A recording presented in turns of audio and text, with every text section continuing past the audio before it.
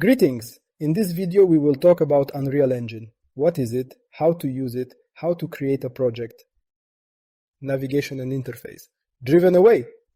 First of all, I wanted to talk about what Unreal Engine is in principle. It's a game engine, where we import our 3D objects, the textures we create.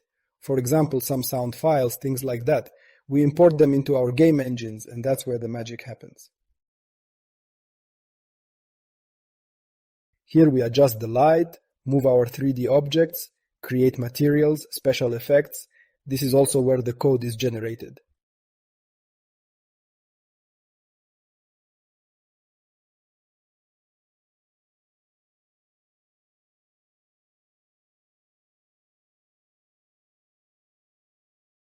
This is the window that greets us. When we go into Unreal Engine, there are various windows here, but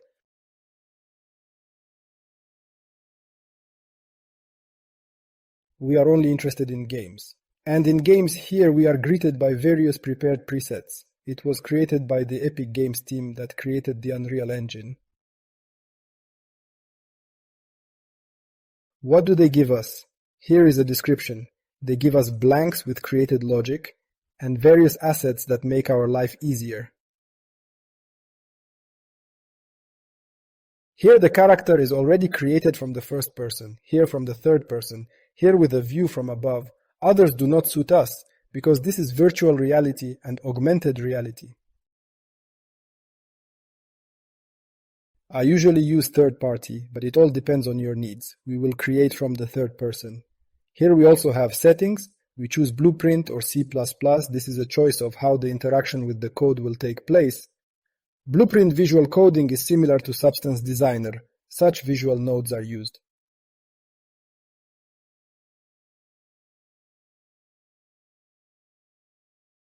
Rather than code as text, we are not interested in that, and then we leave it as it is. Also include starter content.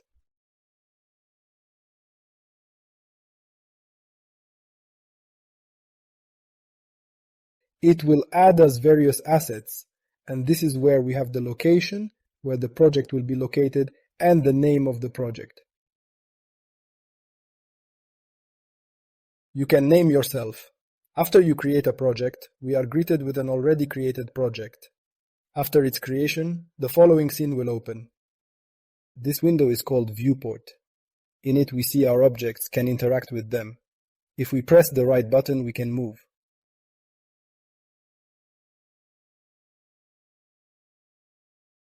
If you press WASD, we can rotate the camera with the mouse, and this is how we can move.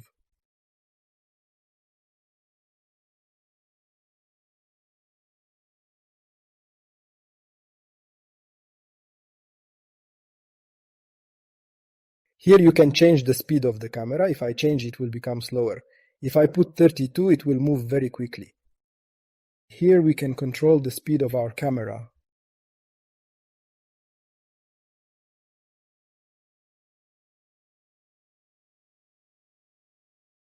If we hold down Alt and hold down the left mouse button, then we will be able to move in this way.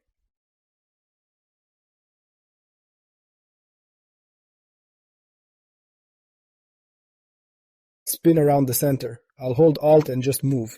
Well, let's get acquainted with the interface.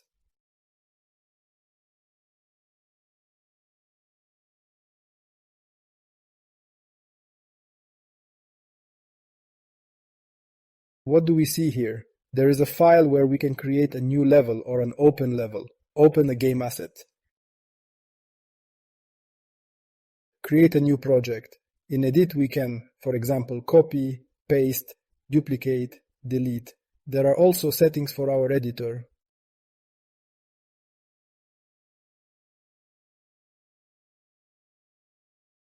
There are different settings. Window. Here we can see various interfaces.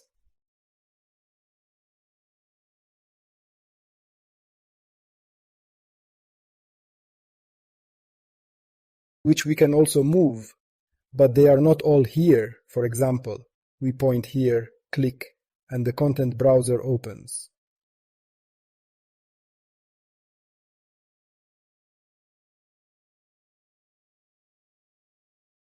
What is this? This is where our files are.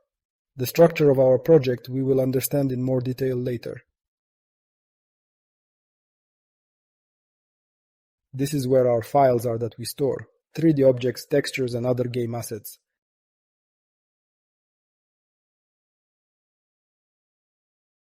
This is how we can move. I will close it so as not to disturb us for now. If you press Ctrl and space, it opens like this. But if we click with the left button, it will close. So I usually hold it like this. You can open additional ones, for example, details.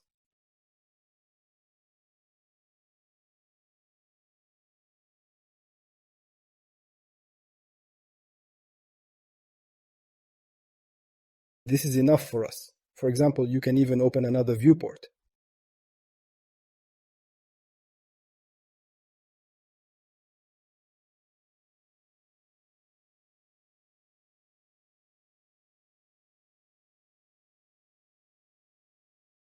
You can look at it from different angles. As long as I leave one, the second is not needed.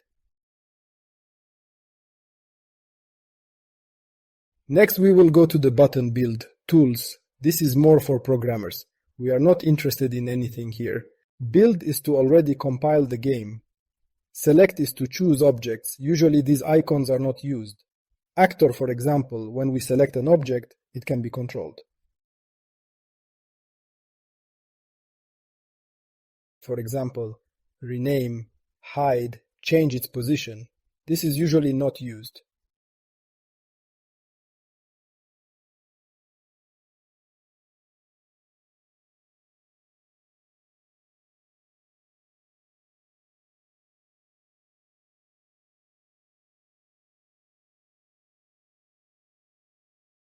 We see the outliner. What is outliner? Outliner shows all the objects that are placed in our scene. You can create such a folder if you click. This is our level. Here is this eye, this reflection. I have now completely closed the entire level, and you can open it in chat rooms. You can also create a folder in order to make it more convenient to store various game objects. For example, here we have a folder.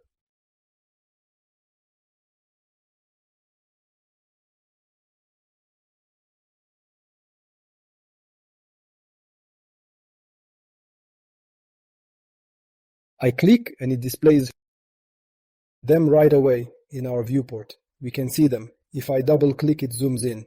Here, for example, we will click on various objects and it will show us. Various game objects are simply located here. When we click on the corresponding game object, its settings open. Here we can move, change scaling and other parameters. Here you can adjust the physics, change the material, the 3D object itself. They are different for everyone. This is our currently selected 3D object, static mesh. And, for example, if we go to the light folder, it has different settings.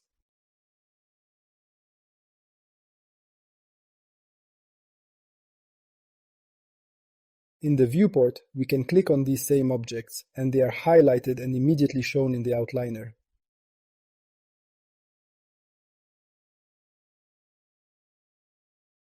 And a stroke appears so that the edge of the object is visible. If we press the G button, it shows or hides the object.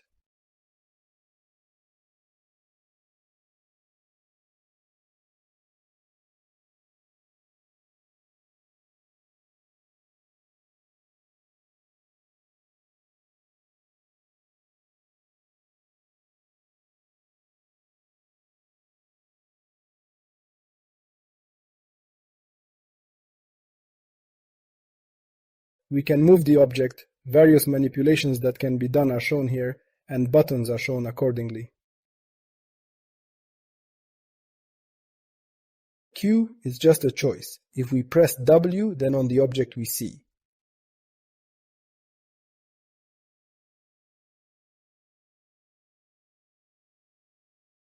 That we can move it in different X, Y, and Z axes. Z is up and down. Here we can see that we have a location.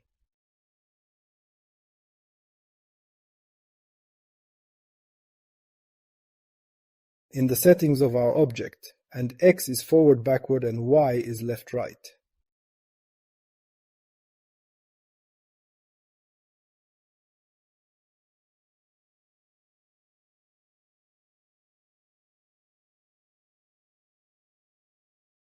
For example, you can have two axes at once, and we can move like this. Or for example, here are these two, and we can do both Z and Y at once.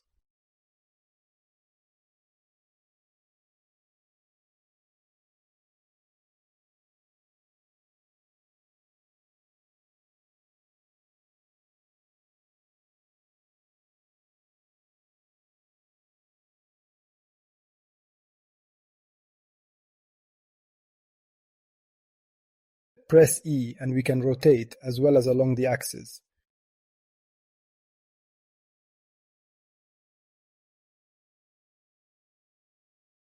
If I click here we can reset all these settings so that it will be the way it was. We see that if we rotate along Z, then it rotates here and there on the sides. In this way we can twist.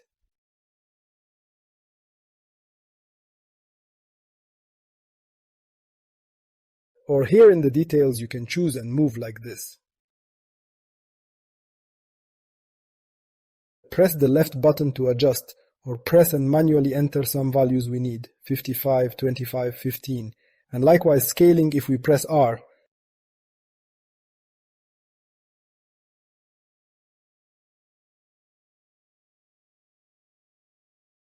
We are scaling. We can scale separately by coordinates. For example, now I scale only on the Z coordinate, now only on the X coordinate and on the Y.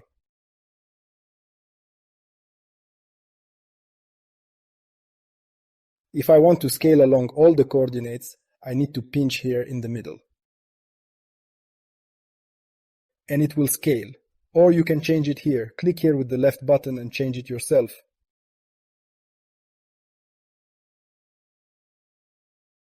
For example, 2, 1 and 1. Here is this castle. What is it doing? It locks all the values. For example, if I change 1, the others change accordingly.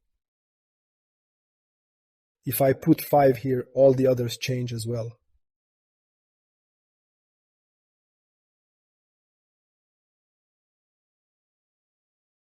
Sometimes it is useful.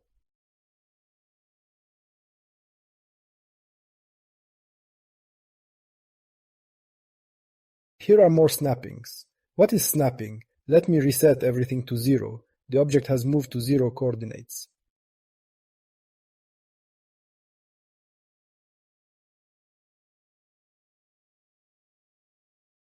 What are coordinates? We have 3 axes, x-y's, and every object in. The game world has its corresponding coordinates. Position in space. Here begins the countdown of our world coordinates.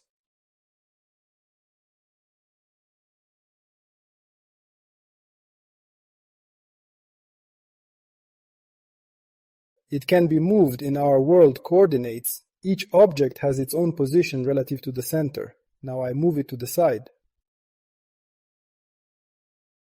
Everything else is 0. Relative to the center, the object will have its world coordinates. There are also local coordinates. I will show the difference later.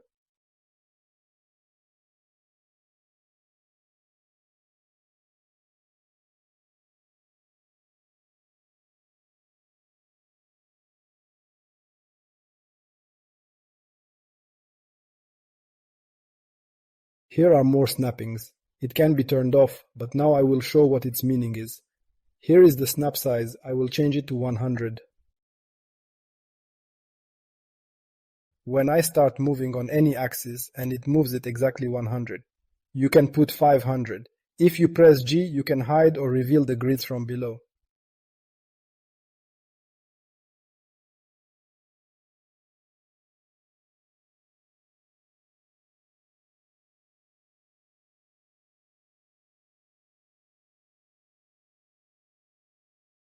It now moves 500 units. You can, for example, move 5 units. In the same way, 10 units will rotate.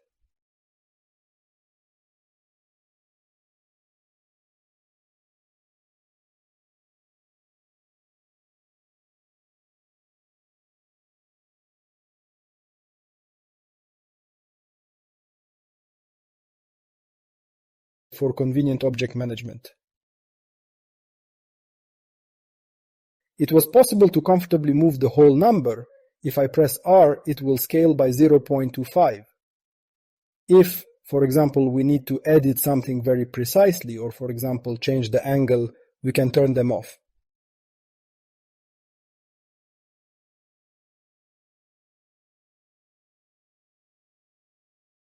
If I click here, it turns off, and now it will even fractional values. Here we see.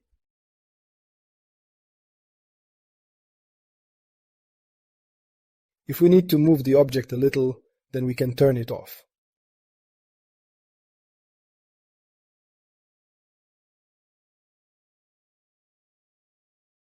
The same snapping, I have now turned off the location. You can also turn off snapping to change the angle. And of course for scaling as well.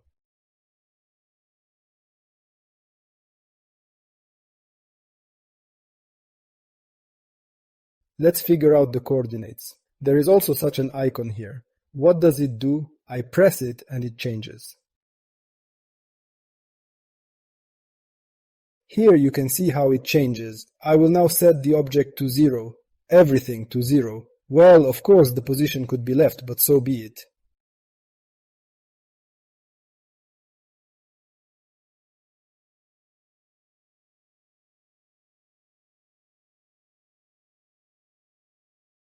I will twist it now. Let's change it to 5 degrees minus 55 on the X. Now look, I'm pressing W.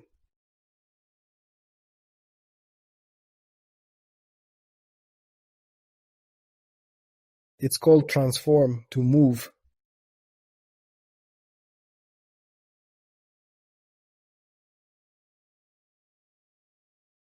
Now see where Z is. It has now shifted, according to how we turned. I will spin now. It shifts local coordinates. It shows direction. This is now a local object referral. Coordinate Z, it has shifted locally to this object.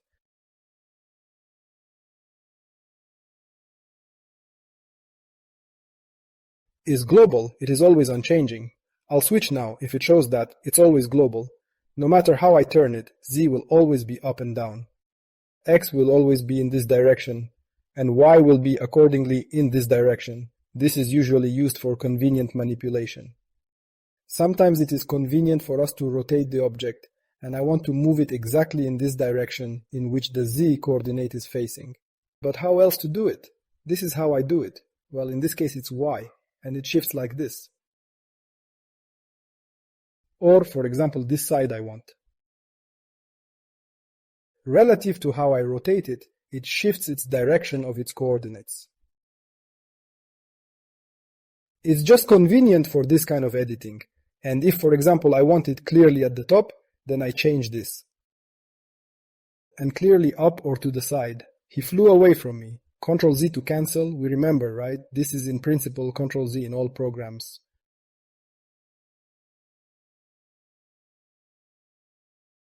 Ctrl Shift Z is to go back.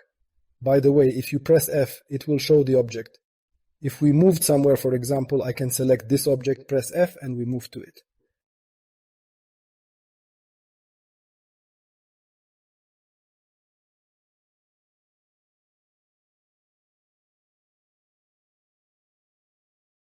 F pressed, or you can press twice. It's also possible to just press F.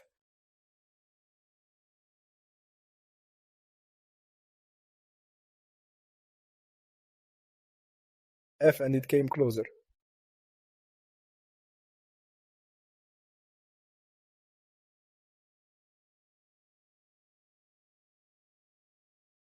Real time when we edit something in our viewport, and there will be a real-time display when we move, only then will the picture be updated. But usually let real time be always on. FPS, it shows us how many frames we have.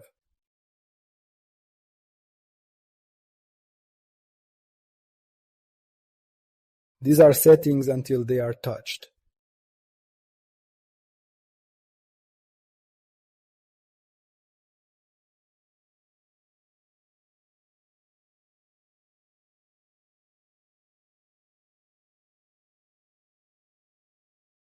Here usually put 190. This is the viewing angle. Screen percentage, it usually tries to do less. If you want to see a clear picture, write 100, it increases the resolution.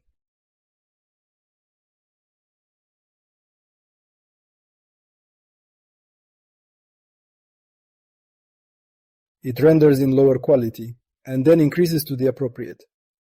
Considering that I still have a 4K monitor, this viewport occupies such an extension. If set to 100, then the picture will be clearer.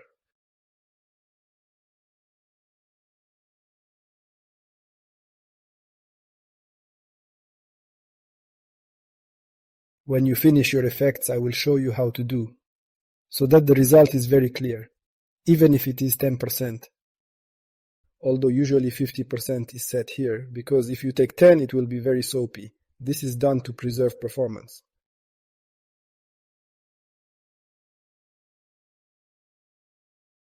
So as not to load the video card too much. And in principle, there is nothing more interesting here.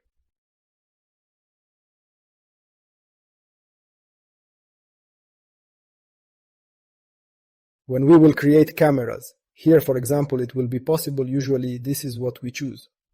We move no, and orthography is a view from above or from the side.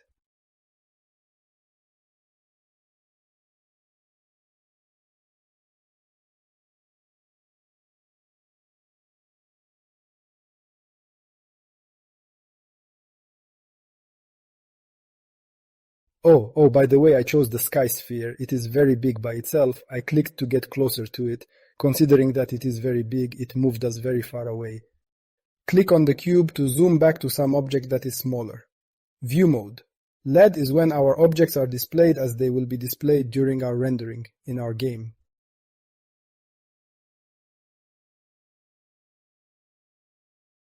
This is the lighting mode when everything works perfectly for us. When our objects are illuminated and everything works well. We usually work in lit. Unlit is when we have objects without lighting. The lighting has disappeared, as if our objects are not illuminated, it is not good. It feels like 2000 graphics.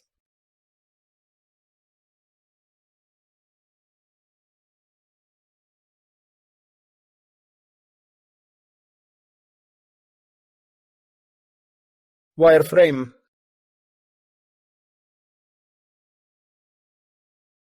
Polygons are displayed in our 3D objects. We saw something similar in Blender. It's just to see how many polygons or vertices our 3D scene or corresponding object has.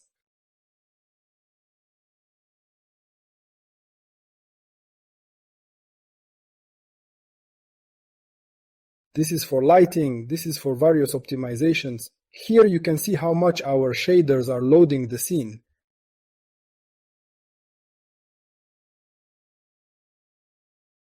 Until we need show. We leave everything as standard. We do not change anything here. Here, for example, you can include what we want to display in our viewport.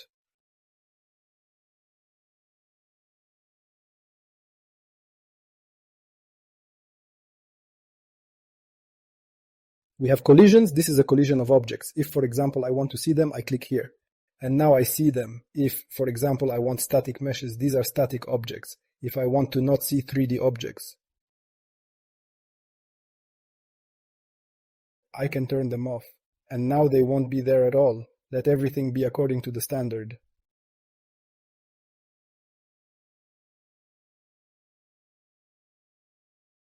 Let's talk about how to start the game. If you click here, there are different choices of how to start the game.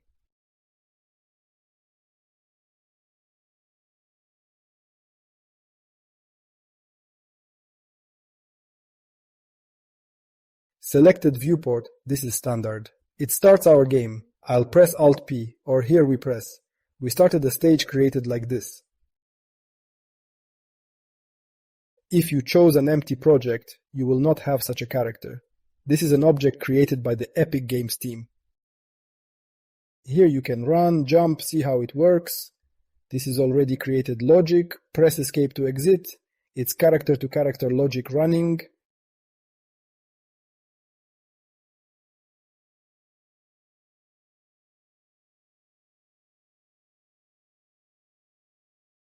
If, for example, I don't want to run logic with the character, click Simulate. Different game logic may occur here, but the character itself did not start. If you want, for example, there is a game controller here and it is not turned off now. If I want to turn it on, I will click here. And it activates the character, and usually selected viewport if we want with a game character. This will open a new window, it's pretty handy. For example, when you want to edit and watch something, it will be open from the side. Well, it's just a game, it will launch a separate game. We don't touch the spawn player yet. We usually choose selected viewport. Usually when we work with effects, we will not turn off the scene.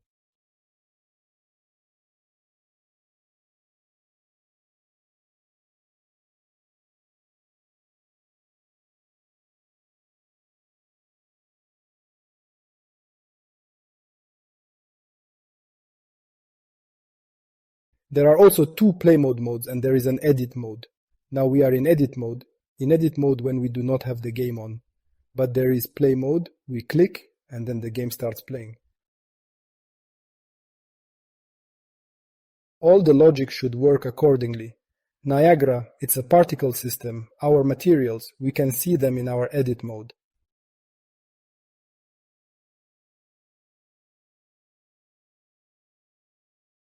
Let's talk about types of assets.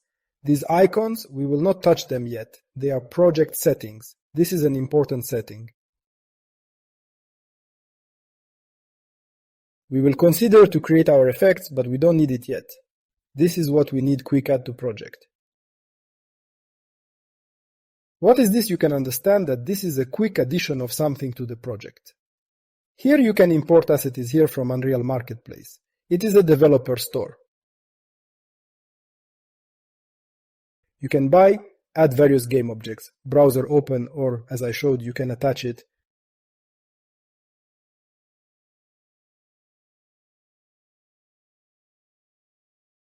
All our assets are stored here in folders. There are ready-made various basic actor, character, point light, as long as we don't need it.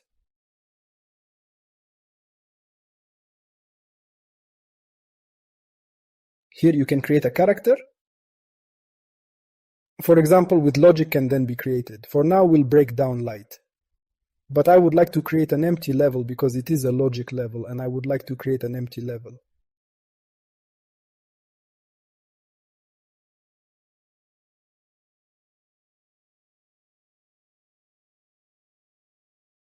Now I'll show you how to create an empty level without all these things. We click on the file, new level. There are open world, empty, basic and empty. We usually choose basic because it has a customized floor. Is an object with material. And also here there is a set light and accordingly the objects immediately stand. And here you can also start the character. Player start is an object that simply shows where our character will start.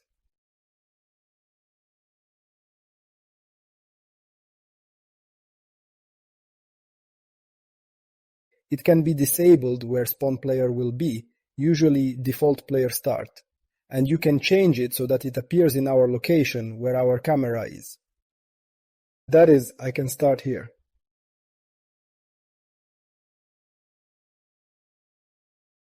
We have now reached the light. From this you can create various objects, directional light, but he was already in the scene.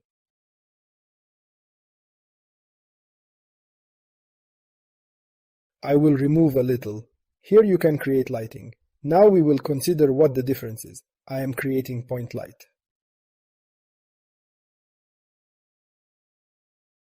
I'll press G to see. It visually shows its limits, this point light, and now I will lower it down a little.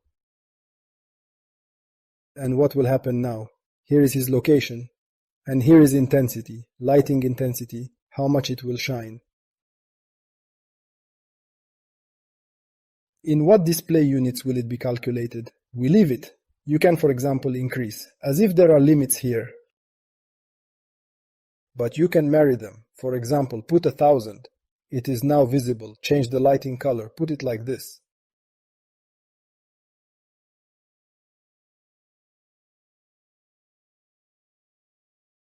Radius, change it. Change the length of this lighting. This can be left as default. This or that generally applies to our world.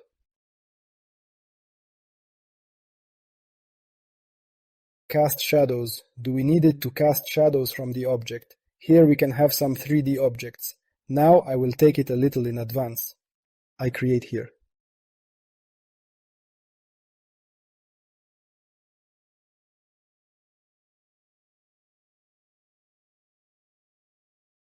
Directional light is our sun. It is our general lighting. For example, to these additional ones, it can be some light bulb and so on.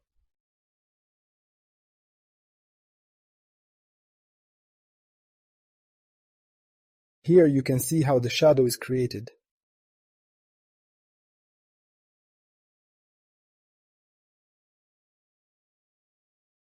You see, there are various settings.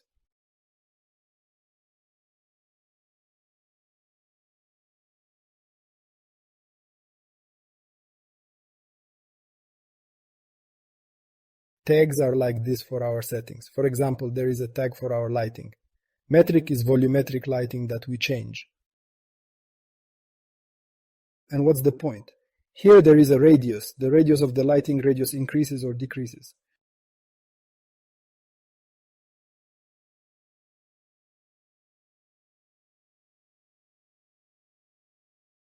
Is the illumination in this radius?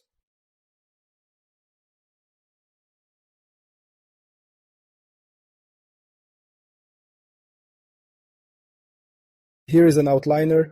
Here you can duplicate. For example, duplicate, click here and it will do it. But we have a hotkey for this, Ctrl D. It is to duplicate the object, and here I made a duplicate.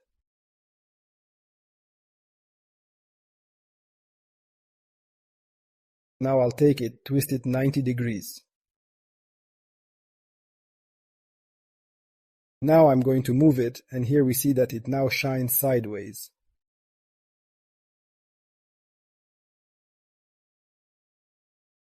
Ctrl C is to copy, Ctrl V is to paste. You can create another one. Just select any object in the scene and hold Alt. We just move it and it immediately creates a new object and we can immediately move.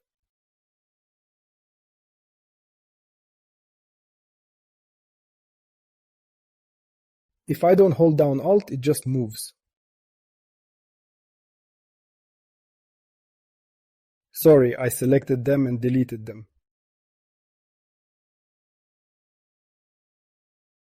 Showing off what we don't need. What do we do next? You can see this point light, that's clear.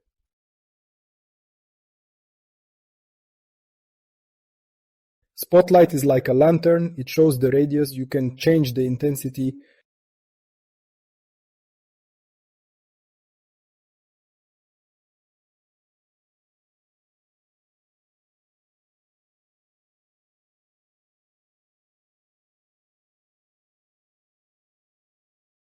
I will change the color. You can also change parameters here.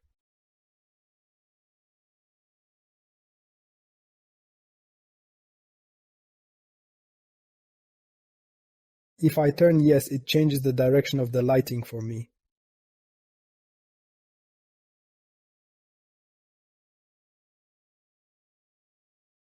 If I scale, it also changes the radius, but it's better to leave it at 1.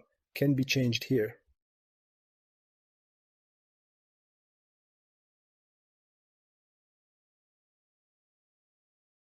I will put rotation 0.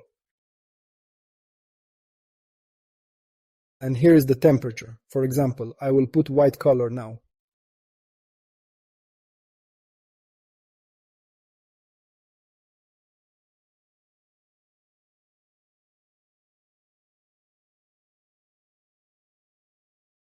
But the lighting finally opened. I will deliver now. Color picker, it looks like this. Here we also have RGB. You can also change saturation and value. In the value parameter, you can go for larger values, although only one is written here. but if I write a large value.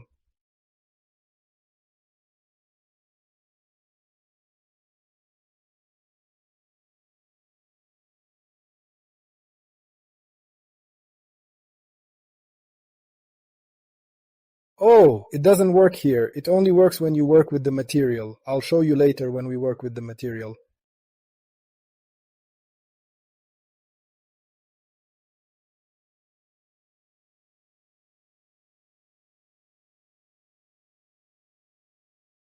I put the color white, but the temperature changes. If I change this temperature to the left, it makes it hotter. If I choose larger values, the temperature becomes colder. What will we consider next?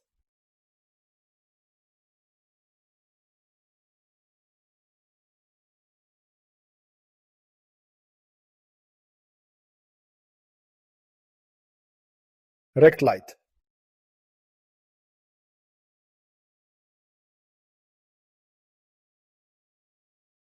It's a square. That's where the intensity is. This radius of illumination can be increased in the same way, width, height.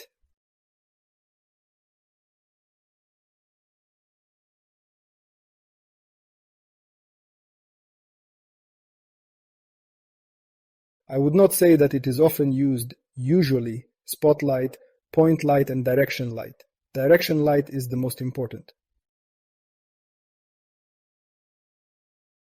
Here I can turn off the direction light that is in the scene. It is like the sun, lighting up the whole scene.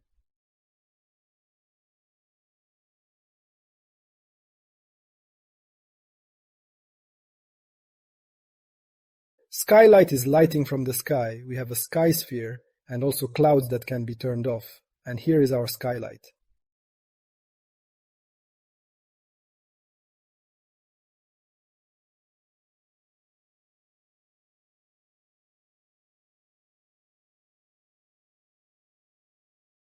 If I turn it off, it affects the level a little.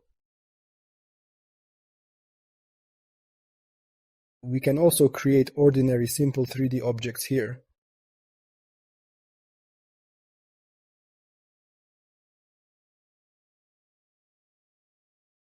Cube, sphere, cylinder, cone.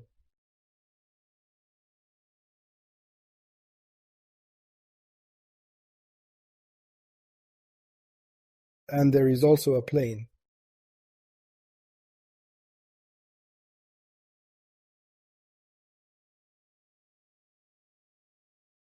These standard objects are created with standard material.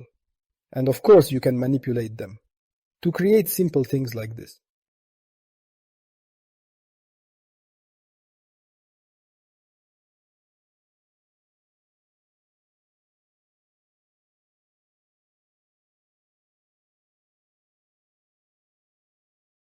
For example, it can be stretched 1,000 along both axes. Now it's just white.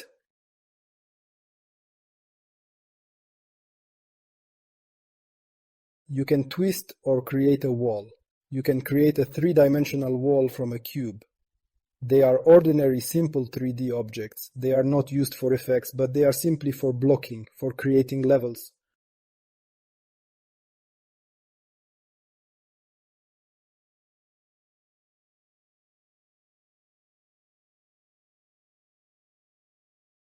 While we don't touch everything else.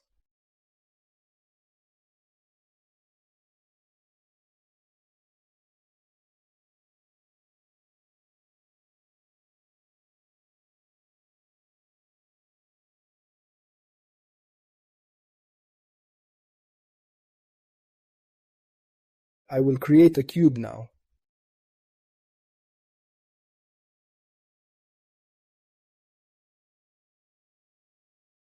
Here we can see our movement. Look at transform. To our position, location, rotation, scale. I scale it. Oops, I reset Ctrl Z.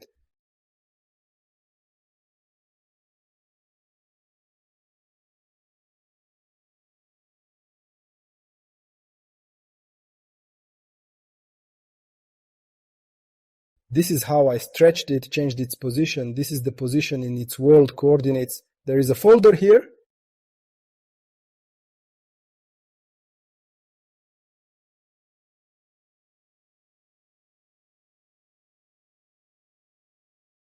Remember I said that you can duplicate objects. Now I will drop the scale to 1. It was an ordinary object. There is a hierarchy of objects. You can nest one object inside another.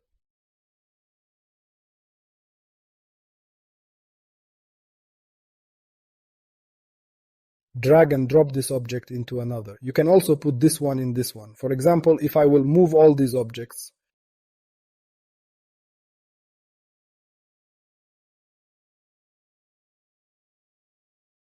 they are tied to the main one. They are all tied to the hierarchy. I'll cancel it all for now.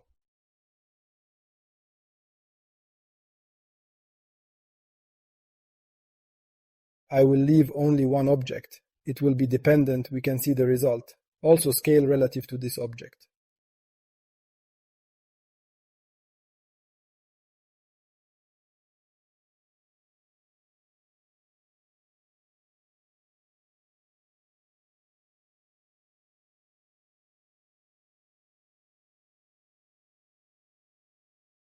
What's the point here? There is a scale of 5 over 3, 4.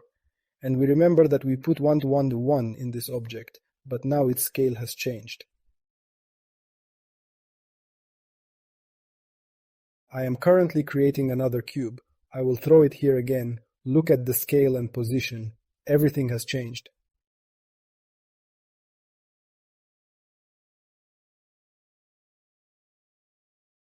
We are just approaching the topic of local coordinates. Now our coordinates are not calculated from world space, not from scratch. Now they count our scale, angle, position relative.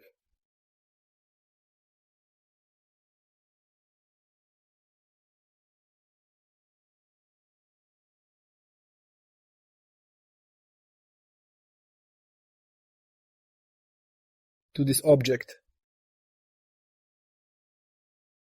This object is the center of the coordinates. If I take this object and change the scale to 1, for example, now I change it to 5, they all stretch because they take their parameters relative to this object, the central one.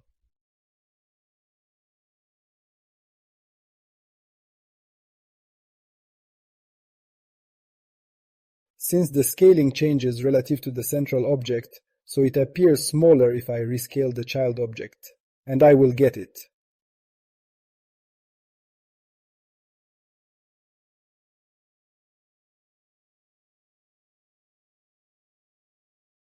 It can be extracted from this object.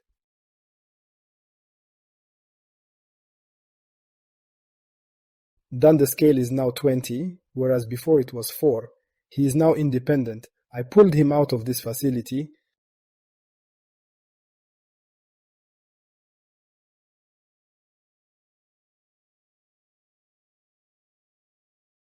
Its position is now shown in its coordinates. If I turn it back, now the position is shown relative to the parent object.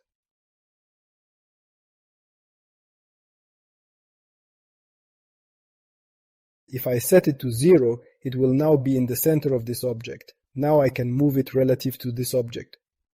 We call it local coordinates. Relative to the parent object, so is rotation. I can rotate it.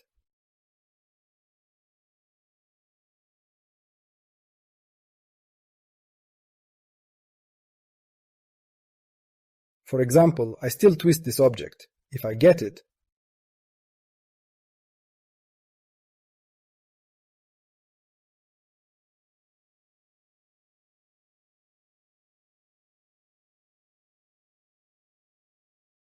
it is now converted. What's the point there is relative in the transform. This is exactly what it takes into account. Location is relative to its parent. It takes into account the parent object and shows our location relative to the parent object. As well as rotation. There is world, there is relative.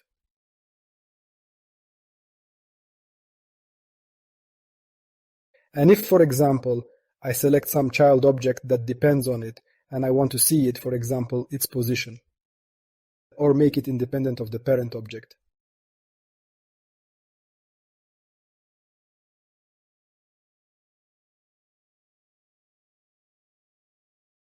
For example, if I want that only the position does not depend, then I turn on absolute location. The first parameters changed. If I pull it out or turn it back, the coordinates remain the same, for example when I move it. It still depends on this object, but it does not move, because I set absolute location for this object. The same can be done with rotation or scale. It changes the relative immediately. It is now independent.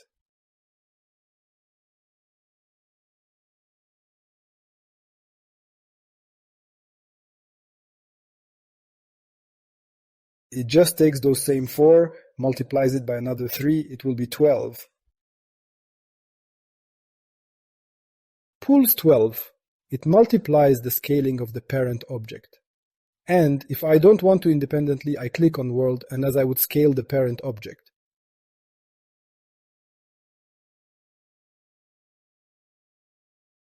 This object is dependent, and I made this one independent.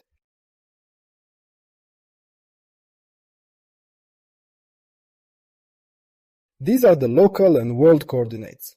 And there is also a referral. We have a global one, and that's how you can switch. And local, the direction changes relative to how it spins.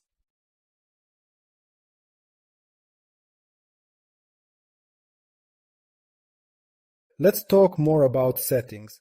There are different objects. Next lesson, we will consider what objects are in general. Let's talk in a little more detail.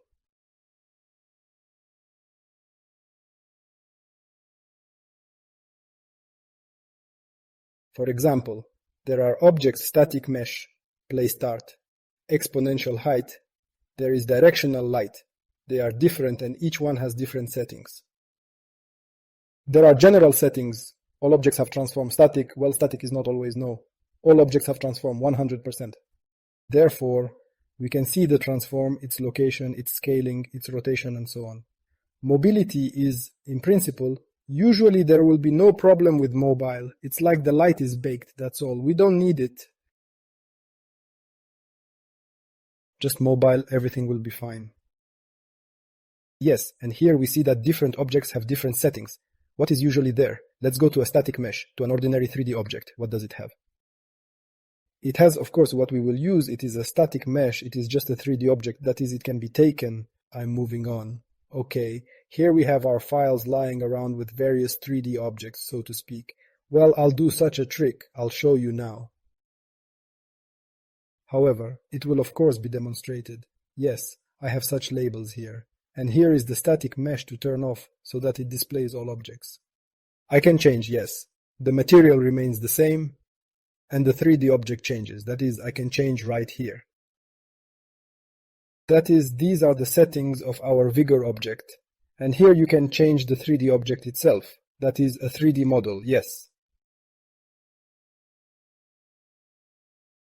So we don't need iron, material. That is, there are also different materials. Yes, it's a texture.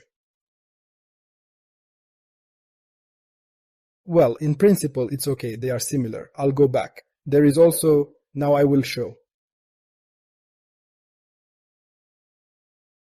There are also different materials. That is, you can appoint.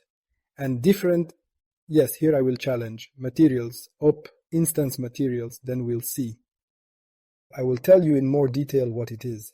You see, yes, you can just take it and drag it. Op, or throw it away, or what else is interesting? So I can choose some material. What does this thing do? This is the selected asset in our folder. It is his, if clicked, it will move it here. Yes, I'll change Ctrl Z so that everything is standard. Here is F. If you press it, it will open for us to find it. If you click on the name, it will open here. It will also open a search for the materials themselves. You can simply select some materials. You can change them so it is convenient. Our 3D object and our transformation are, of course, the three most important ones that we will use and what's next. Physics, that is, physics settings, collision settings, light settings, render settings in the render. In principle, we are not interested in anything yet, just visible. Here you can turn it off at all so that it is not displayed. Yes, or you can use advanced as. Long as the rendering does not crawl, We can also use X slot, that's all for us. So far there are a lot of components, they are on the principle is not needed, but there are a lot of them and we won't need them. That is, the usual rendering, sometimes in our cases, transform static meshes, the material is all.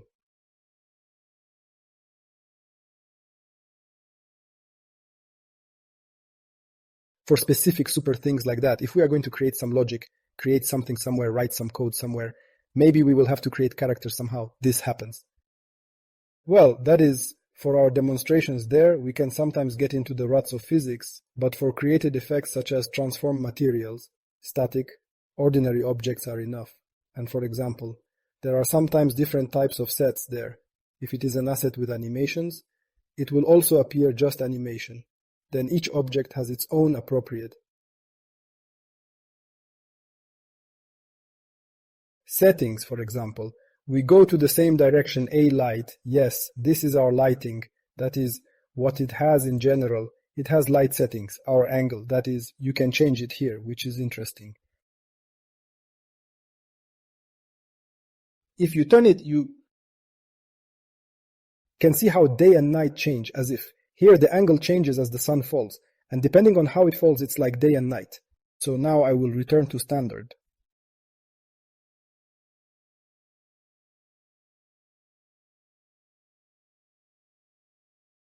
And of course the clouds too.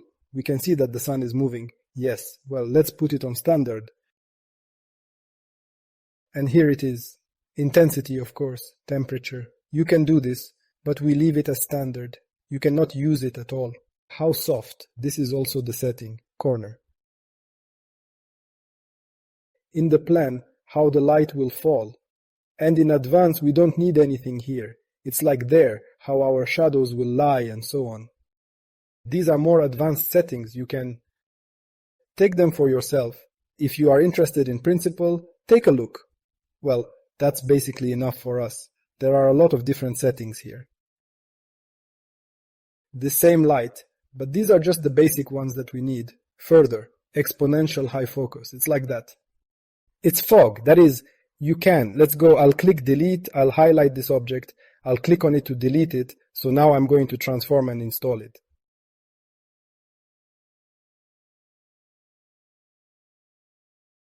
I wanted it to be. So very big, so it is possible. And by the way, if you want to change the shift, you can do it right away. So how to highlight the object? Press shift, and that's it. The op has edited what I would like to show. This hitbox, here is its density on here, I'll change it. It also works hollow, that is how it is cut, yes, let's say so. Next, you can add one more. The offset command. How much can it be shifted like this? Oh yes, I will do something by accident, so I will return to some large values. It will be possible, like this, here it is. As if. So, make it fall like this, and by the way, this is how. It will receive the type of light, physical phenomena, such as scattering, Russia. It is possible to change it, and we will change colors as if the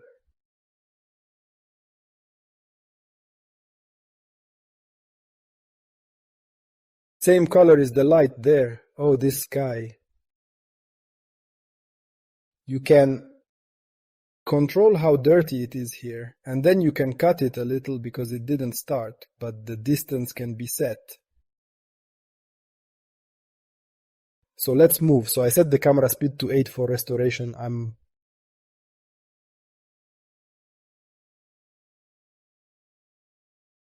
moving. In principle, everything is further from us here, and it is possible to turn on volumetric. Yes, that is, there will be volumetric at all. It is possible that it is volumetric.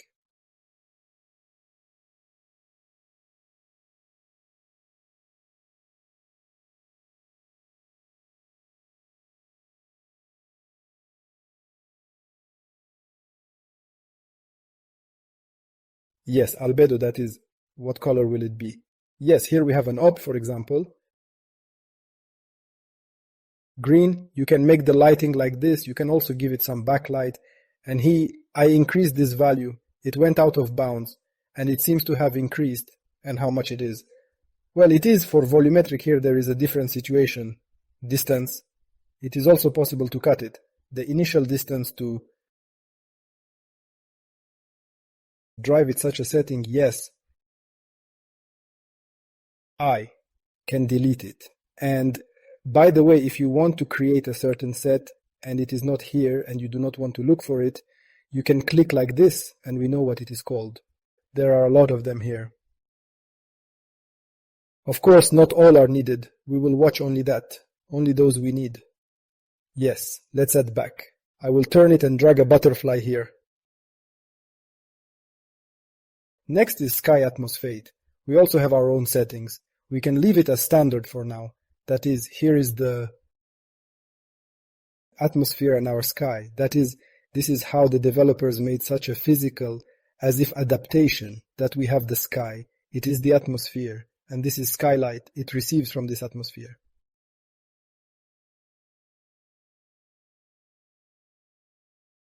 That is, these are just two objects, which, as a rule, are all needed, but simply in order to correctly depict them.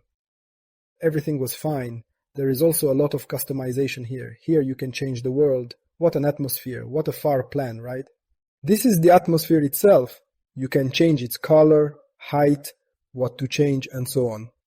That is how it will receive and scatter light in a variety of ways. That is, you can play with all this. And also skylight. Here in principle we do not touch anything. Here it is there. In principle there will be light scattering settings. Sky sphere. In principle this too. Touch and volumetric cloud. It's not usually used because it doesn't look very good in levels. You can use as you want. We have such voluminous clouds. Usually for effects this is possible. How it is all done. That is, we take this fog, take its density twisted and density twisted. We change this offset. You can still twist it there. Yes. Too much, right? That's too much. Then you can start distance.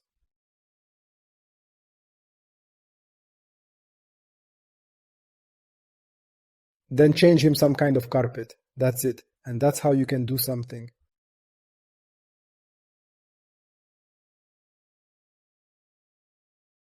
I will show you the next video. I specially prepared the project ready with configured scenes, beautiful with ready-made offsets.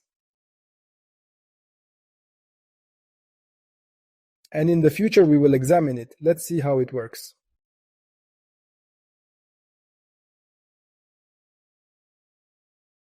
And let's take a closer look at the types of Ossetians. What are the types?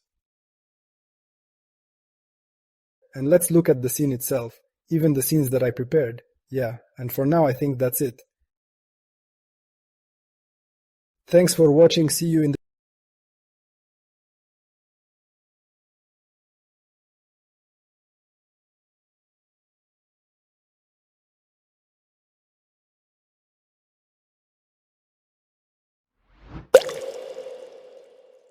Greetings! In this video, we will analyze the types of assets in more detail. I will also show you how to import 3D models and textures. And let's take a closer look at what post-processing is. Let's take a look at the created scenes, this project that I will give you. Well, chased. The first thing I wanted to pay attention to in principle, I think you noticed that I have such interesting reflections. Display of frames memory. How to turn it on. I said that it is in the settings of our game engine. And we need to go to editor preference.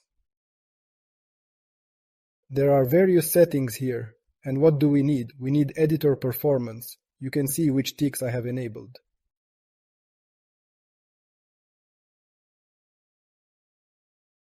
This enables mapping. How much memory and what is the performance of our game engine.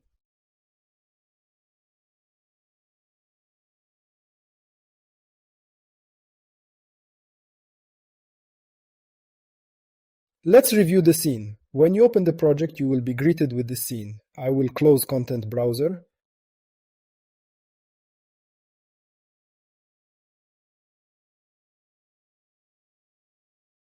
If you press G, you can see that there is light here.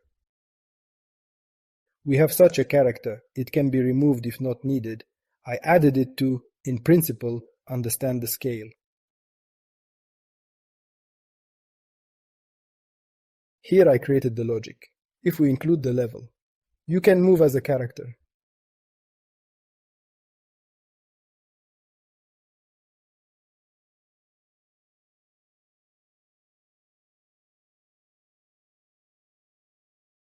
You can increase or decrease the distance with the mouse wheel. If we press the C button on the keyboard, we will have a first-person view. I made it universally so that it was possible from the first and from the third person.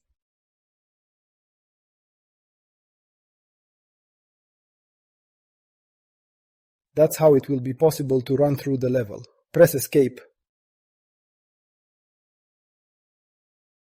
And what do we have here? Here we have the lighting set right away. Floor with material.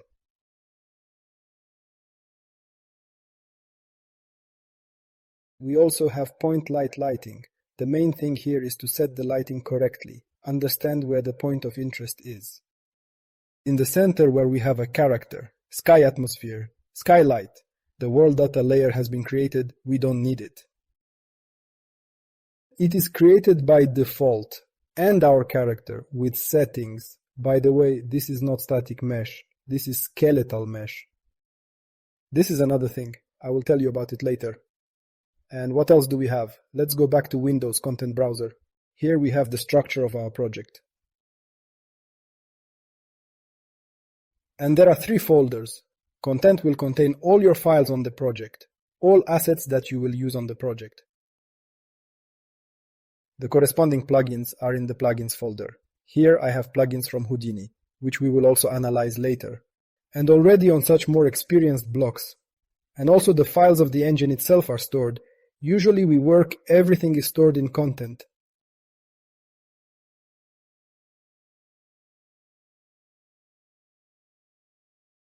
Everything related to effects is stored in the VFX library folder. Here I also made some blanks. Here are the folder names for the blueprint, our maps. Maps and various materials are stored here.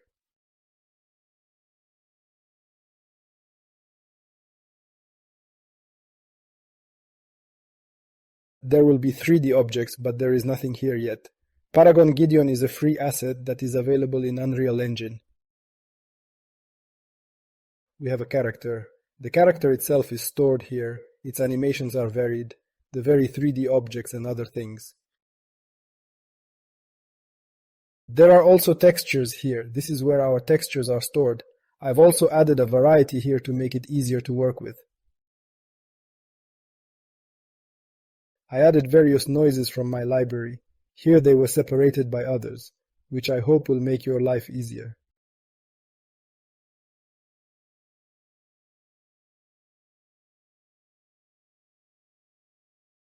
And I also think I will add a few more trails. There was a small library. It is not always necessary to create all textures, 3D models.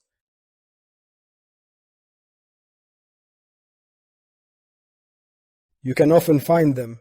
Various textures are given away for free by other artists, and use them. I will now give you my library with various textures.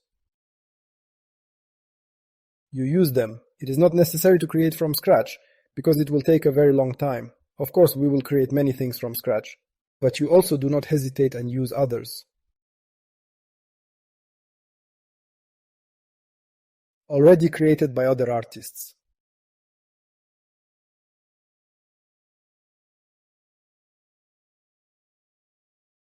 This is our folder hierarchy.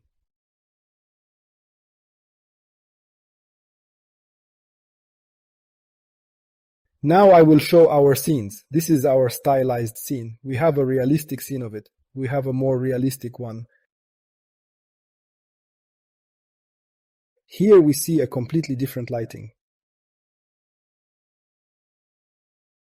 If you want to create realistic effects, you in this card. If you want to create something stylized, then you are on a different stage. And also, of course, they are all editable. Now I will tell you what else we have here.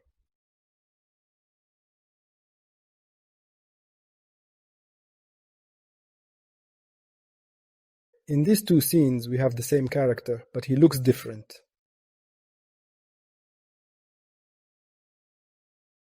There is a stylized stroke. I didn't tell you about this thing, it's called post-processing. When we create a picture, we go through post-processing.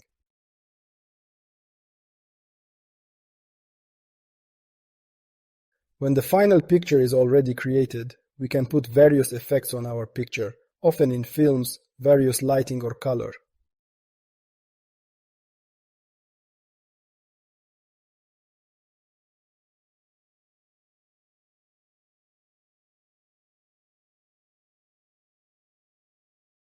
Correction is used. I'll turn it off now. It starts to look completely different. I'll turn it on, which is a very important thing.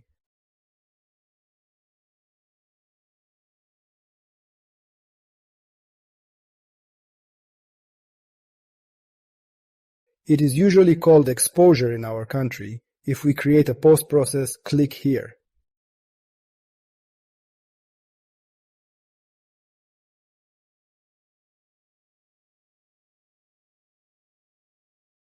I will reset the exposure settings to standard, and the scene immediately changes, usually used for physical interaction with characters, when we, for example, enter a dark area, then the character.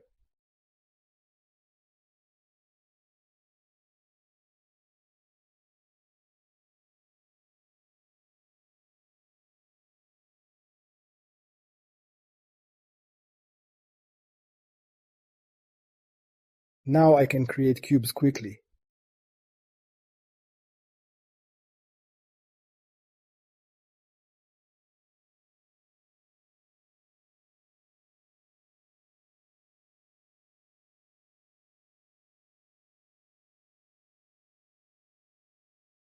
When we enter dark areas and when we leave them, so that our eyes adapt.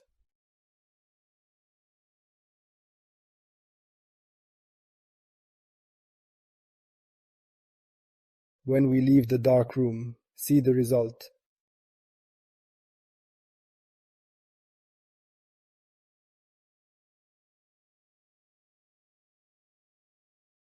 Imagine that you are in a dark room and you suddenly go outside.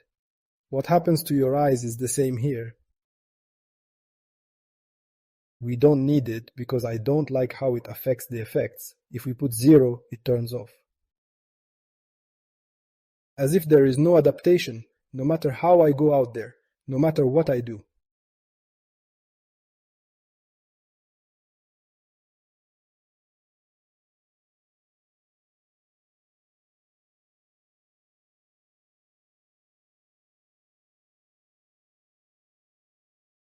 So we usually set it to 0. Bloom is the backlight, the intensity of the backlight. It also leaves it all to the standard.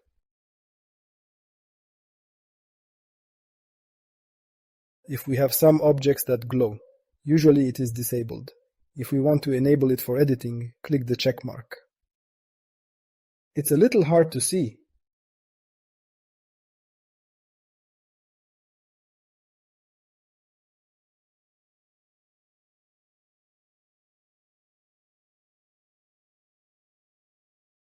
Chromatic, it blurs. I think we have already seen this effect somewhere in games, and you can move it a little.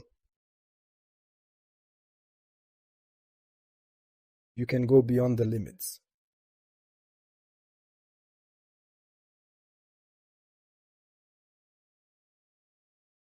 These effects can be turned on simultaneously.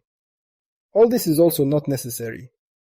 You can influence the contrast and change the colors, but let's leave it as it is.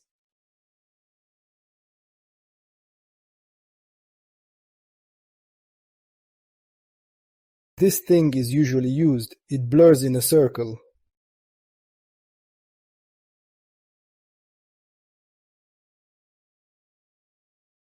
This is to create focus.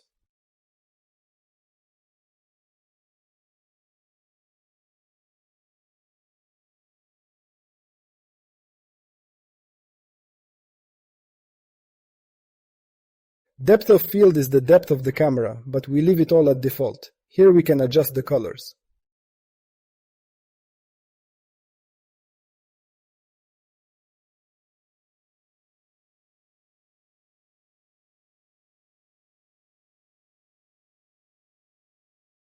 The entire scene should be made either warmer or colder. If I set the saturation to 0, for example, they will all become black and white.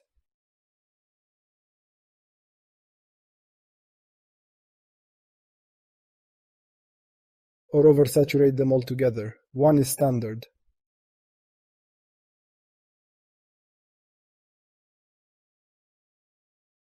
There is a color contrast.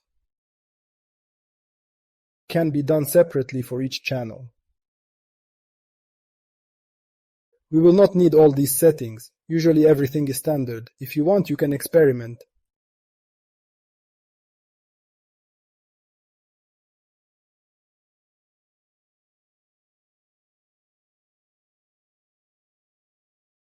Lumen is a cool thing.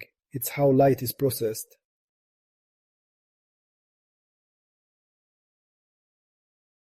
But we leave it all as standard. We also leave all this as standard. There are a lot of settings here, but don't be afraid. Lens, color grading, film, global illumination are used by themselves.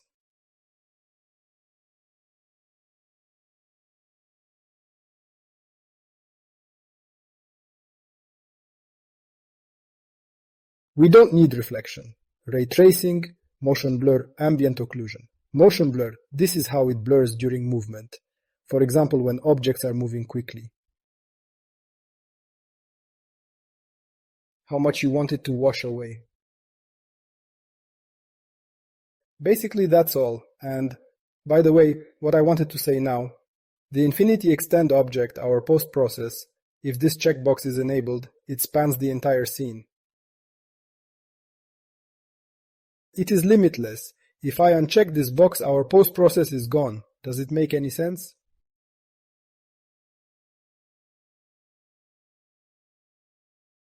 It shows where this post-process itself lies. And this cube is now its limit. This is its zone. It can be enlarged. For example, I can increase it.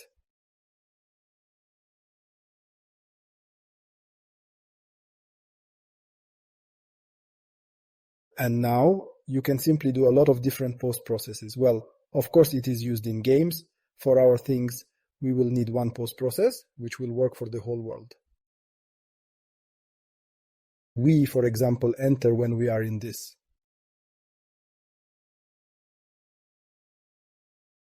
Square, it starts working. We leave it, it stops. And you can switch between different post-processes. If you are going to create a level, then keep in mind that this way you can draw various cool effects. In our case, we make it to the whole level. It applies to us wherever we are. What's next? I meant to say what is used here.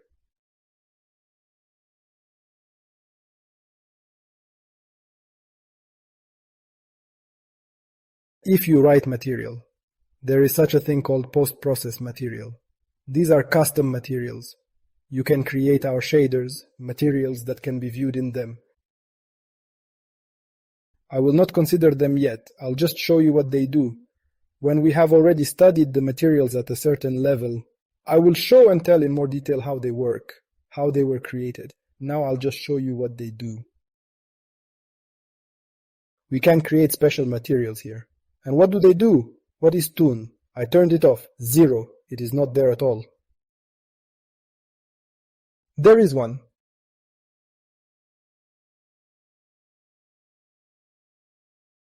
What is being done?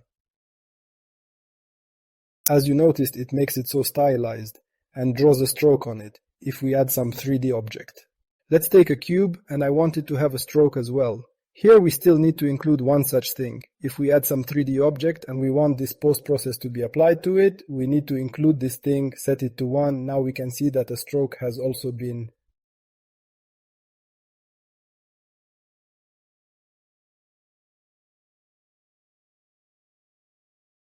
added here.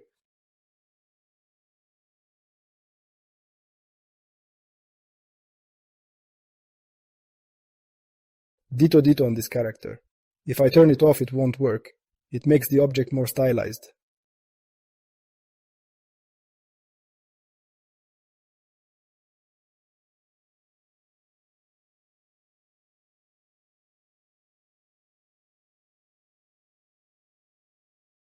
If off, it will be more like from a realistic scene.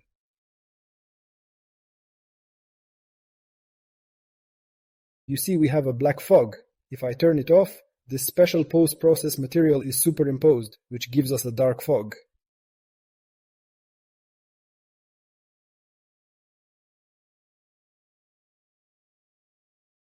Stylistic.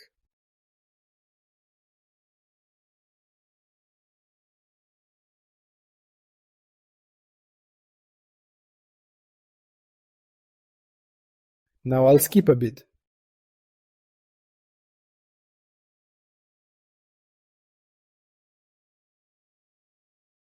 You can open and switch windows like this. This is already created material, and there are various settings here.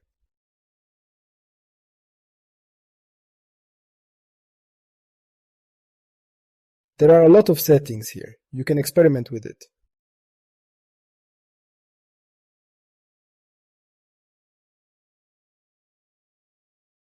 It gives us stylization.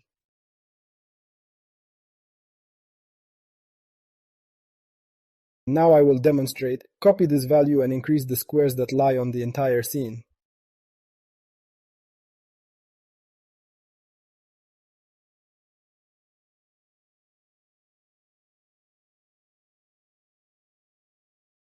I will return as is. You can increase them here. This is very interesting material. It's all post-process. I've turned this thing on now if I turn it off here.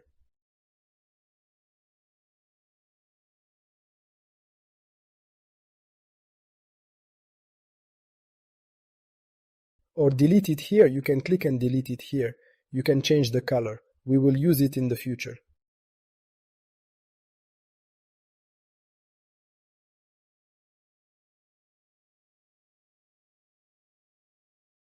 You can blur, add various effects.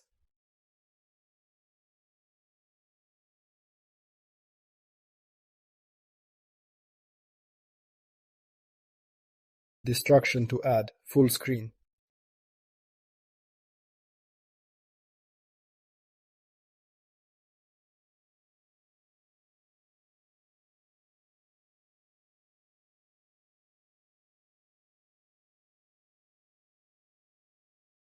We have distortion here and you can choose a different texture.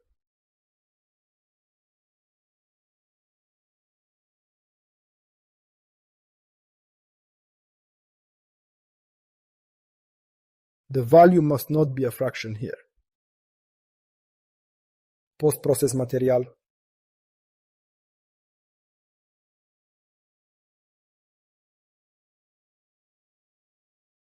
Oh, I deleted them. Ctrl Z, and we also use it in a realistic scene. To save, you can press Ctrl Shift S. It saves all the changes we made.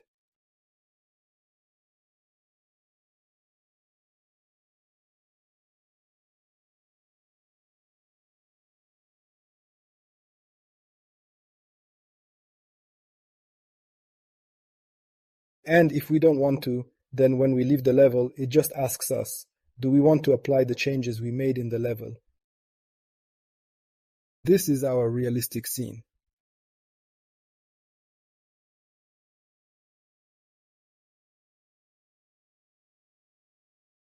Vignette is a bit more important here. If I write a material, and only one material is used here,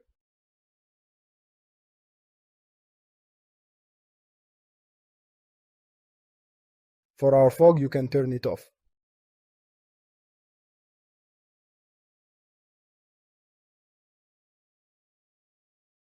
And we get such beautiful things.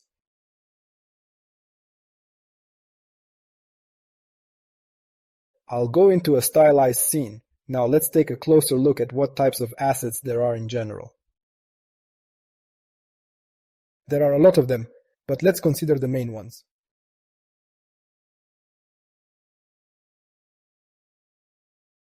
We have a browser where all our assets are located.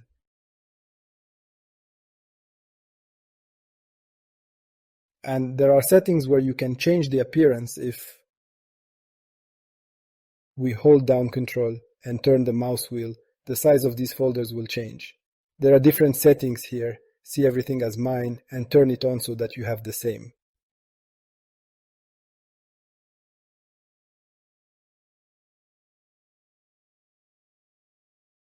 These filters are different types of assets, as I said. And for example, let's select this folder, and we want everything that is in this folder from its hierarchy to show us assets such as material.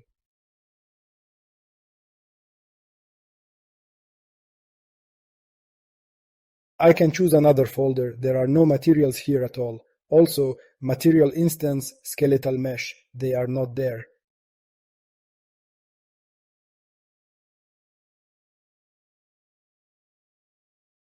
These are filters. You can just write Niagara, for example. Choose it here.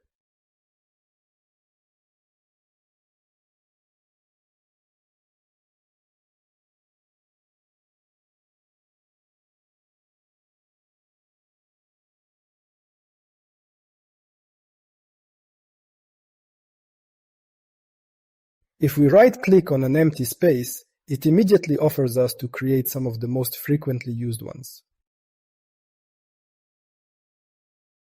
See how many there are. There are a lot of them here. Various for animation, audio, cinematics, visual effects.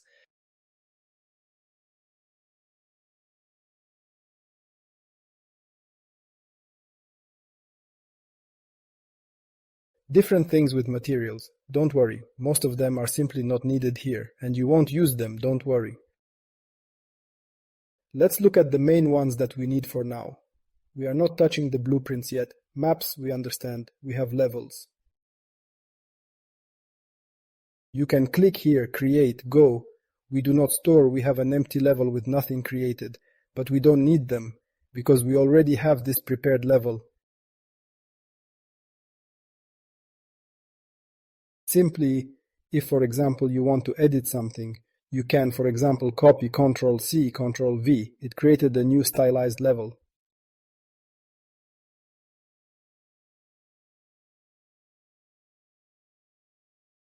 Test 2 and that's it. You can change something here.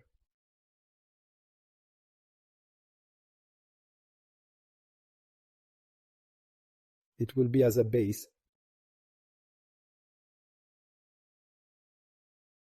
Understood?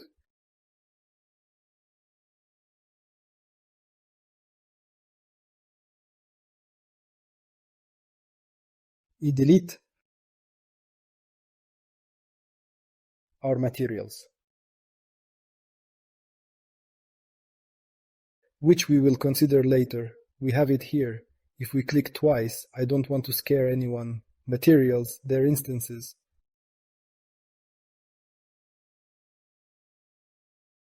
Here they are created. To view them,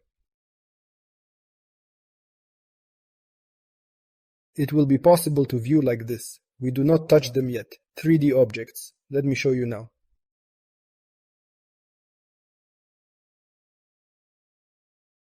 There are certainly no ordinary 3D objects here.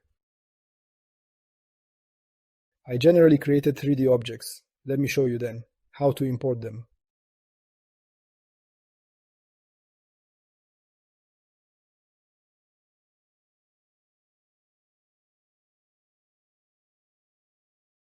Select a 3D object. In my case, this is the cylinder that I created. This is a regular cylinder that we created in class.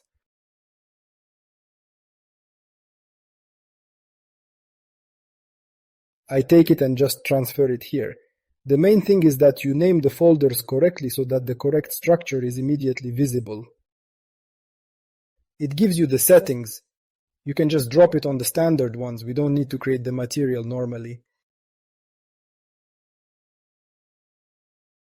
We do not change the rest and click import all. We click and it shows us a static mesh, an ordinary object.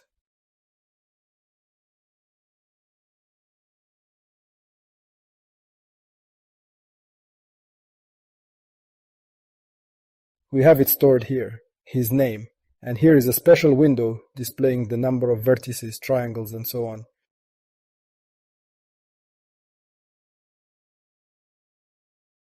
We can also look, so don't worry that it is displayed so strangely, it is such a material, and you can see its grid.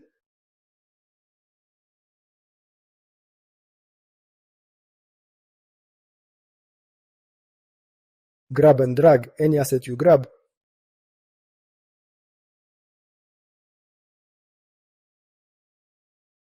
Almost any, and drag.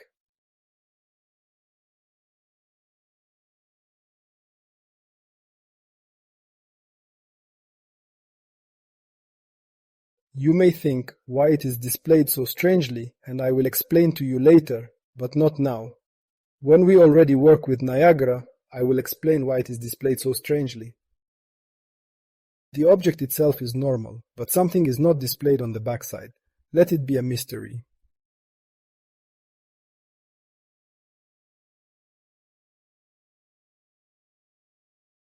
That's how we have an object.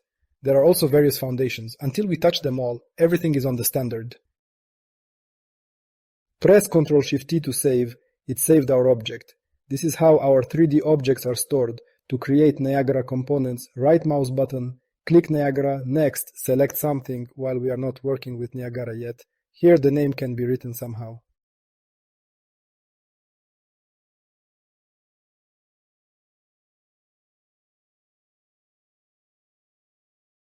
You can leave it as standard, but usually call it nice. I will show you how to call it well. Here on the website of the Unreal Engine developers, there are instructions for adding the correct prefixes to objects. You can see what I call and try to call it the same, when working in projects so that there is no confusion.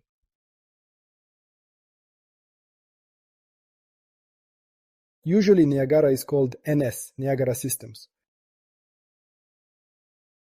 What kind of effect do you call it?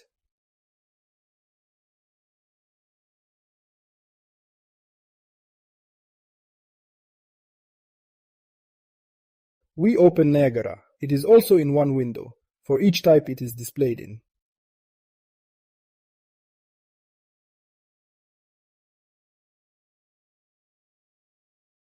A new window.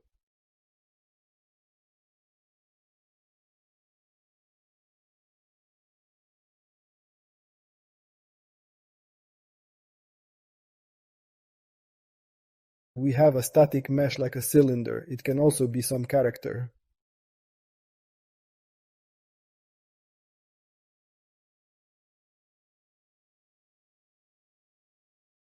Or such a magic circle. It's all static mesh.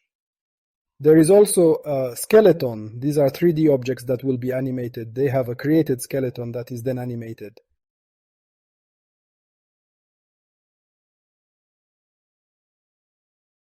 There are people who create a skeleton for this character to animate it.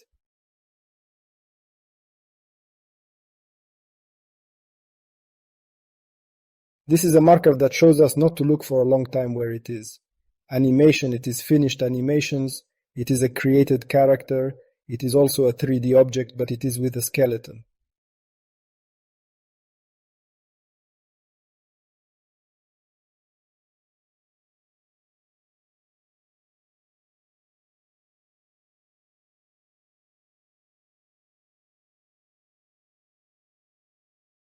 He has a skeleton mesh folder here.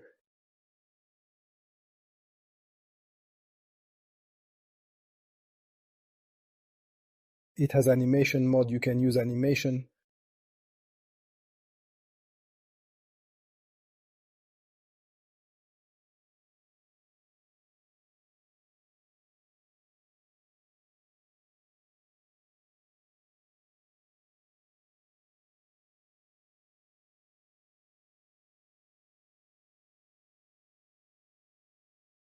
In a new window, we can see our finished animation.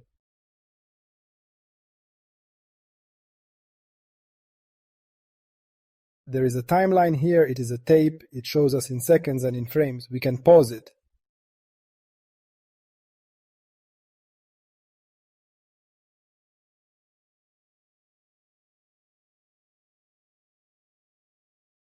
In the same way, you can use the keys on the sides to examine this character.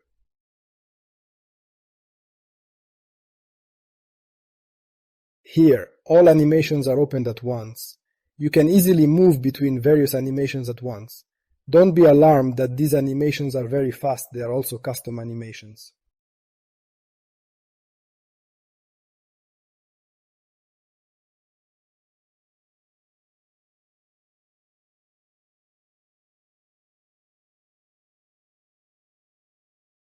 Many different of all these animations for characters.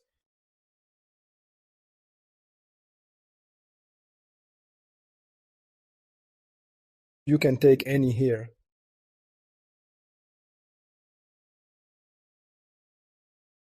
We have animations.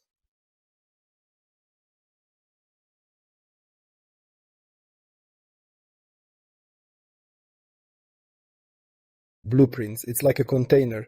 Here, as you can see, they are different. It is created, the code connects, for example, various objects that will be all in the blueprints, and you can create logic for them.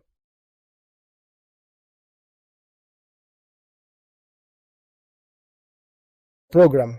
Well, in our case, blueprints are visual programming. I'll just take a quick look. We have a blueprint, we call it. We open a new window, will open. Event graph. This is the thing in which the code takes place. There are visual nodes.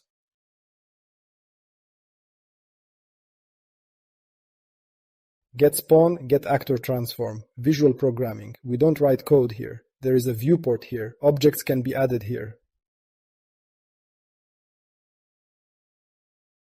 If we want to find a character. Where is this character? I found him on stage. I want to find him. I click here, and it shows in the content browser where it is located. I take it and drag here. It can be added to this blueprint, and then it will be possible to interact with it using the blueprint.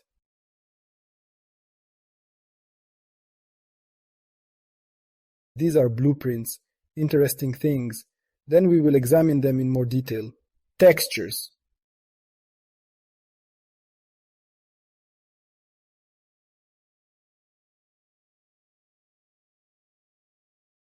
I left you the texture variety. There are many here. If we click on our blur, noise, here we have the textures open. Shape.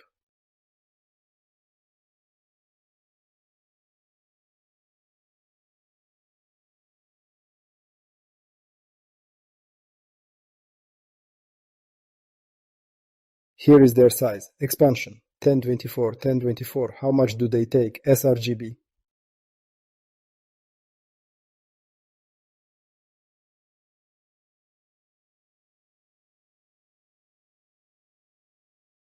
Now let's talk about importing textures. There are various folders here, especially for each type of texture. Now I have prepared two textures. I took two and immediately dragged. It immediately imported to us. There is no need to do anything terrible. I will close them now, they are not needed. And I will immediately show how these textures look on my computer. They look so beautiful, everything is so beautifully fluid. This is a 512 texture, it takes up 200 KB in total. And this is a 2048 texture, which is much larger, and of course it takes up much more space.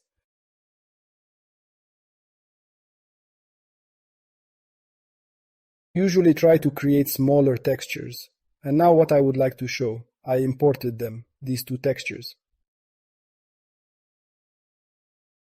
Press twice and it opens. You see how many windows we have open, but it is so convenient to move around.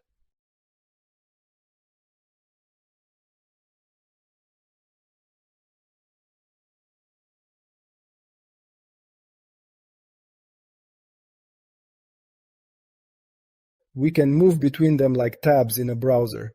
Here we have these textures. You can even take and create as if new ones.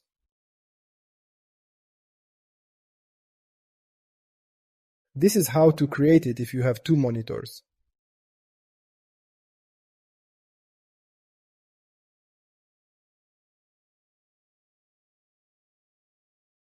The texture, look how bad it is, especially 512. She also has such artifacts, some incomprehensible, bad, terrible ones. It looked good on the computer, but there are certain problems, especially with 512. With a larger expansion, in principle, it is not very noticeable, but it is still there. That it is clear that there are problems. What's the problem? This is called compression. What is it? This is when the texture shrinks. First, it became smaller than it was originally. The original weighed 205 there, this one weighs 171. There are several such interesting things here. There are many different compression modes, but we are interested in a few of them.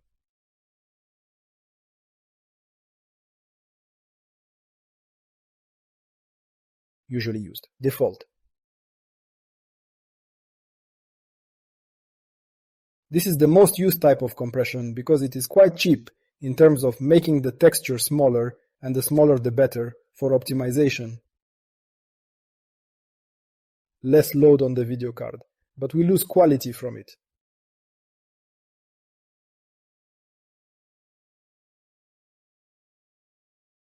You may have noticed that we have sRGB turned off.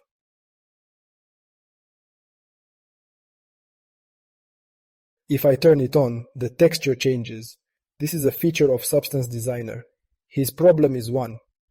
Usually when we import textures, all this noise, we have them immediately in sRGB.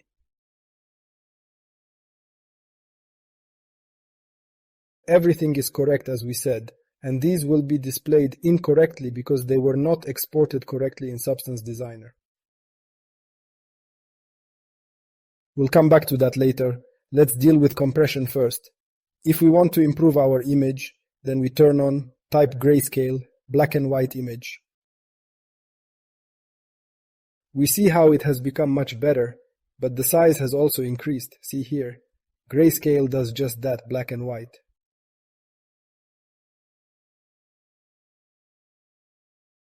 Different types of compression, they are handled differently in our material. There is a mask. It is only without sRGB. Normal map, we don't need it yet. Displacement map, also not required. And vector displacement is also a cool thing. Often used. Here the size is also very large, which is grayscale, which is vector displacement, large size. There is also a lot here. HDR alpha distance field, we don't need to memorize it yet. All these things are used, as you can see, RGB for 8-bit. I told you that it is usually necessary to save in 8-bit mode, and here it is visible, RGBA 8 and grayscale 8. There are two modes here.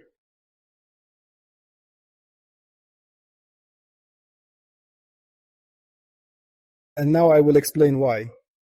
And there is also BC7, he is very cool. This is actually pretty cool stuff. Usually if I use in my demos to improve quality, given that we are not working on any project, we do our demos for our portfolio.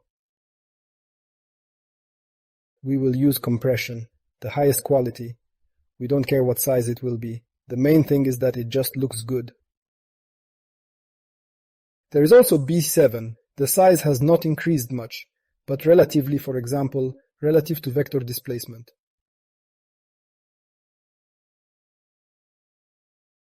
The image quality has become much better. This is a new compression method, which works on DirectX 11 video cards.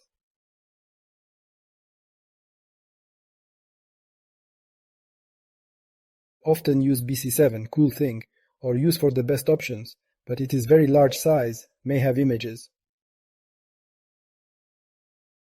This is vector displacement, but usually the default is used in all projects, and no one complains. Everything is fine. The quality drops, but that's normal. But for our things, to have everything in the best quality, we will take BC7.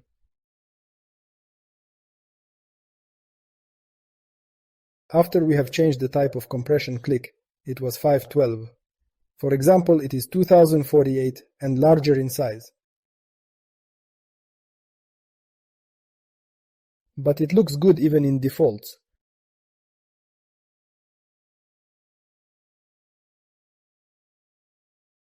But we can see that this texture with a smaller size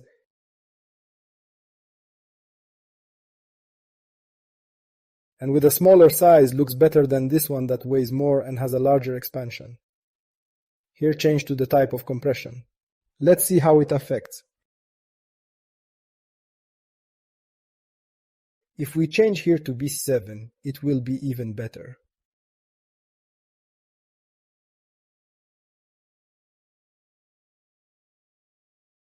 There will be a very clear, beautiful image. Try always in BC7, but defaults are often used in projects.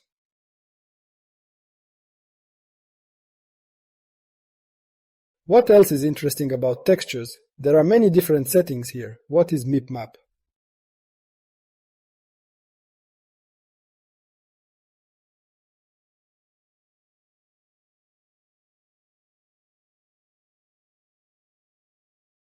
When we move away from our image, so as not to overload the video card, a bunch of different textures of smaller sizes are created.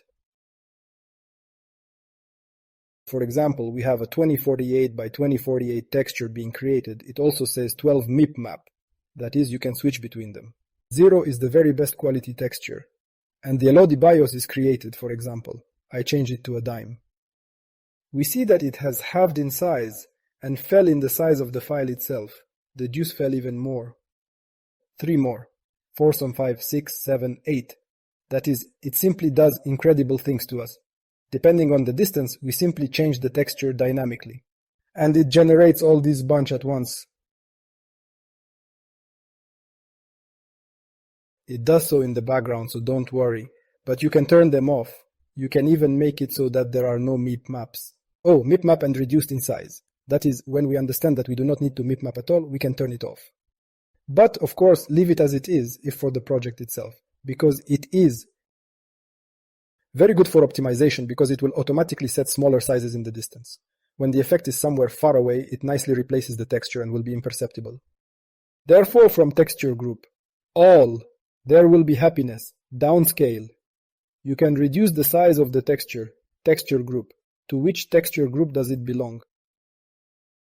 Well, we don't need everything here is standard. Compression with or without alpha channel. That is, sometimes it can reduce the size. Yes, we don't need anything here. We don't need to enable sRGB here. Either, right? And remember saying textures. You can in wrap, this is if we want the texture to repeat, and in clamp, this is if we do not want the texture at all. That is, remember that we have texture coordinates, and they can enter outside the boundaries I showed in principal blenders.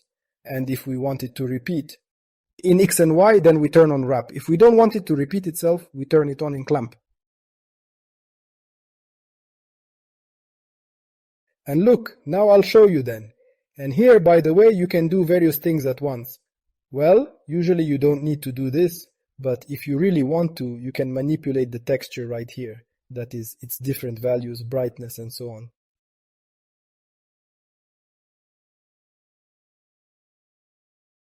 Yes, even if it is a colored texture, you can even change the colors.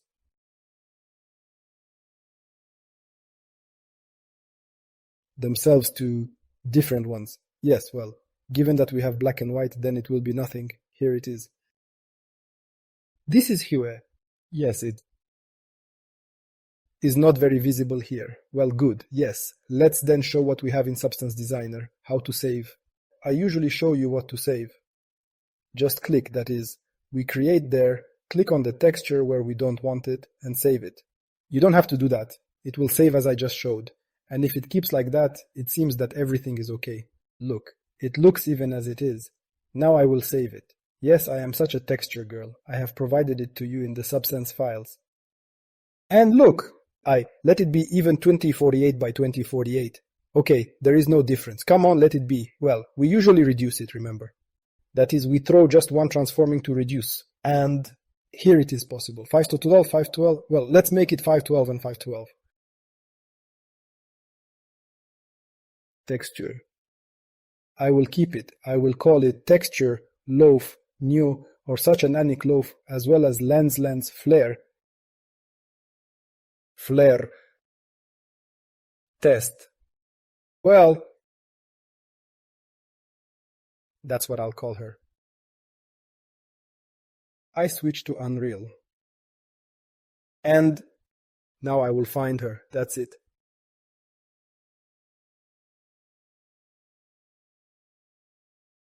Yes, I'll throw it in this folder so that it doesn't get in the way right away. That's how I throw it, right? She was created for us right away, and this is what she looks like. And see what the point is. Now I will skip ahead a little. I create material somehow its name. Yes. Don't worry too much. We will know everything. I'm just going to drag this texture here. I will take only Arcanal. And look, it is already in the material, it is in the reflection, it already looks strange. It looks like this here, and for some reason it looks like this in the material. Come on, now, I'll show you like this, by the way, right away in the preview. You need to turn it off and set everything by me. This is the adaptation, so that it shows us normally. This is how.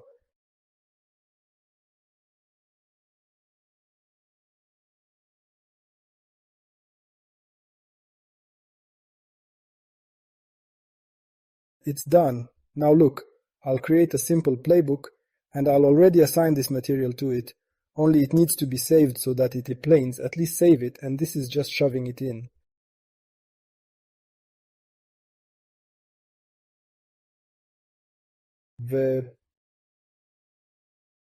Vacancy from the substance of the designer that everything was right and everything was great. What should be done like this.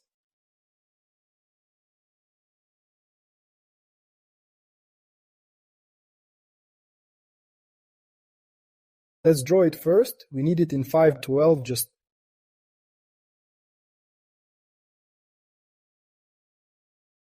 like that. I'll delete it. Let's take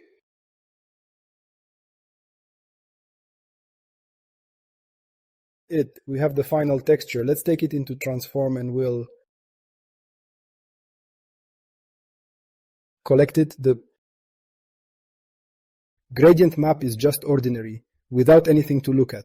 Why? Because it converts it into grayscale, that is black and white, and we need RGB, then we make it as if it were colored. This thing makes it a color there, although it remains the same. Yes, it does not become a color, but it converts it to RGBA. And now look, we just take one more transform.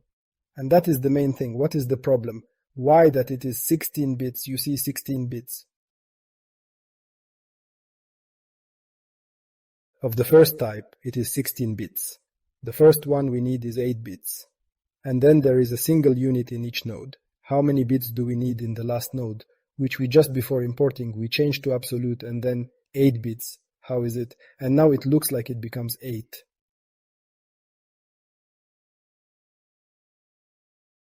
Bits to us, 8 bits, because 16-bit can be problems with compression, especially with color conversion. So as I always said, Photoshop needs 8 bits to be. And now look at RGBA 8-bit. Well, look, you can actually save it like this. Just press the lens flare test 02. You can hear. So now I'm throwing it over. No.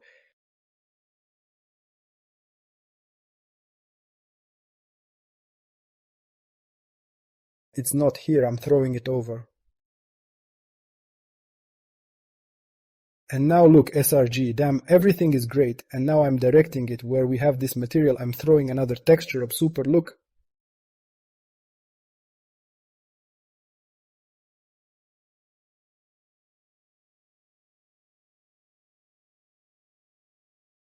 It looks like something is the same.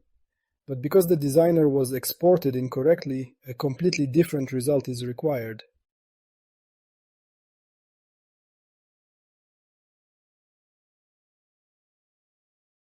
Now I will save only what I will not save, perfectly. Or, for example, you can simply take what I was talking about as the output node. Here is the output. And this is where we profit from our own substance graph. Export with the right mouse button. We have an export window.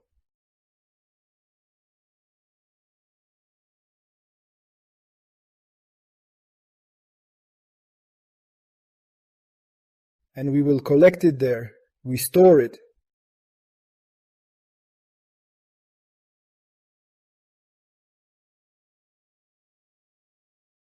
Yes, this window opens. This is where you want to save.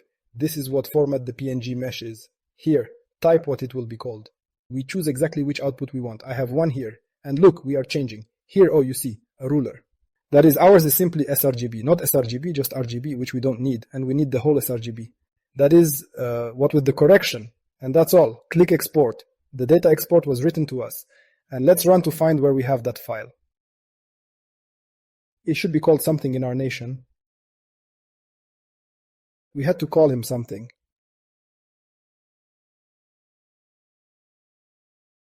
Yes, there it is. Here I found it. I had it called Lens 0.1, but I'm switching to Unreal. And I export.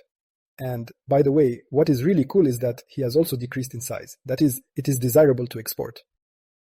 It immediately converts it. But in fact, if you look, in principle, they are all still when exporting, they are still imported into Unreal Engine, so they are basically all the same size.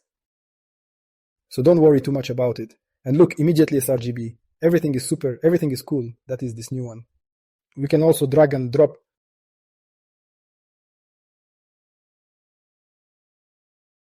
Move over, and all the same. Keep it like this. Experiment with texture in Substance Designer. With Photoshop, I have already shown. Everything is right there, everything is good, everything is cool. Yes, well, I think we basically figured it out. These are the main assets. In the future, of course, we will examine and see in practice. There will be more understanding how it all works. And these are the basics of Unreal Engine. Yes, that's all for now. Thanks for viewing. See you, bye-bye.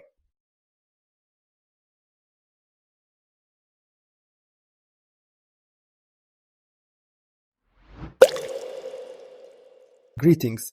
In this video we will talk about materials or shaders. Let's talk about the main inputs and outputs of materials, basic concepts of materials, mixing modes.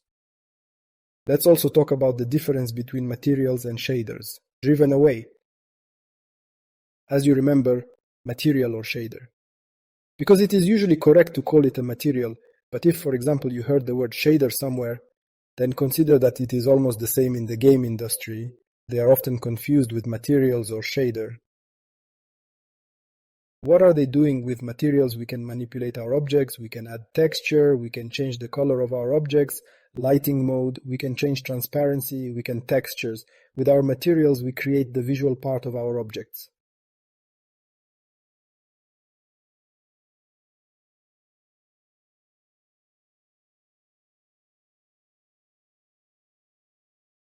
Usually, when we create materials, we use the material editor in Unreal Engine. This is how it looks. The first is the menu, the name of the material. We will come back to this and look at the material editor. Then the toolbar. Here you can save various panels for viewing. The third is the viewport.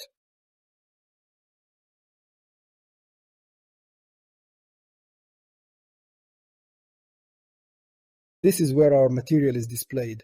The fourth setting is various. Of this material, you can change the mixing modes.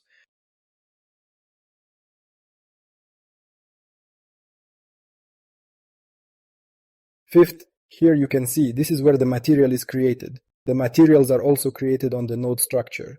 The same as we saw in Substance Designer. We don't write anything, no code. All these are our nodes. These are the functions that they perform.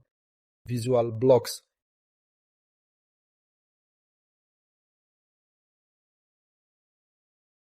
We have material graph. Sixth, our statistics about the material. The number of textures are displayed here.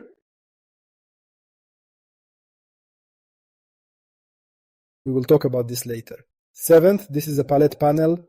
Usually it is closed, but here it is simply shown. It is precisely how these blocks are visual, various functions. They perform various things, some function. For example, adds, subtracts, some mixes, textures, sets color. In the future, we will consider in more detail.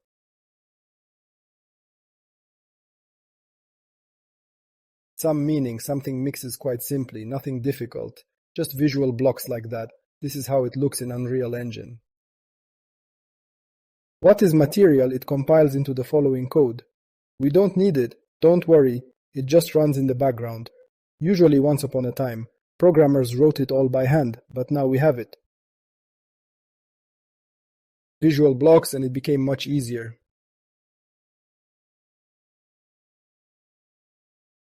Here we have such a block which we pass to our input, for example, color and transparency.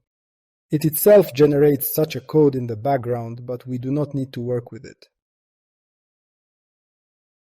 So don't worry. The lighting mode of the materials is lit and unlit. We have a sphere and different lighting modes. Lit mode and unlit mode are the same field.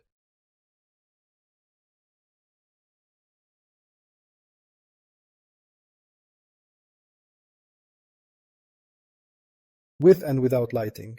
And besides lighting, we also have transparent, non-transparent materials. Now we will talk about a concept called PBR, physical base rendering.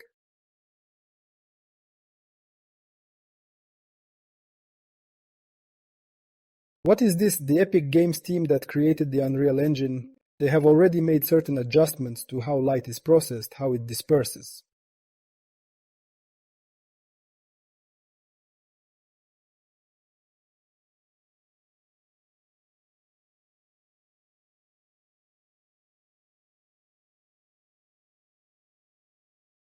We need to set only the parameters that we have: metallic, specular, and roughness. And with the help of these three parameters, in which the value is from 0 to 1, we can control various physical properties of materials. We understand that in our life there are different materials. Some are transparent, some are opaque. More metallic, some less. Every material in life has some physical properties of its own, how they receive light and things like that. The Epic Games team, they took and implemented this concept, but in computer graphics it's called PBR. We edit these three values to simulate a certain property, and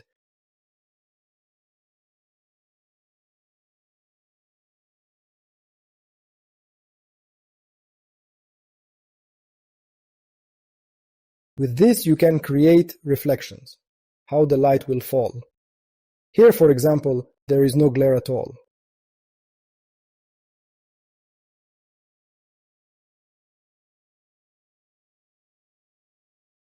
Different is specular material. There are also different values as can be replaced. We have metallic, that's the difference between them.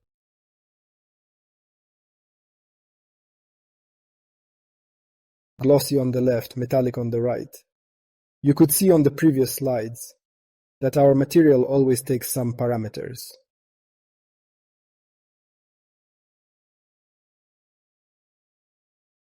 Here you see many different parameters. We will analyze them all.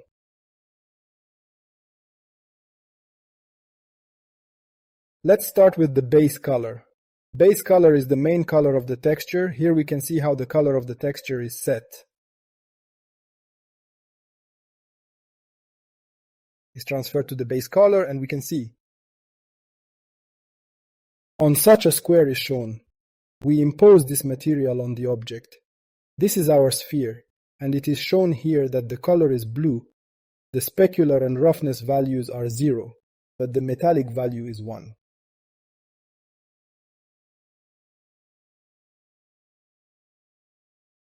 Now the maximum metal object. The material accepts the external projection of the medium. It takes on the reflection of the outside world.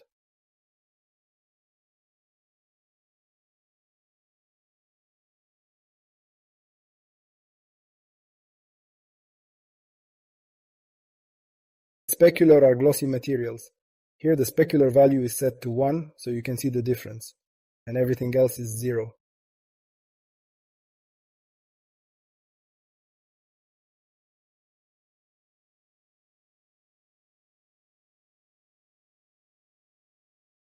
Such, for example, glass is made in a similar way. But transparency still needs to be raised.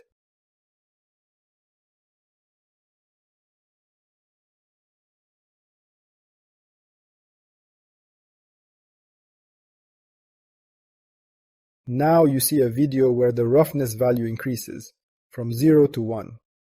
Roughness is wear and tear. At first it is very smooth, but then it changes.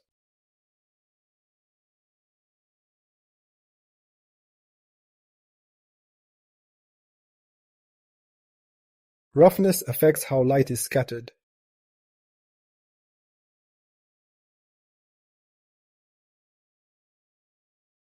specular on top. Below the roughness, you can see the difference. You see how light is scattered on the object.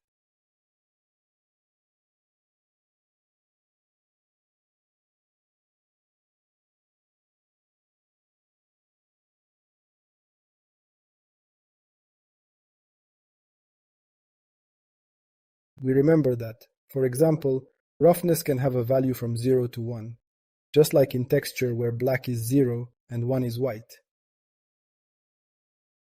And we can pass some texture to the roughness input to get this effect, to make a scratch on an object.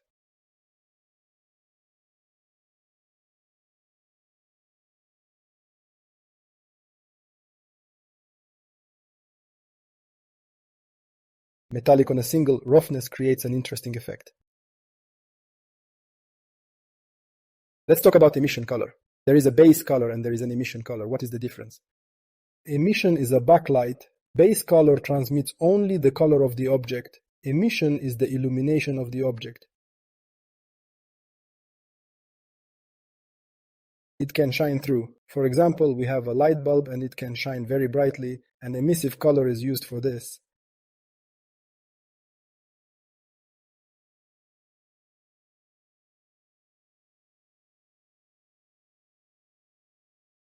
Opacity is our transparency.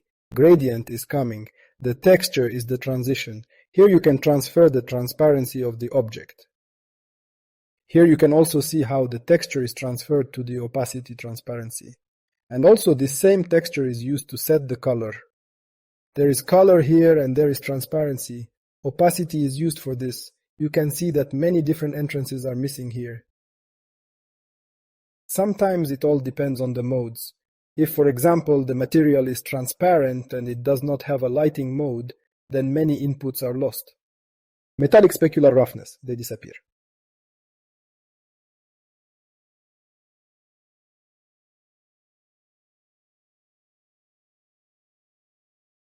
Opacity mask. What is the difference between opacity and opacity mask? There are various blending modes. For example, there is no opacity mask at all. Here is the opacity mask. If opacity mask is enabled, this is the mask blending mode, so we will talk about it further.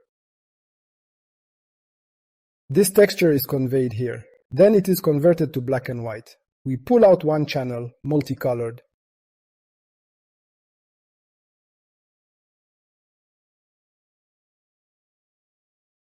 If opacity can render colors from 0 to 1, they can transition so smoothly opacity mask cannot.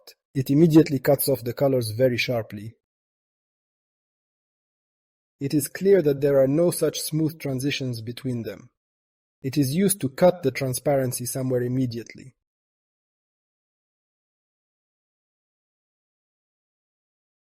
What is normal? This is called the normal map. This is what she looks like. She is so blue. It is usually generated.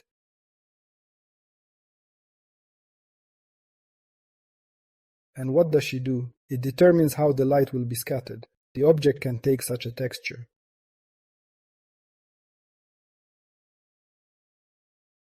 The video shows how, by changing the texture, it simulates how the light will scatter. We can create such an imitation. For example, this object does not use anything. And if we set normal and ambient occlusion, normally we won't work with ambient occlusion. It's just for understanding. Ambient occlusion, this is shading. Somewhere objects begin to be shaded. This shading itself is specially baked in special programs.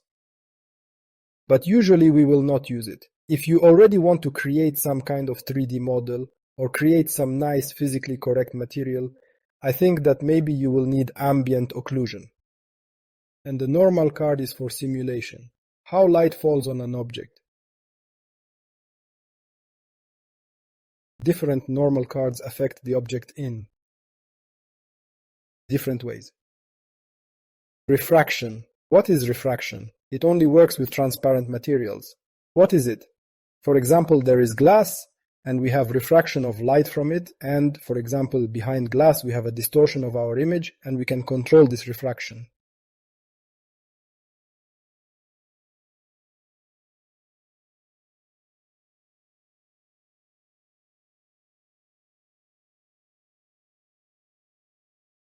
Here you can see that this option is without refraction. It is just visible here. It is a transparent material, also white, and its transparency is 0.25.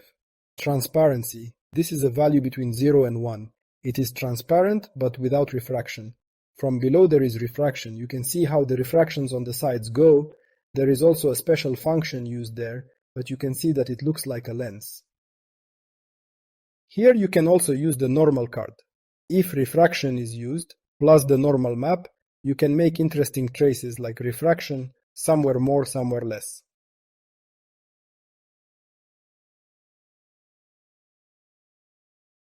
Based on this card normal, we moved on to the modes of mixing materials.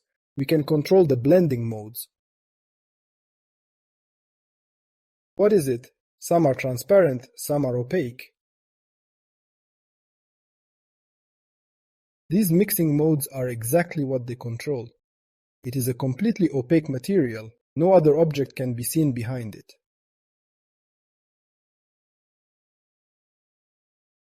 This is an opaque material. We have a mask, what we just saw.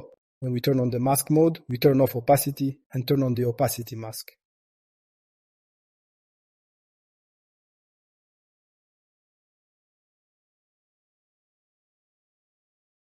We render the texture to be able to crop.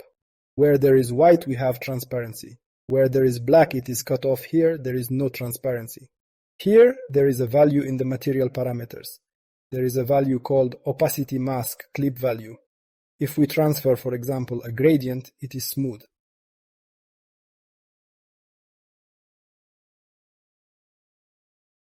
And here we can set the value at which point it will be cut. It is smooth. It goes from 0 to 1 in the form of such a circle. At some point it was simply cut off, because the black value, it begins to cut. Here you can see an example. Here there is one meaning, here we ask from 0 to 1. And approximately here it will be 0.5. It will be blackened to 0.5 and everything else will be white. Where black, it cut it off.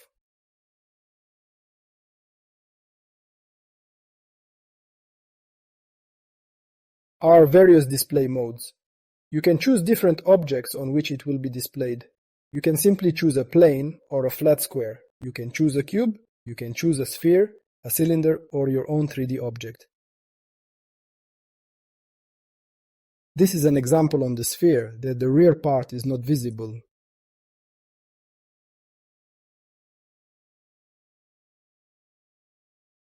Materials are superimposed on 3D objects. Next, translucent. This, by the way, is the main material with which we will work. It is a transparent material, ordinary, and this is where the value of opacity comes into play. We can transfer gradient, where 1 is not transparent, and where 0, where black, it is the most transparent. Here is the gradient, it is a sphere, and it smoothly transitions.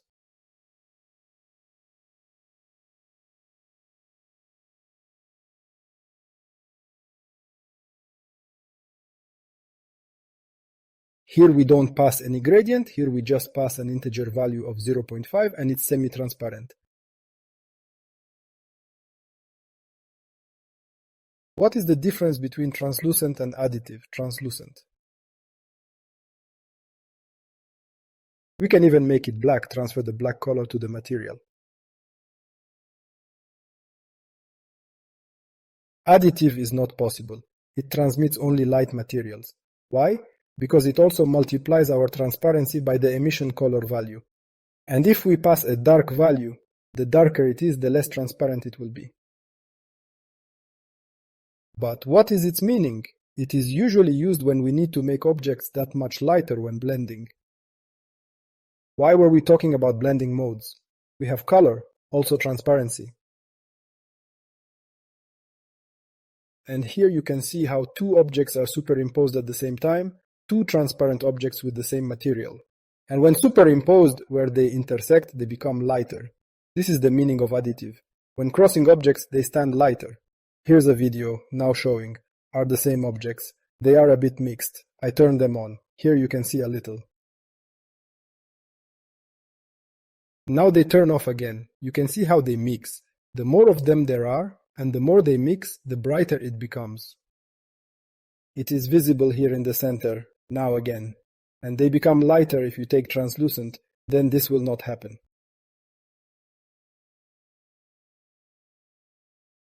The color will remain the same. This is the meaning of additive. They become lighter when applied, but unfortunately it is not possible to make dark during additive. If you want to take and transfer the black color here, then it will just be completely transparent. You won't see anything. At translucent we can make both light and transparent. It's just that the blending mode with translucent won't be like that. That it will become lighter when objects are superimposed. This is only when applying the same additive modulate objects. This is usually not used, and we will only work. Remember that we work with transparency. In fact, we will create opaque objects only for some such things, such as, for example, stones. We're going to use maybe ice, but the ice is also usually going to be translucent, it's transparent.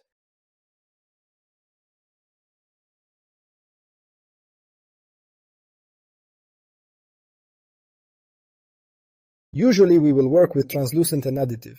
Two such main ones. The most translucent, masked. In general, it is rarely used in our field. It is often used in creation. For example, if we have leaves, it is very easy to take, throw some such mask, it will cut him. It is such a specific thing to create, some kind of environment. For visual effects, we usually use translucent and additive. Yes, modulate is usually not used at all. I will tell you what the meaning is, maybe for glass, but forget the effects altogether. What is the point? We have such a color. A single color is simply transmitted.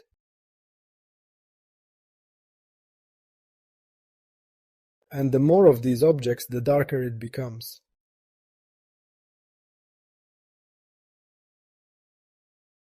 We cannot control this transparency. It understands exactly what we have in the background, and it becomes either darker or lighter relative to this.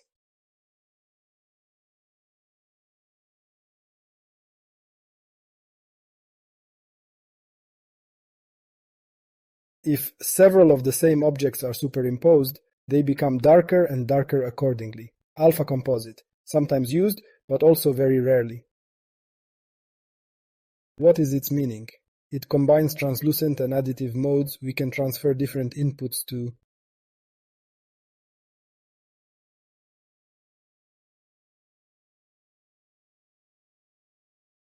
opacity and emissive color, and they will lead. It is visible somewhere darker, somewhere lighter. In fact, if you do the same thing in translucent, it will look similar. But it also controls where we need additive mode and where translucent. But usually only translucent and additive are used separately. Okay, we considered mixing modes, and the last alpha holdout. In general, it is also very rarely used in terms of effects.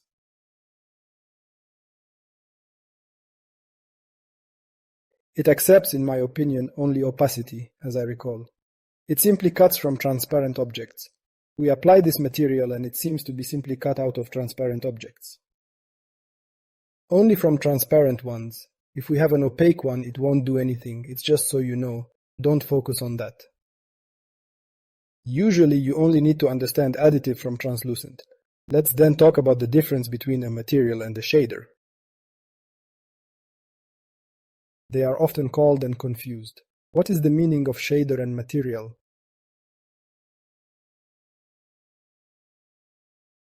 The material is more of a more abstract thing. It already uses different settings. As we can see, we have PBR. It embeds immediately. We have everything done immediately. Shader, it operates with different data. It operates with vertices. There are geometric shaders. In our case, it will be vertex shaders. We have a 3D object. It takes vertices, then forms some kind of geometry, already forms some kind of shape. After that, there is a rasterization. Some colors are superimposed. Black and white colors are made during rasterization and then fragmentary. The fragment shader is also interesting for us. We only use vertices and it is also called fragment or pixel shader. Here he overlays these colors. We can control the colors, and after that, these blending modes follow. Imagine we have glass, and we have several. There is red glass, there is green, and so on.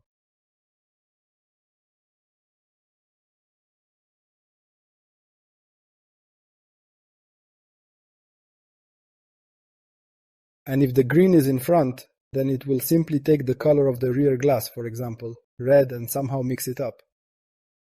They also mix transparent materials. So we have a variety of blending modes. This is code from Unity. This is what it looks like. And what is the point of us not doing this? So that we have everything set up right away. We have the materials. Usually in various Blender programs, Unreal Engine, even in Unity, it is often called the Unity shader, but in fact it is also a material. It is already a blank with our shaders. Right here we also have a vertex shader. We have a world positioned set that we can use to control the vertices of our objects. We will talk about this further down below. And of course, base color, metallic, specular, roughness, emissive, normal. We already manage fragmentary. That is how it will be, how colors are displayed, how light is received. Everything happens in the fragment shader. And by the way, what hasn't been said yet, anisotropy.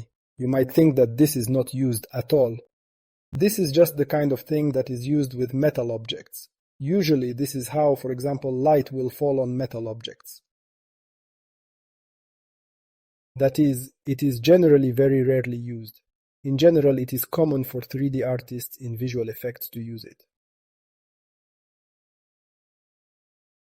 We don't need it. Don't worry about anisotropy. This is the base of our shaders and materials. Next,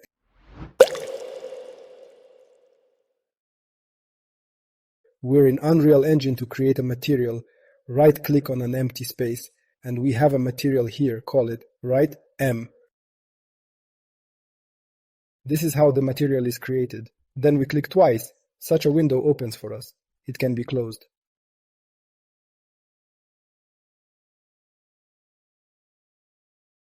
Now I will delete it. Delete, I made a blank.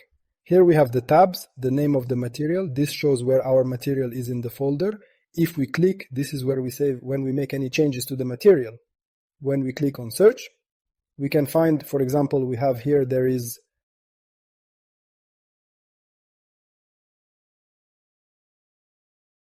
texture. There are many things here. They are called nodes. These are called nodes. And for example, we need to find something. It searches by name.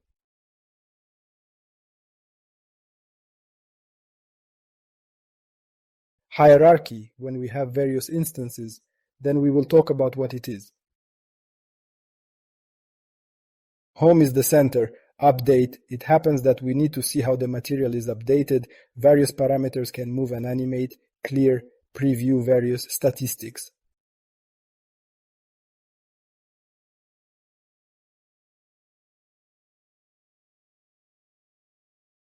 Such basic things.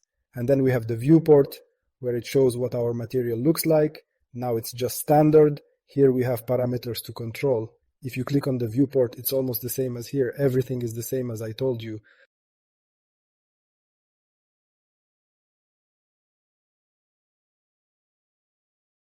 And also here there are various objects that we can choose from. A flat square, a sphere, U.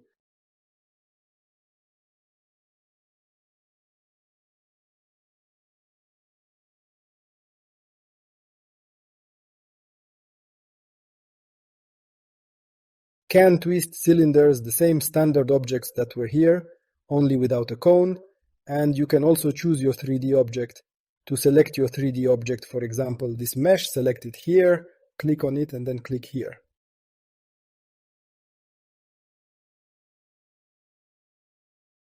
He looks amazing now, don't worry. Why is this done? Because it displays only the front of the object. If you click two-sided, it will show us the front and back of the object.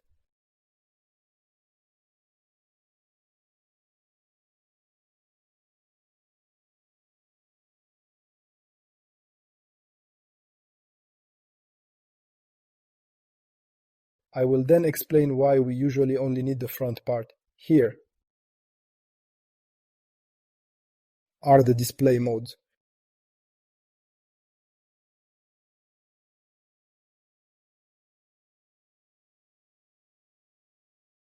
There is also a parameter that affects the reflection on the light. we automatically turn it off and set it to 0, so that nothing affects it, so that it is beautiful.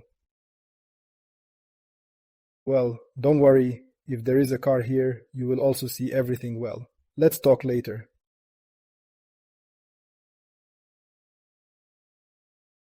We have various settings. Here, material domain, we don't need physical material. The main thing that interests us is that so far only the materials. There are a lot of them here, don't worry, we won't need them now. We will usually only use this material. Here we have surface. We will usually work in surface. Here they are different, but we usually work only in surface.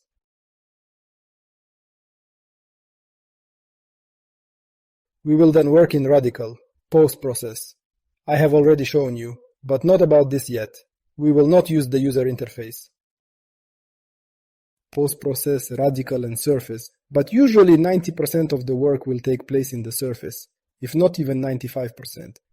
Usually it's all surface, blend mode. All these blending modes are here.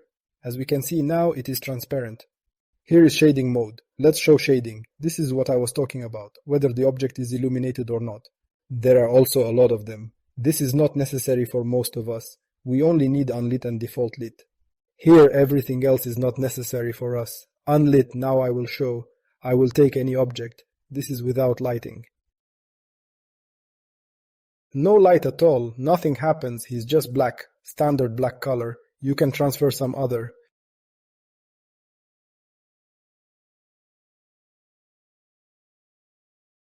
Green. And now it is green, but without receiving light. If we enable default lit, all other parameters are enabled. May be difficult to see. Especially if we now put the metallic one, I will make it darker.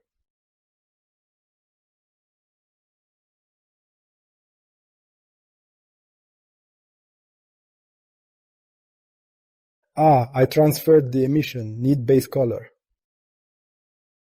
If we transmit the emission, it does not affect the light, the scattering. If we are in PBR, we need to transfer to base color. If in particular we are working with an opaque object, and we need to convey the color so that it has a good effect on the light, we need base color. We see the difference. If we turn off, by the way, in lit, our base color disappears and the emission color remains.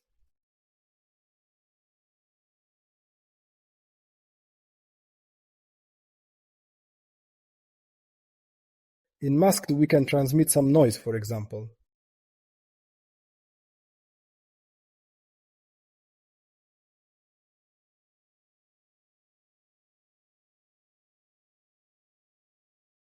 Clearly cuts sharply because we have opacity parameters here.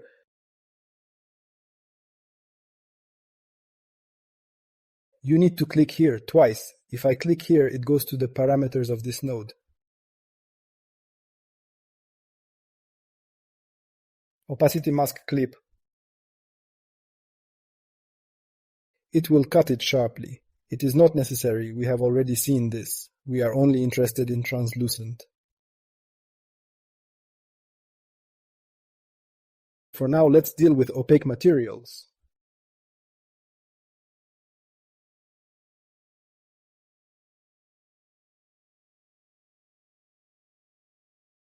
Here we can control our metallicity to be 0.25. Here the standard parameters metallic is, in my opinion, at 0.5, specular at 0.5.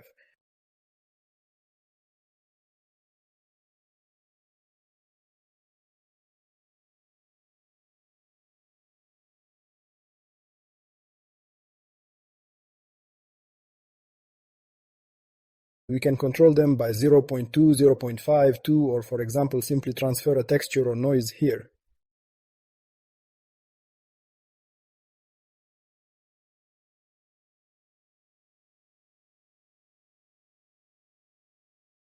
It is visible, somewhere more, somewhere less.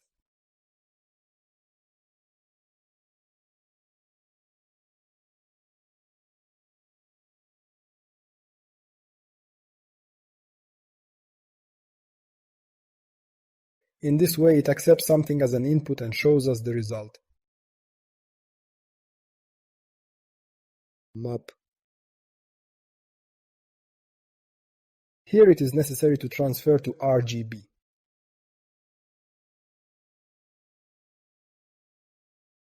I will turn on the car so that it becomes a little better to see.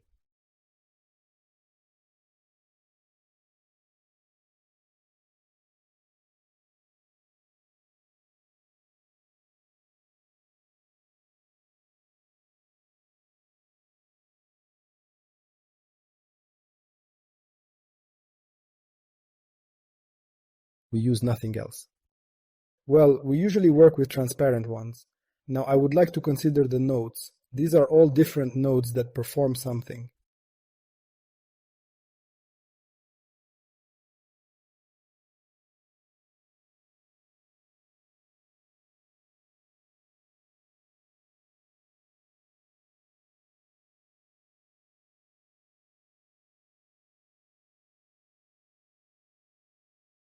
Perform different functions. For example, let's consider how to find a node. We click on an empty space and press Tab or the right mouse button.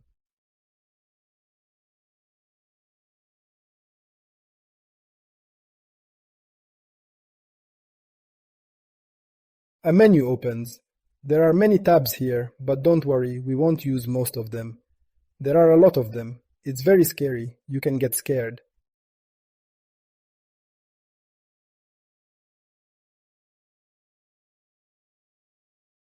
But don't worry.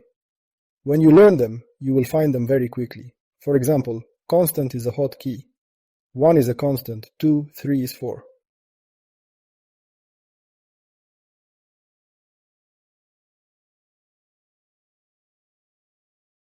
These are constants. We can specify a fractional value here.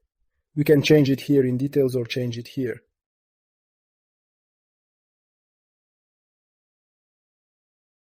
Details is the setting of this graph. Or how to click on a node, it will show its settings. The first is just a value we can change. Second, we can vary the x and y values. These nodes have outputs that we can transmit. This is vector 2. Two values are transferred at once. Or it is possible separately. X is red, R.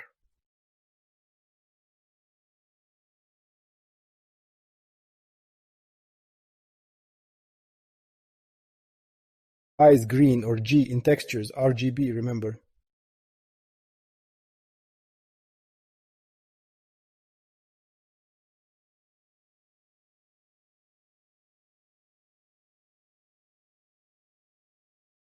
And likewise vector 3. Vector 3 is already a color, because color is formed from RGB. Here you can edit the color value.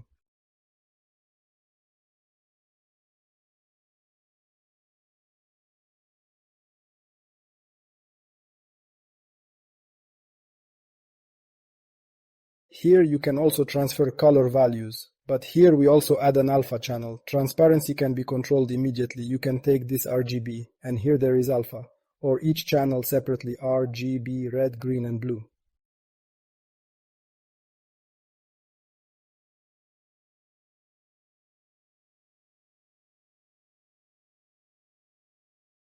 Here we have basic math, multiplication, division, addition, subtraction. Saturate is a limit of values from 0 to 1, power is power, in powers of 2 or 4, these are our basic values. Imagine that we are passing 2 to the power of 2. It's all the same as in Substance Designer, 2 to the power of 2. If we want to view the result, there is a special thing called debug scalar values. And to see, you can insert the preview note, and there are 4.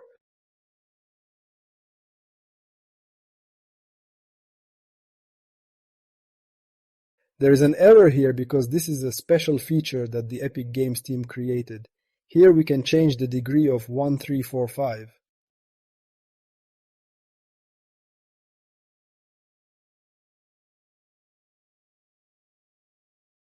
By the way, 9 on 9, you can take each channel separately, multiply it, and it will be 81. It's a vector too, but it's only a scalar.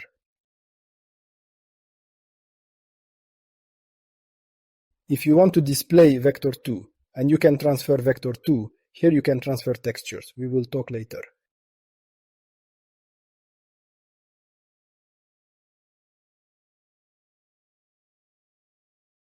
There is nothing here. You can click here and choose one. Claw, name to right, and choose a texture here. Black and white, and so is RGB, or each channel separately. But considering that the texture is black and white, we can transmit only one channel. And everything will be fine. You can combine textures. Now I will take Skopje, Ctrl-C, Ctrl-V, and I will take two textures. This is the same as our blending mode was Max in Substance Designer. And the maximum value is taken from them. Textures can be mixed. You can take two values, for example 0, 1. Debug, max color, it takes the maximum value of these two.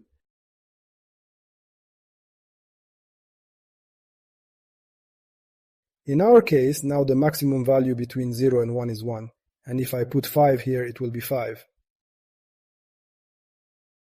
Well, just as minimal.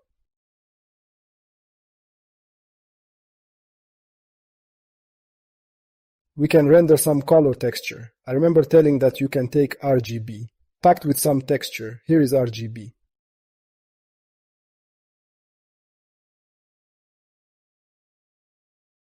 And let me give it to you right away. This is mask. And you can extract different channels. In this case, give start preview. In this case, it is the RNG channel, or all channels, or R and B or B. We pull out.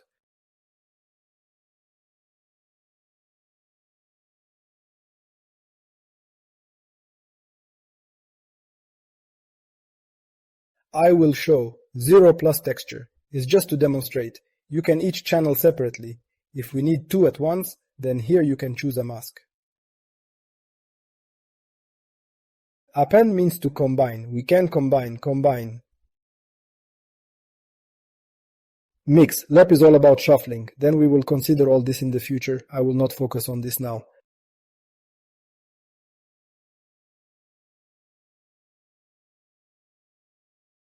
These are such basic blocks. Very basic. And there, for example, time is an input. These are UV coordinates, the position of the object in space.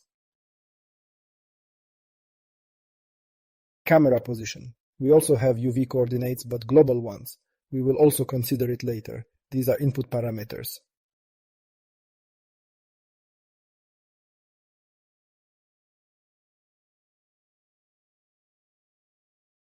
Inputs, and we have parameters.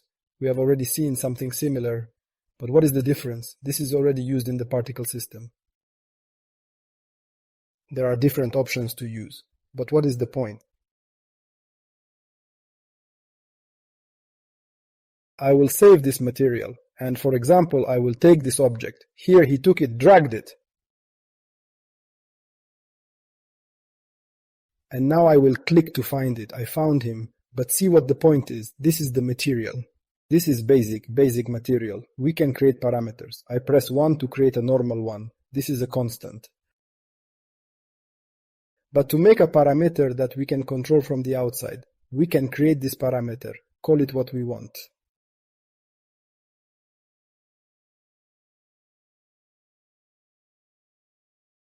We call it whatever we want. There is a default value here. And we can, for example, we can even limit it.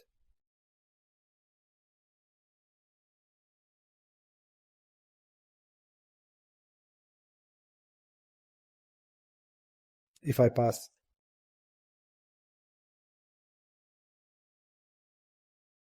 This is the value in emission, backlight.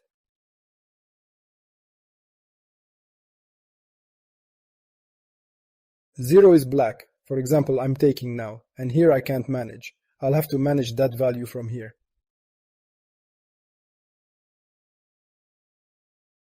But it is not convenient. If, for example, you want to create a material and you want to manage various parameters. To do this, we click on the main material, right button, and we can create a material instance. And let me name it correctly, material instance. Usually this is what they are called. Me. This is the material, and this is the material of the instance. It is child material in which we manage. Here we create the material, and here we simply manage its parameters. And we can get different results. For example, I can create several instances of this material. I'm creating another one. I will copy this one now. One will have a value of 0.5, the second will have a value of 1.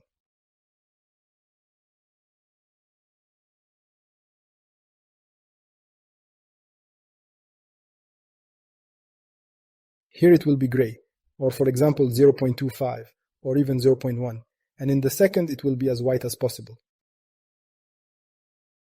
And look, the same material.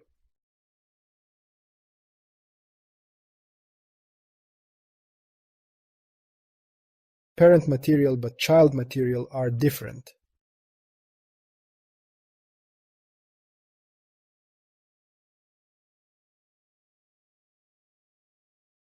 You can, for example, set the same texture. There are texture parameters.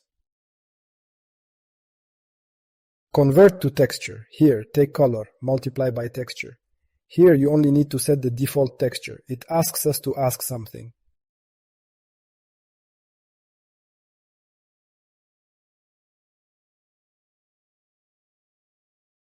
Let's hit close.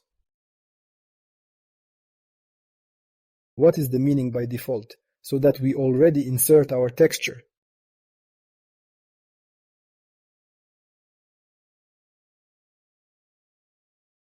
Turn on, and now it is black. And here I can control the color. Took the texture multiplied by the color.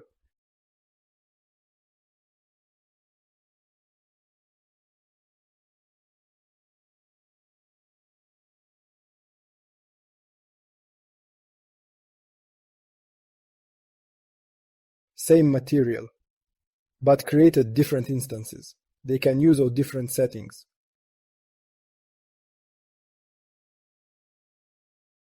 For the material, that's why what is a parameter.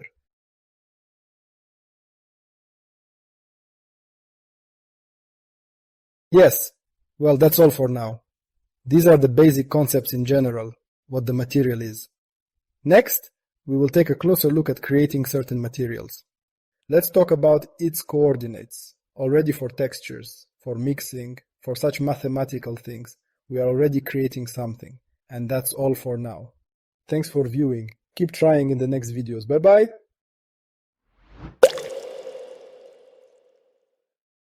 Greetings. In this video we will talk about adjusting and combining textures. Chased, I created a new material, here it is. We have it transparent and unlit. Light does not affect the object. Let's immediately set it like this. Turn it off and set it to 0 so that our results are clearly visible.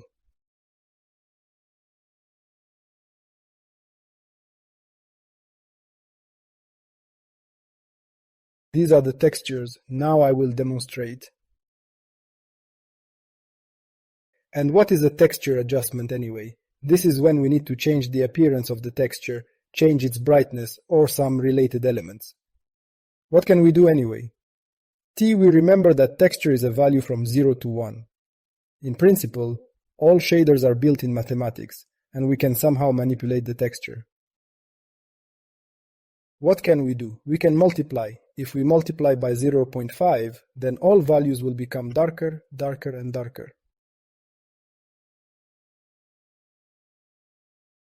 For example, you can make it lighter.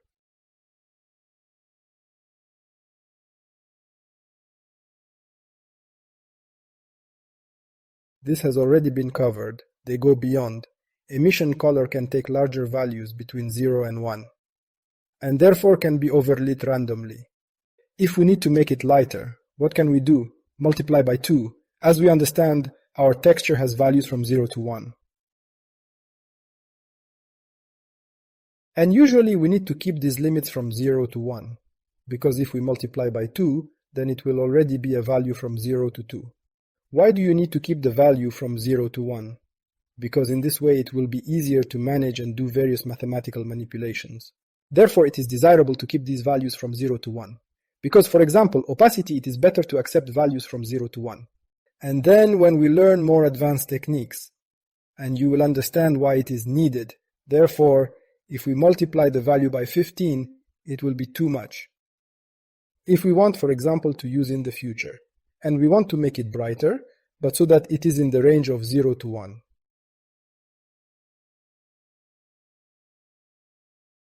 To do this, we need to use the saturate node. What does it do? It limits the value from 0 to 1. We took the texture, I'm going to multiply it by 2. It became a little brighter, even brighter by 5. Give it a 10, but it does not go beyond the limits. We will put it in opacity. No matter what I do, it doesn't get brighter, because saturate limited her. If I take away saturate, then it will shine. The value of the texture multiplied, it became brighter, but saturate was limiting. And for example, now I will show it, I will remove the opacity so that it is more visible.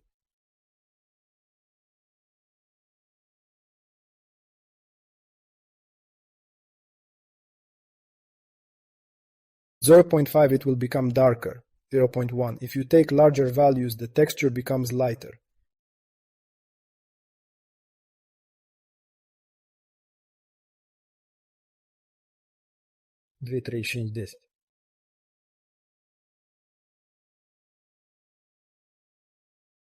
And we limit it so that the values do not come out. You can also add to the whole interval.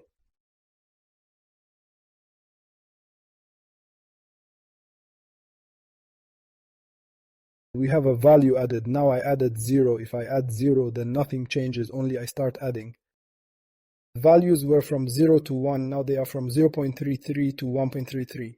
But given that we limited them, the values went from 0.33 to 1, did not go beyond the limits.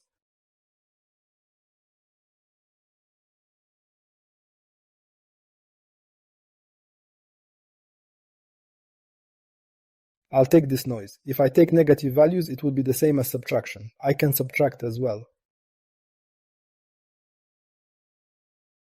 I'll take this texture, or this one.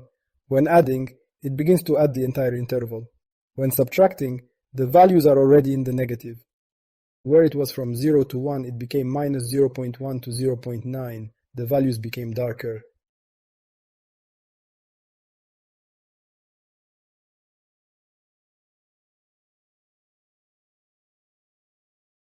It seems to cut. If minus 1, it will cut everything.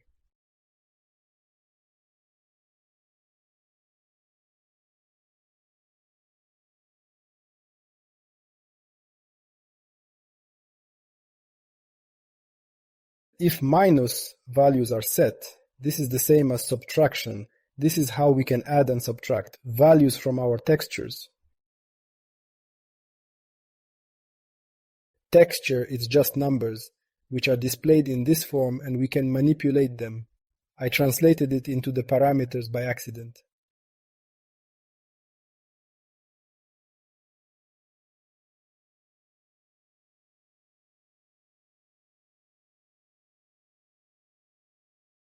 We begin to subtract a little.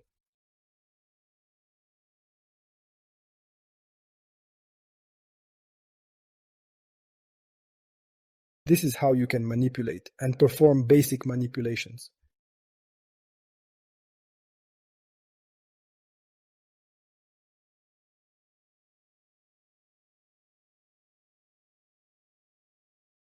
Know the power. This is a degree. Here we have values ranging from 0 to 1. If we now raise to the power of 1, then nothing will change. Power, if it accepts values from 0 to 1, then it will give values from 0 to 1. What is its meaning? If I change power now, the more I make it, the darker the texture becomes. If it is less than 1, on the contrary, it becomes lighter. Demonstrate, let's take our UV coordinates. Or press hotkey U.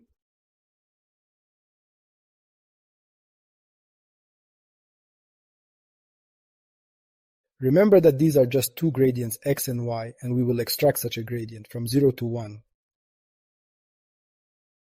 And now I'll just use the function for demonstration to show how it will look. Don't worry, don't pay attention, it's just a demonstration thing, it's for demonstration.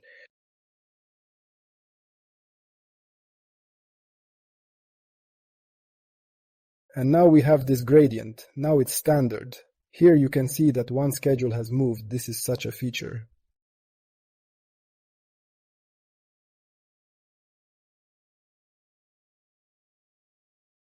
The more value I take here, the bigger the shift. It's such a feature, it's not important, don't pay attention. We can see the gradient and graph displayed on top. If I now start changing our power, we see that the main texture becomes darker.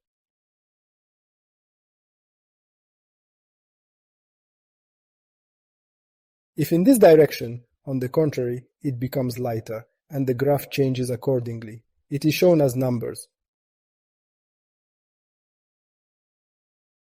Take a value of 0.5 somewhere in the middle. Here it goes from 0 to 1 and somewhere in the middle is 0.5. So take 0.5 and raise it to the second power, it will become smaller.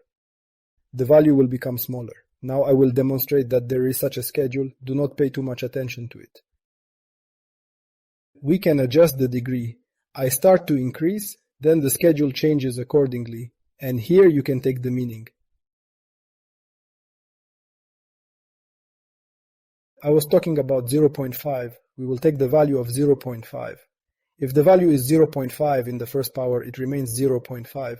As soon as we start to increase the power, then, of course, it becomes smaller. If I take a power less than 1, then it starts to increase. That's the value. So imagine that the entire gradient is on this graph. The more I give the degree, the darker the values will be.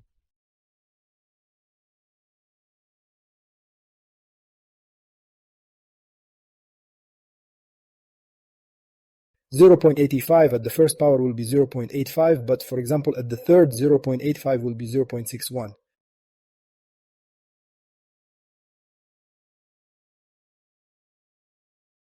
This is how the degree affects our numbers and accordingly the colors. This is how you can adjust. For example, we'll go back stop. Preview, that's how you can adjust our textures, for example.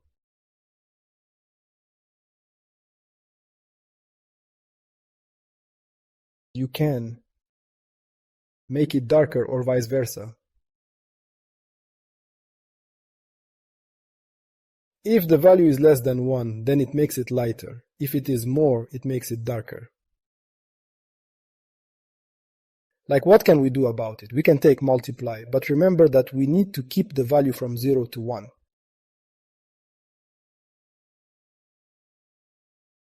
After multiply, if we go beyond the limits, then we need to use power, transfer already values from 0 to 1.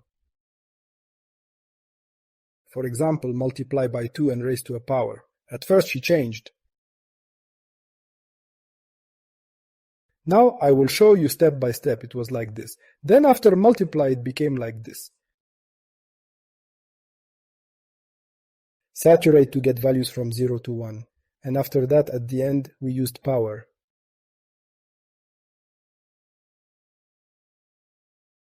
If multiply were 1 it would be like this. That is, changing multiply we get drunk on everything else. So you can adjust. Multiply, for example, then take one more step, put it and change it like that. Change this texture to look like this. From such on such, if I take away saturate, it starts to glow because the values are out of bounds. You don't need to do that. Better not to use a lot of multiply. Because then it will be difficult to work with her. It's better if we do it like this. And we already want to add color, then after everything, these values from 0 to 1, it is very good to multiply them by color.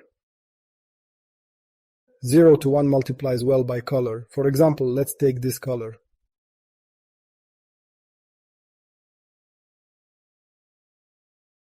For example, on 15. And here is this definition. we will have transparency from 0 to 1, and something like that. Of course, we can take not only noise, we can take some of the same flare. How we multiplied it here. By the way, flare is interesting. Now I will set all values to 1. This is how he was according to the standard. Multiply by 1 does nothing. Now I will multiply it. It has become so much more massive because all the values have multiplied, and we limited them to saturate so as not to go beyond the limits, because without saturate it starts to glow, and then power cuts them off, makes sharp edges.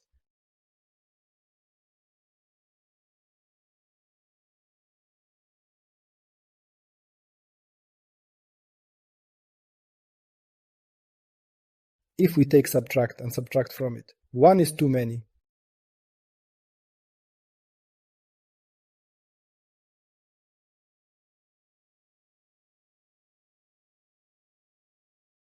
All values are subtracted. This affects both opacity and emission. This is how you can change the texture. Mathematically. Change the appearance of the texture. Now let's talk about combining. We combine it all, and further.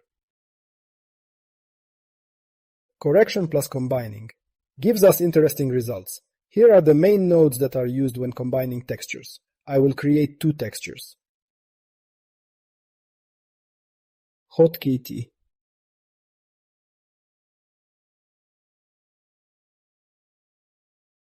And I'll take another noise.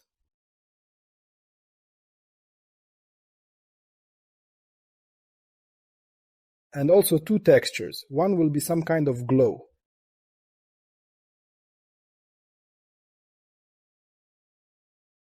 The second will be some kind of flare. How to create such a thing? We highlight, for example, a group of nodes.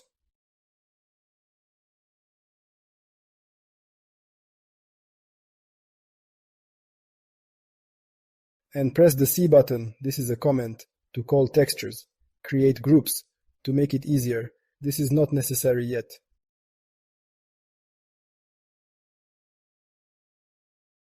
Here is the combination. We need to combine 2 textures. Let us need to combine these 2. Noda max. It takes 2 values.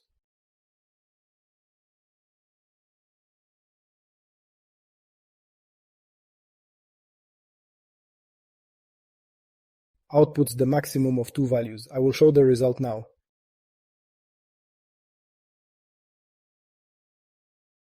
We have 2 simple values. Fractional 0 and 1. Of course, 1 is greater than 0.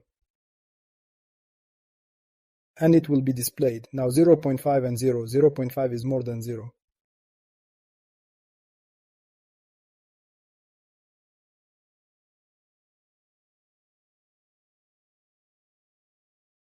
There is also such a cool note to see the result. Here we can throw a number here, and here you see the result.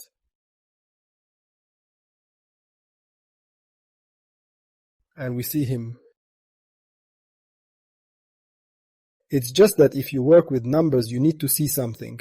If you already set the texture here, then there will already be some problems with the display. Now we combine 2 textures. It will take the maximum of 2 textures. Let's take another one.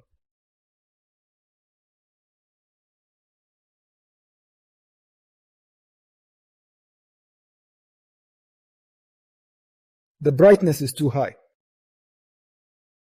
What can we do? If I multiply this texture by 15, it will become brighter than this, because the limits have become very large and it will take her.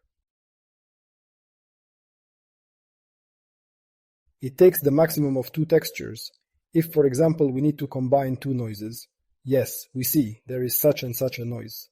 There is such a one, and it combines, takes the maximum of these 2 noises. Their values are maximum, and this is how it will be displayed.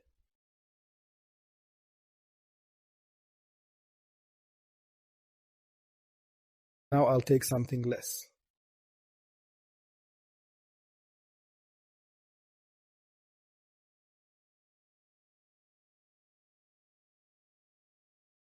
I'll show you this. So it combined.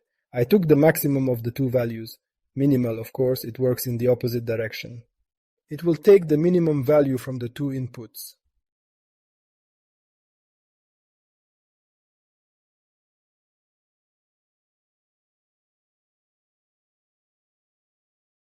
minimum, and it will now take the minimum of these two textures. I'll guess it.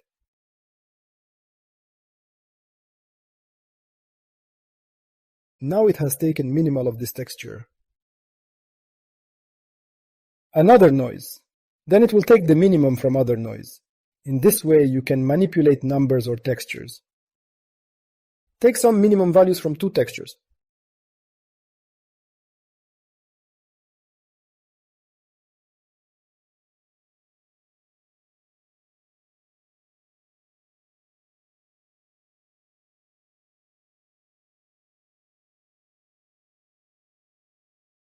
Next is the mask component. We have already seen her. If, for example, we need some noise.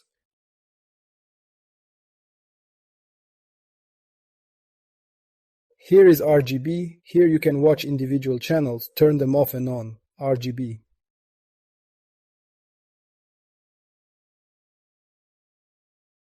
Something is recorded in each channel.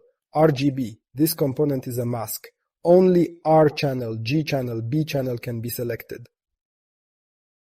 By the way, it does not update. Leave update. We need to press space if we see that it has not updated anything new. Space, and that's it, and it will update. Oops, I didn't transfer that. It is necessary to transfer RGB so that the mask has already been extracted.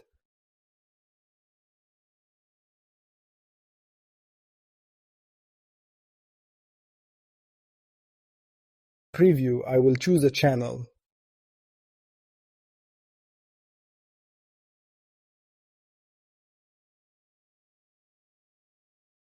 This is usually packed into a channel for optimization. If, for example, we will use one texture in one material. This is usually used for optimization. If for versatility, then all textures are kept separately in black and white. You can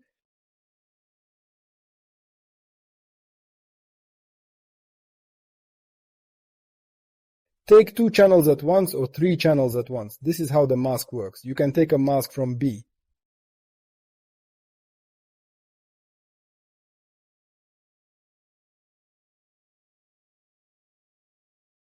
A mask from R.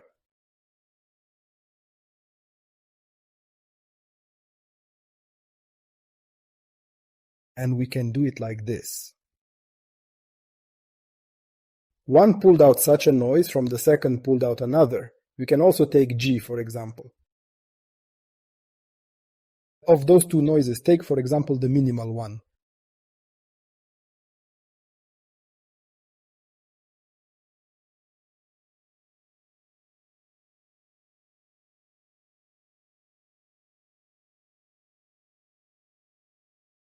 This is how they look. You can multiply by pressing hotkey M.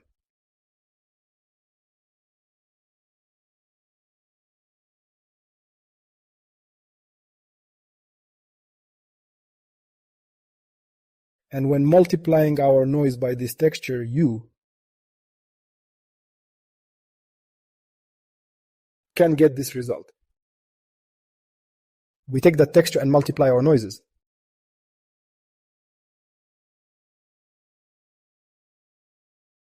And when multiplying, we get this result.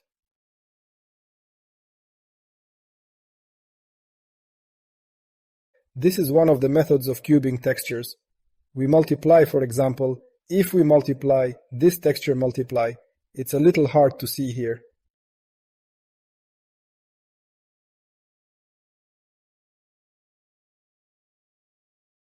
You can multiply noises in the same way. We can multiply this noise by this noise.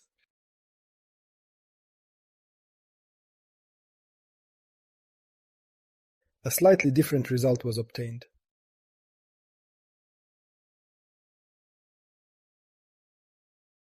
When multiplying this noise by this is the result. You can change the noise. This is multiplication.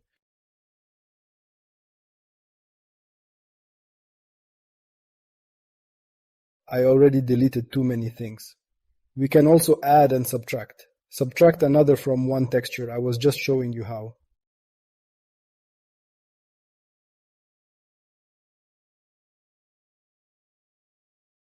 We can multiply and now add. Let's take this texture and take one texture from this channel.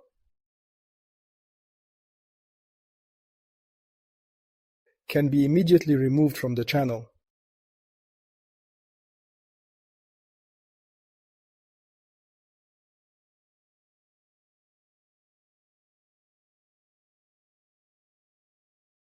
Added, and we got the following result.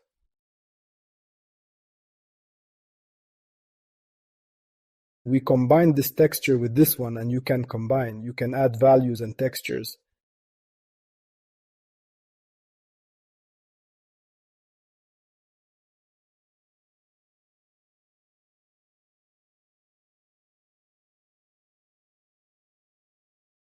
Added, and we got such an interesting option.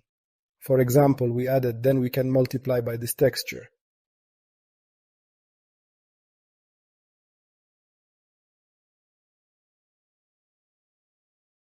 To get something like that is incomprehensible. This is how you can combine and add, and the same can be subtracted. This texture from that, and get something like that. Or vice versa, change the inputs depending on how we change the inputs.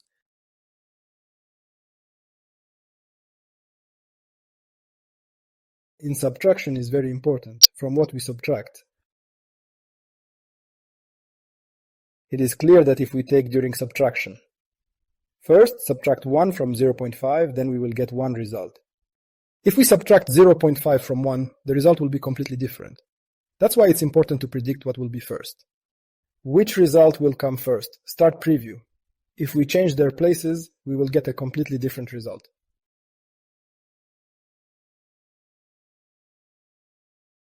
We can also subtract. Take this texture and subtract some noise from it, or take this one.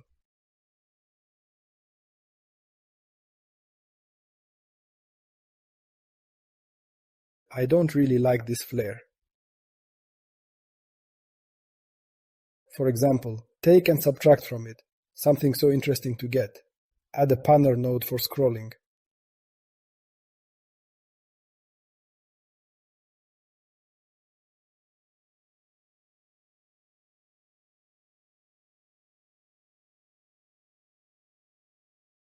We can make this noise spin. We will get an interesting result.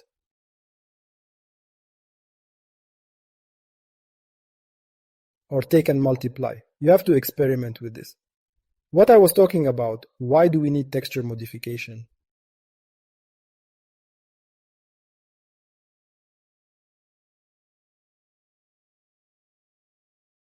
For example, I want to change the brightness of this noise now. I will multiply it by 15 and I will throw saturate. Then I will throw it here, a completely different result. Well, 15 may be too much, 5, 3. Even after saturate, I'll throw in power, and in general, a completely different noise came out of this noise. Was like that and got a completely different noise, and the same can be done with this. There was one like this, let's take it and throw it into power.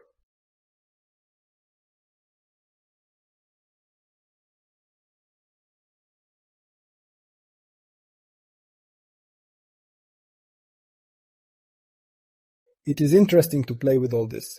Add, combine various textures, mix them.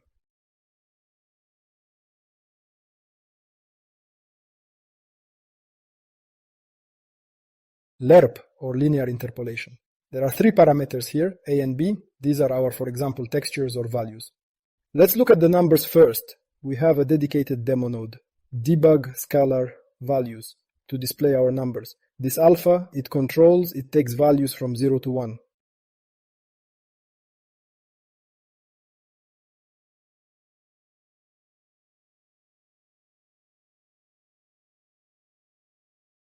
If it goes beyond the limits, it will be a little bad. There's a first value, there's a second value, and it chooses between them. Like if I put between 0 and 10 right now, it's going to be 5.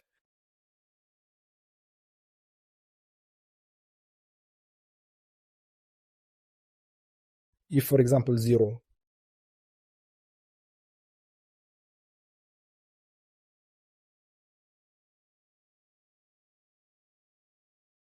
It takes the average number between the 2 values we set, from 0 to 1. If I take 1 here,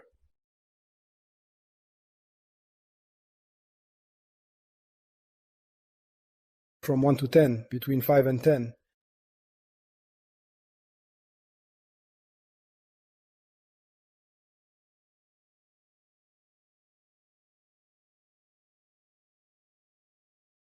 So you can transfer numbers and textures, even colors.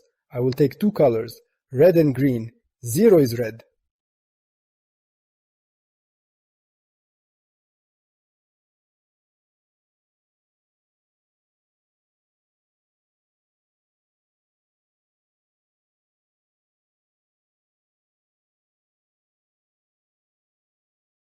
One is green. One is completely green, and between them we make, let's have these here is the arrival, so we can, by the way, go beyond the limits. But as you can see, it will already fail, i.e.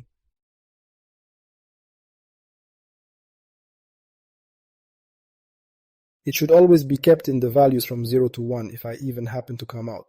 A good color was depicted, i.e. it is possible, and some values here are 1.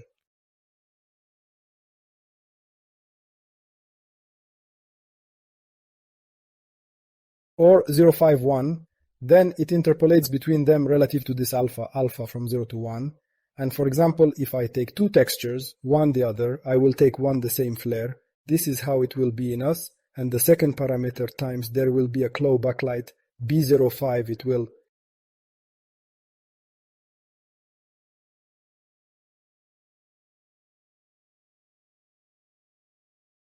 be between this and this value. Take if 0, then there will be only this value, brother, yes baby, this is already the second entrance, and that's how, interestingly, you can flow between such ones. To take, for example, that we are this noise and well, and this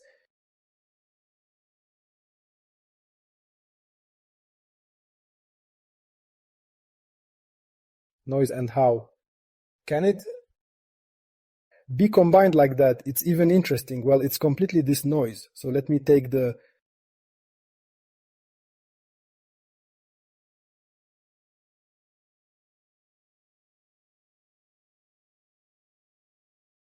second noise, and it will be similar to this 00508.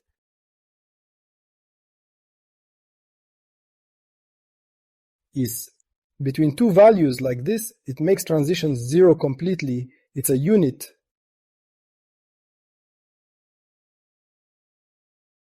Completely, it's an intermediate value.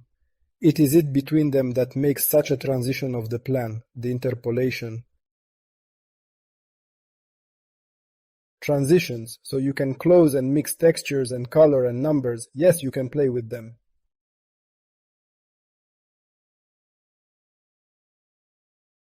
Yes, well, that's all. Thanks for watching. See you in the next video.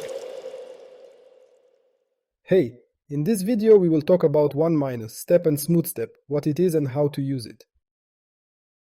Driven away. Let's start with 1-.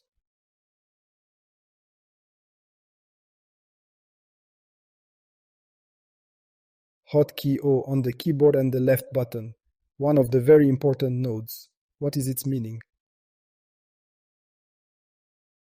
In short, it's an inversion of our black and white colors.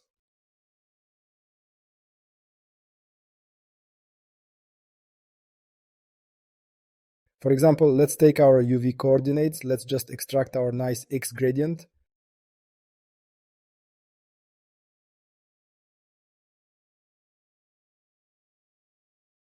And if he is thrown in this 1-, he turned over.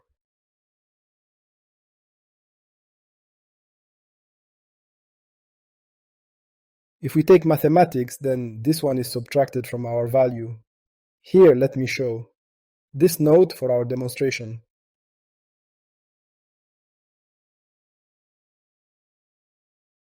If I subtract 1 from 0, there will be 1. If I subtract 1 from 0.1, it will be 0.9. It shows us. Of course, if I give more value, it will already go into the negative. But we need to keep the value always from 0 to 1. Therefore, before submitting something to 1-, you must be sure that the values go from 0 to 1, so that they do not exceed the limits. For example, the same gradient. I want him to be on the other side. Let's take this node, and in this 1 minus helps us.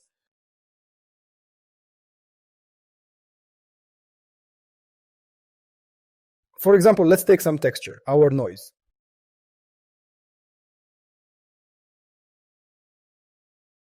And I want to invert it. Where black became white, where white became black, I throw it in 1 minus. He has changed. Now I will take some other noise once again.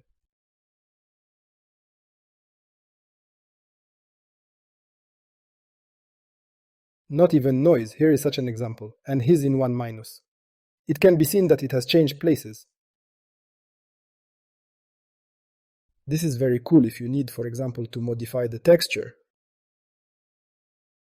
Tossed in power, changed, and once again 1 minus, once again I inverted, I threw power. Was like that, she became like this. And then I inverted it again, and it became, now here it is. Was like that at first, she became like this with the help of such manipulations.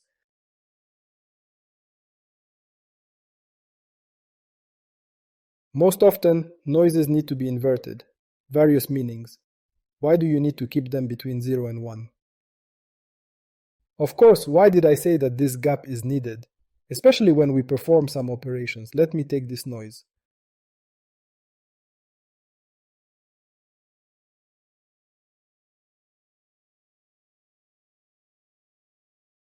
Manipulating. There was such a noise, 1 minus, became like this.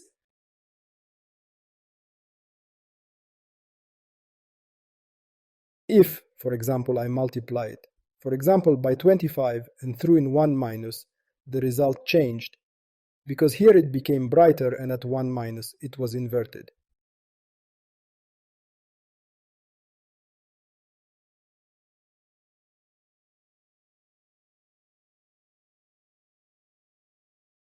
It seems that everything is fine, but in fact where there is black there is now a value of minus 25.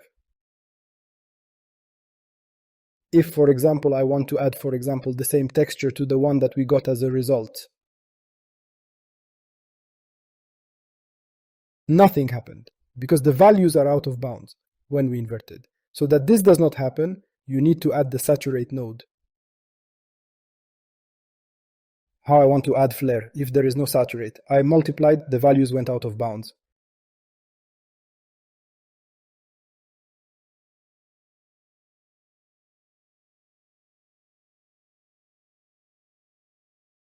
And nothing is added because the black values are now negative. If I add negative values to this, then in principle they still remain negative.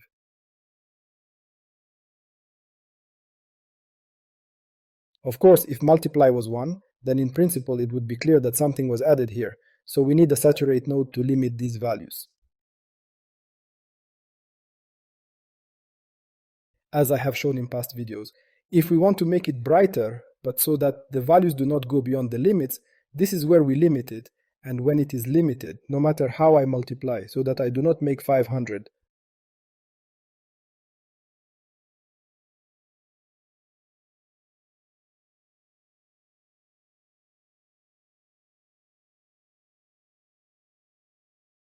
that is why it is important to limit the value before 1 minus, especially when we add.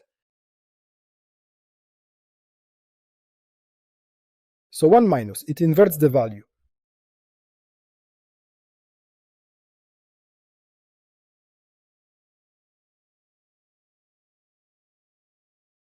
That's how he works, interestingly. And what we will talk about next is the step node. Until it needs to be removed, let's leave our gradient and show what a step is. Step, and here is the value. Now I will immediately show what it outputs. Everything is white, strange. If I start changing it, decrease it, it's also from 1 to 0, start decreasing it, then it cuts it off.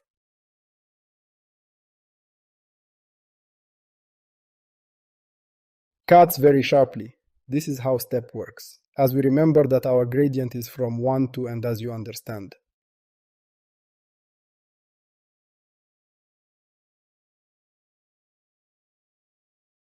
When we set a value and it then cuts according to this value, for example 0.5, it will be in the middle. 0.1 will be here. 0, it will be on the left side. It cuts in this sense.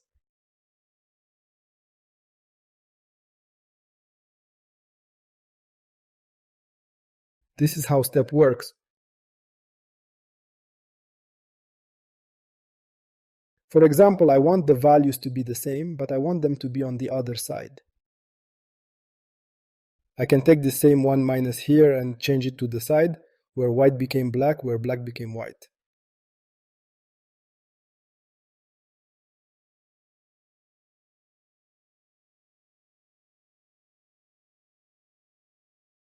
To change direction, I change the direction of the gradient itself, and the direction of the step processing changed. Interestingly, you can work with 1 minus together with step. All values are truncated. For example, you can take it for stylized effects.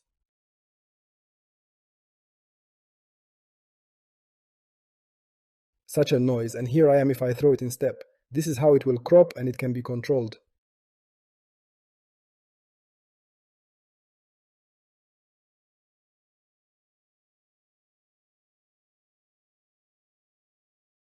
If I go beyond the limits, you see the result.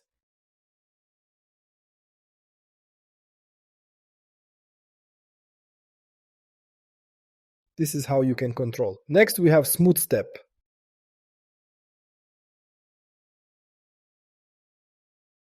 As you can understand from the name, this is the same step, only it is smoother.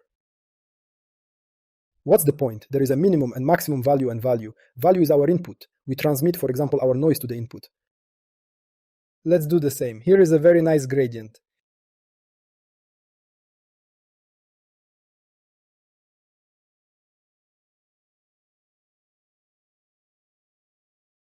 On a smooth gradient from UV to X coordinates, let's see values from 0 to 1. In principle, everything is okay. If I put the minimum in this direction, it seems to cut off. If I put the maximum in this direction, everything above the maximum, it made white. What can be done about it? For example, let's make a constant. Here you can immediately see how she looked in step. Let's throw the same at the entrance.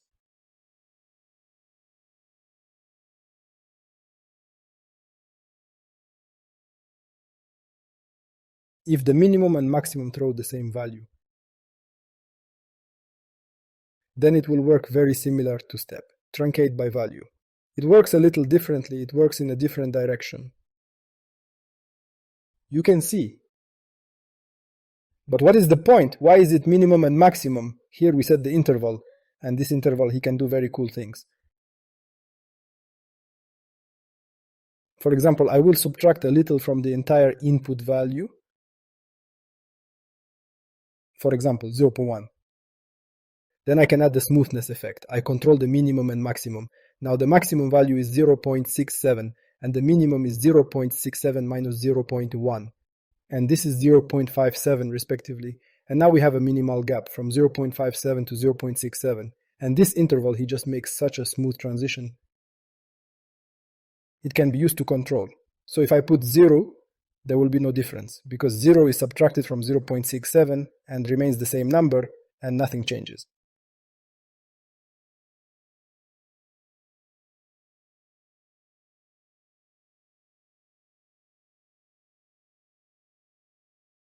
Here's how to control smoothness.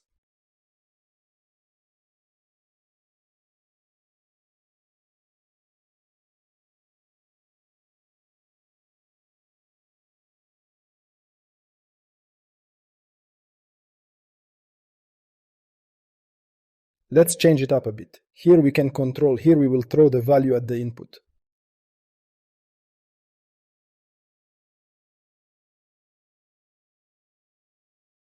It can be called value smoothness control as much as we want. If in 0, then it will not be smooth. Because it subtracts from the minimum, the interval changes. Very important here, just like I said, keep from 0 to 1 because it subtracts. This smoothness, we set it to 0.3, and we see that something is wrong now if we go out, if the value is less than 0.29. Something went wrong. Why? Because the minimum exceeded 0. We need to limit saturate, and now the smoothness is visible.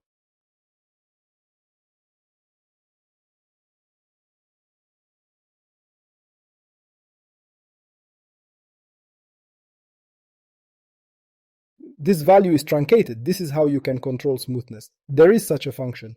Don't pay attention to it all. This is something terrible. Imagine that this value is smoothness, and here it shows us this gap, in this case 0.09.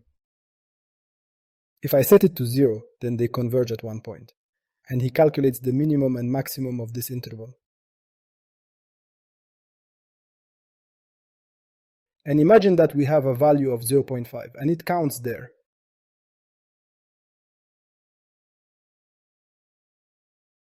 This is how smoothness works. We can control the smoothness of the transition. Step he immediately cuts sharply. And smooth step gives us the opportunity to control the result with the help of minimum and maximum values. If we subtract, we can gain various interesting options. If, for example, take another noise, or take, for example, a flare. Normal step. Well, let's take 1 minus to make it look the same as smoothness. He immediately cuts sharply. Smooth step we can control. The usual texture was like this.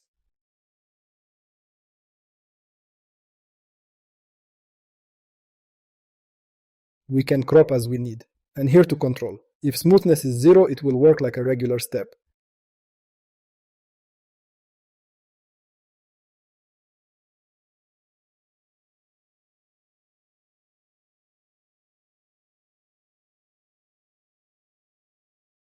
This is how step and smooth step work. Then we will consider the examples in more detail. Let's figure out why they are needed at all. It will be a cool example with him. And that's all. Thanks for viewing. We'll see you in the next videos. Bye bye.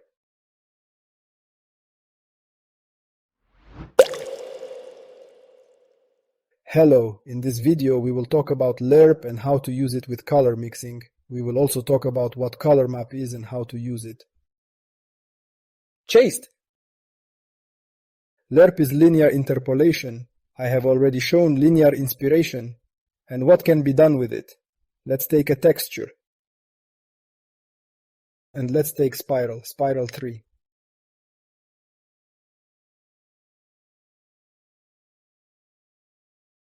By default, we paint it over.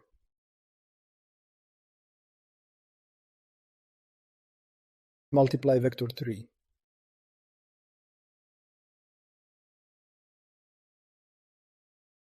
Constant, and here we choose color.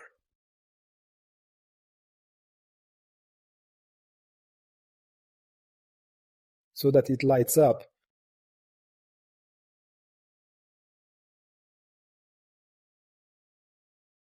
Increase value, brightness. Looks cool, but what else can you do? As I said, you can mix colors with lerp. We pass the color to the input.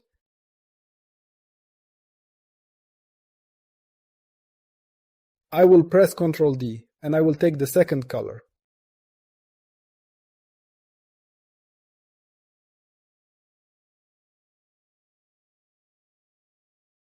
It is possible to use this alpha not to pass normal numbers, but to pass textures. Take the glow texture.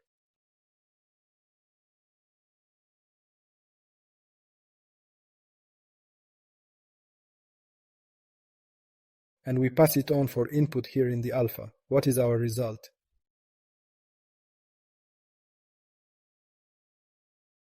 Where there is white, there will be pink. Where we have black, there will be blue.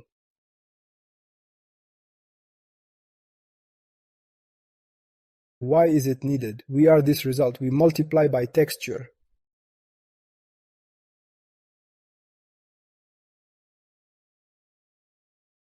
You can see the result. Let's try another texture.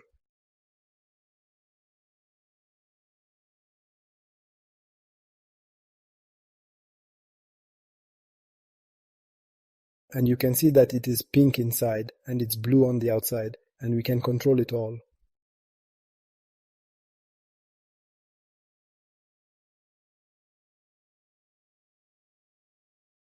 For example, we invert, and let's take 1 minus, invert it so that it is the opposite.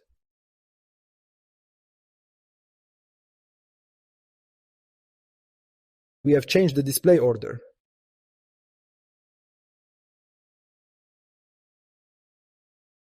If we take the texture coordinates, let's take only the R channel and pass it on for input into alpha.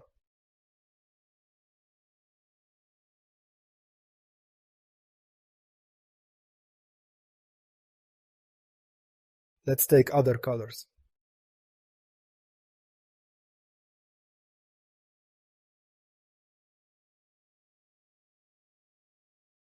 I will reduce the brightness. We have such a gradient.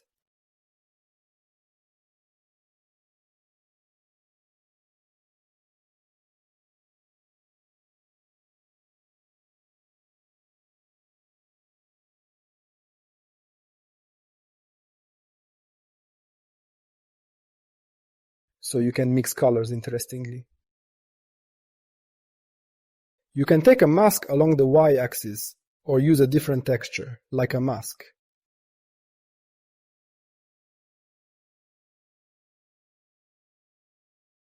It's fun to mix colors with lerp.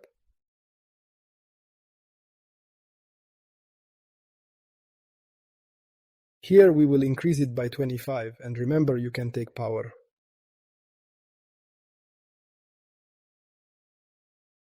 On the contrary, set it to 5 to increase it. You can mix interestingly. Take some texture or take some noise.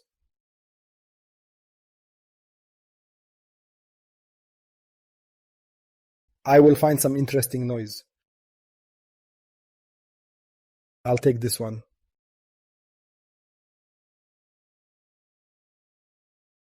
Now let's multiply to increase the timing.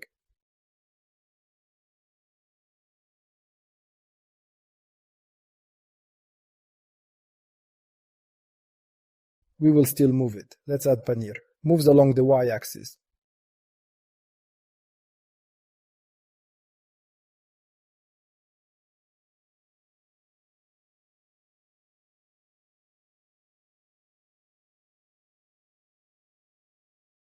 We'll move to the side.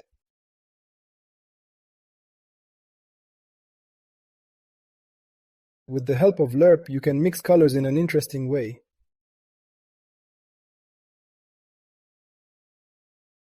Get interesting results.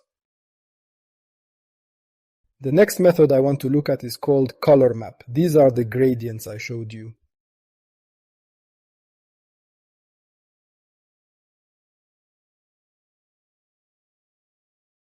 We take another texture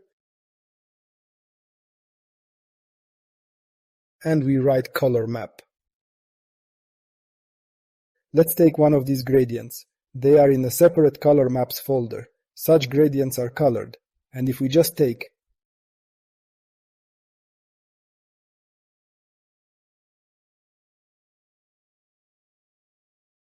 there is an interesting trick. If we transfer a black and white texture, we transfer the coordinates to the UV input, such a color gradient. Now we will throw black and white into transparency, and we will throw color into emission color. This will be our color. See the result. Depending on this gradient, the result changes.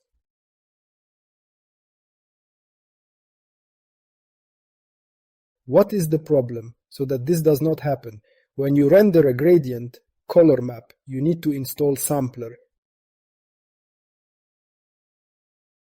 Sample source, right here, because it takes a value from 0 to 1. Take these two textures.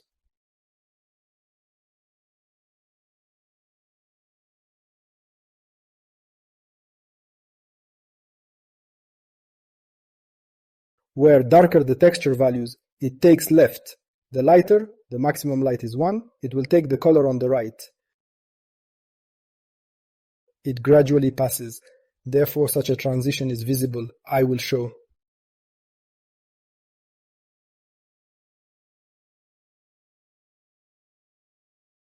Where it's lighter, here is this color, and where it is darker, this is the one, darker, blue.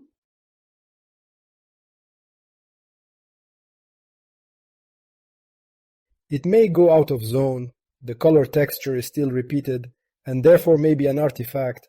What if this parameter is on? It starts to go out of zone. There are two options. Try to multiply by 0.99, reduce the gap, so that it is not from 0 to 1, but from 0 to 0.99. Or not to play with all this and limit it so that the gradient texture is not repeated. Here they are different.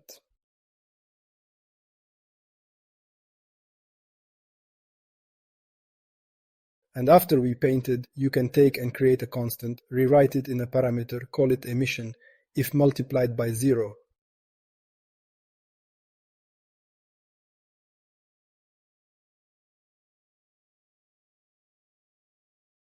It will be dark. You need 1. If you multiply by 1, they will be the same. And what are we doing now?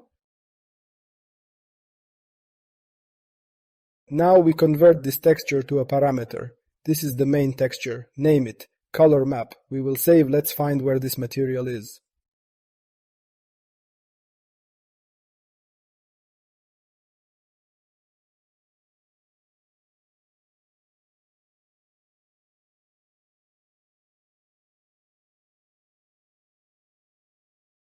Let's create a new instance. We call it correctly. Material instance. Let's create a plane. Where did it come from? Ctrl Z. We move Z, and we assign this instance material.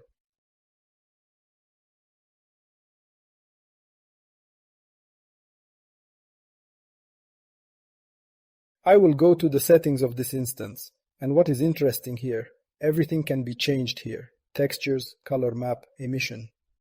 Emission at 15, a little overlighted, and we change the main texture, depending on the main texture.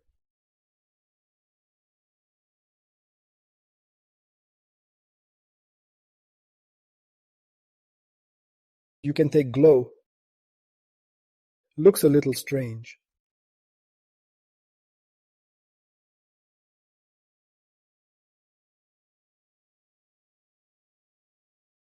This is glow, this artifact again, because when converted to a texture parameter to C, it blew up.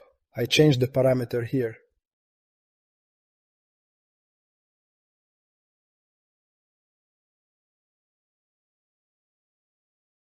This artifact is missing.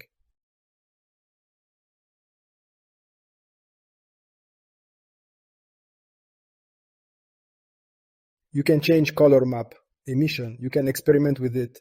Changing the color map changes the color. This is how it will look very nice.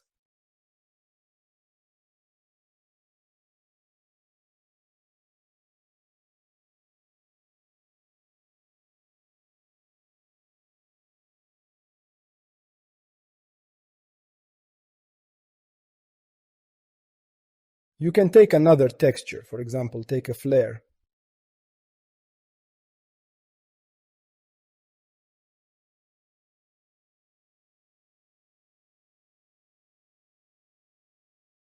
This is how you can get very interesting options.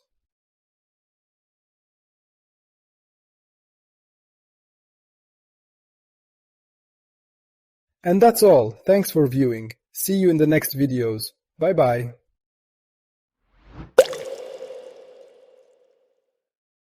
Greetings. Let's create a fire material using our knowledge of creating textures, 3D models and materials. When creating the fire material, we will need a fire texture. We will create it both in Photoshop and in Substance Designer in order to better understand how textures are created in both programs and what is the difference between them. Let's create a new file. 2048 by 2048, such settings. 16-bit, then we will convert it to 8-bit. Remember, when exporting, you need to convert to 8-bit. 16-bit will work better. You can see that I have such a thing. This is the plugin I bought. It is for color. It may be a little different for you. What do we need to create a fire texture? Let's create a fire texture, seamless, horizontally. I'm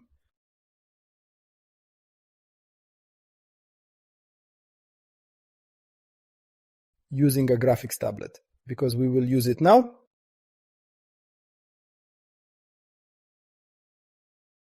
Now let's take a soft brush, such settings. Let's take the white bone and hold shift so that we have a straight line.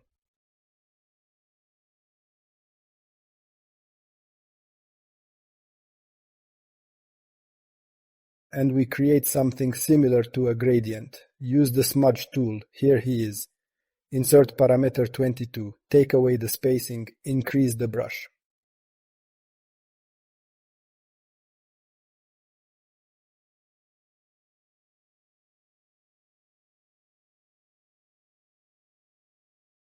Let's start setting the first silhouettes.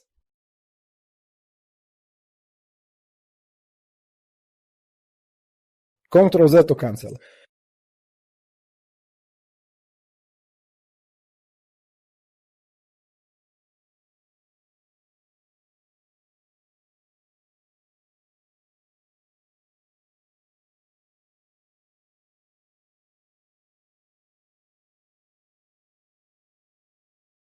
I will reduce the brush. Smudge tool forms such shapes.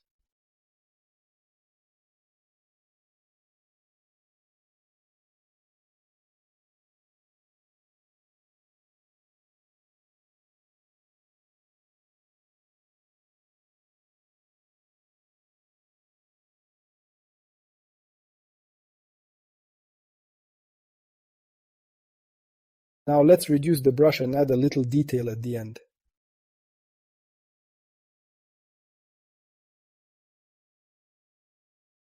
We will set spacing so that it works harder. Now we derive some basic forms. Let's increase the brush, but mainly now we will use only the smudge tool.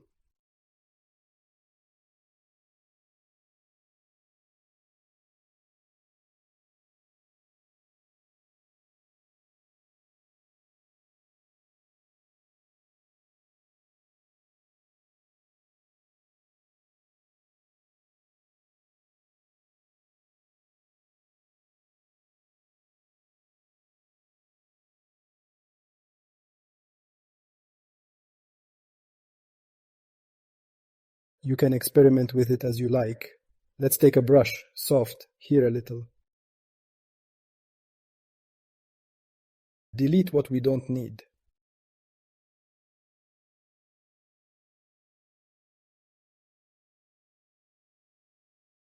We will also take the smudge tool, take away the spacing, and for example, we will display another such shape. For example, you can get one from here, hence one, Ctrl Z.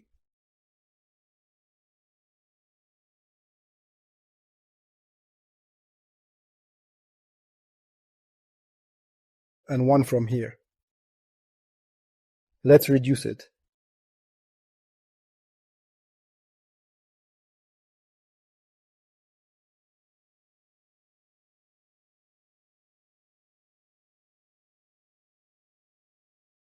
In principle, okay, let's take eraser. To add details, let's reduce the brush and start adding details.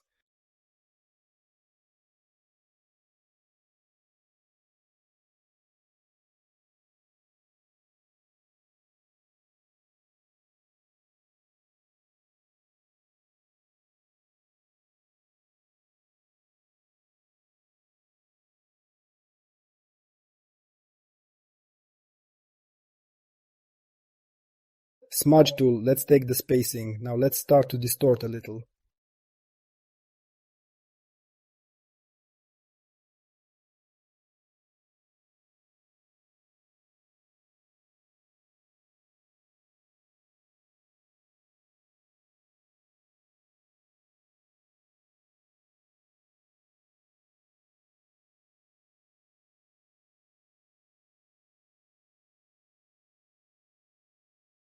This is how you can distort.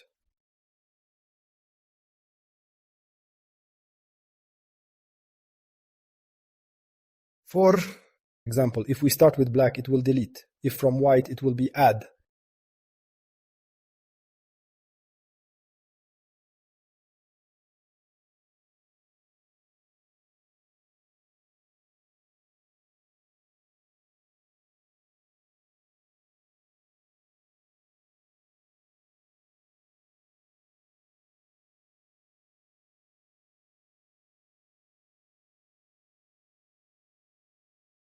I will delete a little here.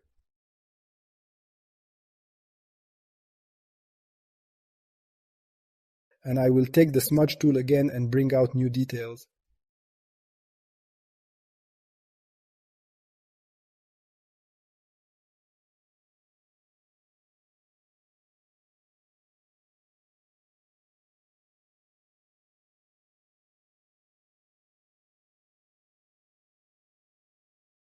There is something extra, I will delete it.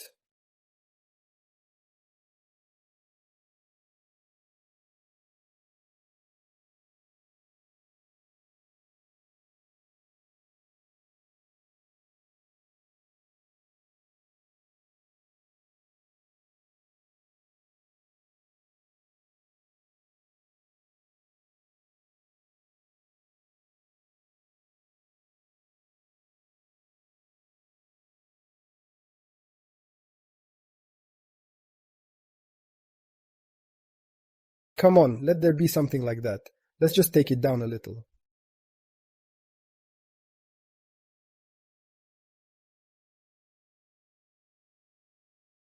I don't really like this shape.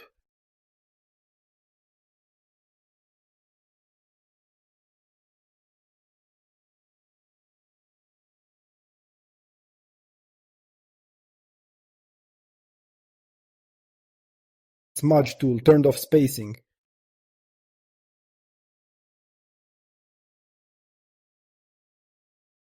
How to do in this way with white color, you can make it more saturated.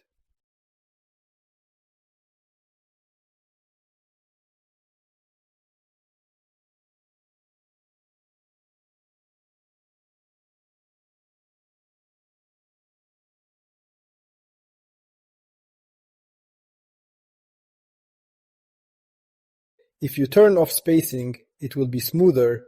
I will make the edges here.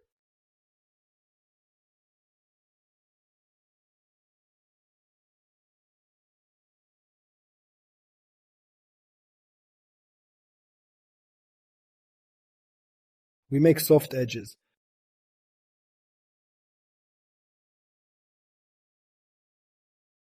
I will take the standard brush and paint a little from below.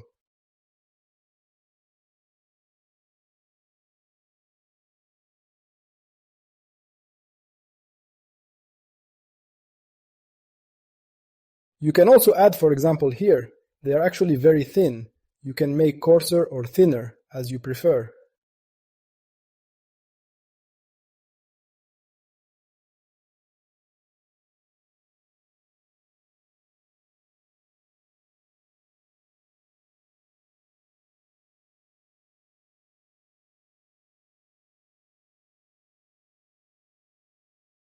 Let's do more detail here.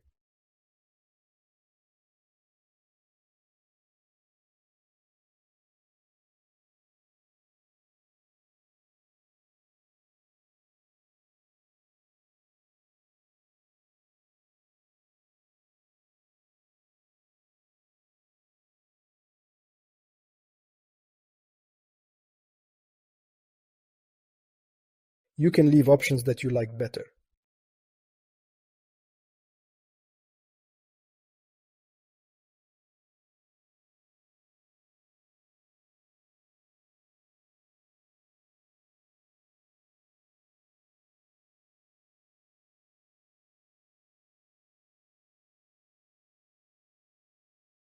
Let's leave this texture. But we need it to repeat horizontally, to see if it happens again.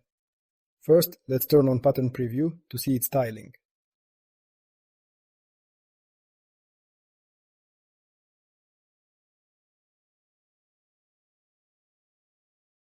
And we see there is an artifact here. To fix this, we need a filter.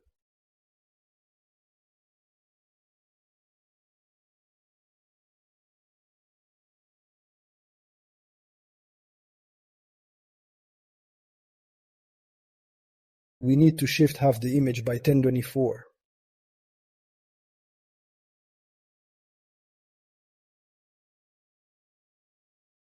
And we need to take the smudge tool and smear it. We smear this artifact. And now let's see how it repeats, whether without seams. There are no artifacts, everything is great. Here you can see how it repeats itself. You can turn off preview and see the result. Let the texture be like this.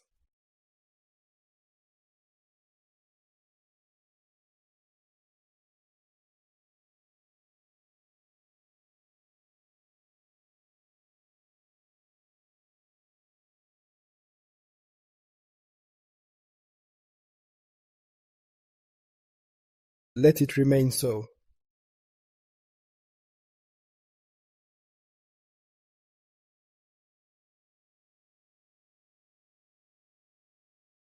Let's see if everything turned out well. Everything is super repeatable, without any seams. That's how we made such a fire texture.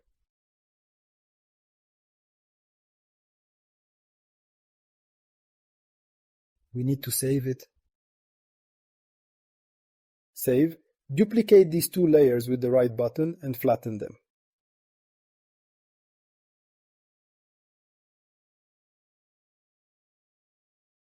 Now we have one layer, and we need, before saving, we have to change 16-bit to 8-bit. Done, click export. Export as. Here is our setup, 2048 by 2048. We will reduce it to 1024 by 1024. We will do twice as much.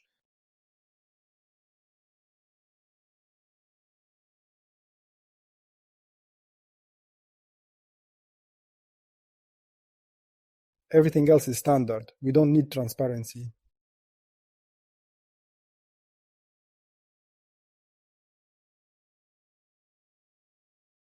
We keep the texture.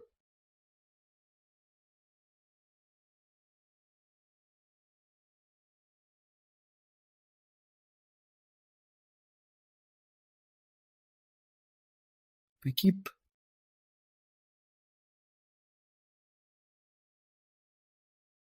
After that, you will be able to see such a result. In Photoshop we created. Next we go to Substance Designer. Now we are in Substance Designer, and now we will create the same texture, only in Substance Designer. New count empty. And these are the settings. Click OK. Here we see our empty graph. In Photoshop we started with a gradient, so let's create a gradient here as well.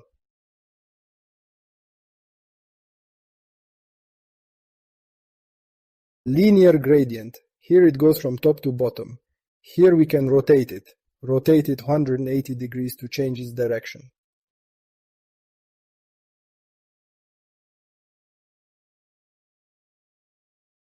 What we still need is the levels node to control it.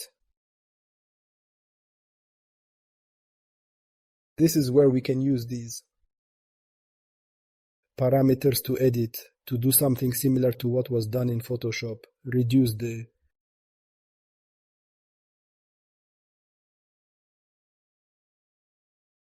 color limiter with levels.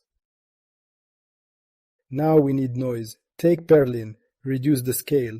Let's take blend, because we need to multiply it to get some similar silhouette.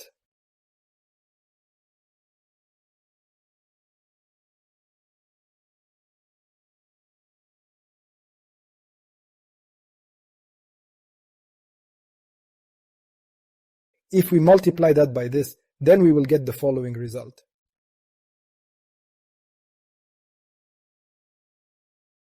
It multiplies.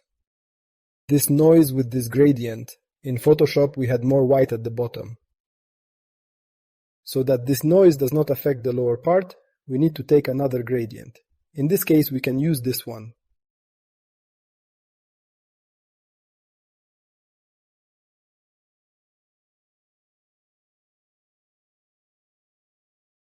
Transfer to input in opacity. What does opacity do? If we take, for example, shape. Let's take the disk. I will reduce it. And opacity controls where we want to blend.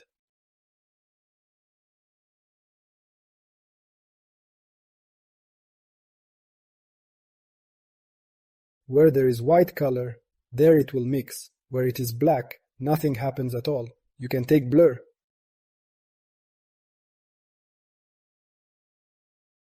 Opacity controls in which area the blending will take place. If there is no opacity, then it will blend everywhere. And if we cast, for example, a texture, then with the help of opacity we can control where we want to mix.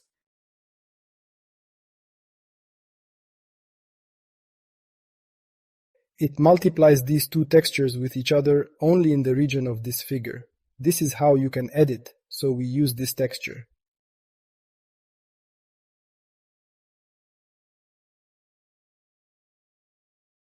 But look, if we throw it here, it will, on the contrary, mix the lower one. Where there is white, there it will mix. 0 is on top and it smoothly goes to 1.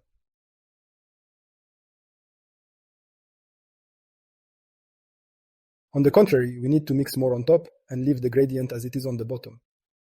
We take, invert this texture, and at the bottom we have the opposite 0. And the higher we go, the greater the value becomes. We throw here. Super, you can see from below, the gradient remained as it is. The higher we go, the more it affects.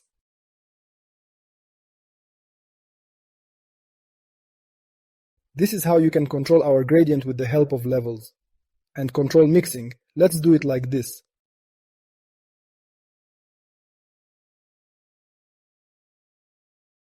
Now we need to add distortion to our texture so that it does not look monotonous, and for this we will add directional warp.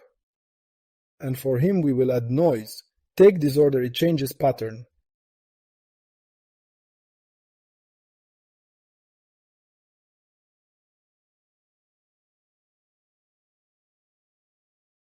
Directional warp, twist the value so that it is larger. Let's take the value 36. The angle cannot be changed, therefore it will break the texture.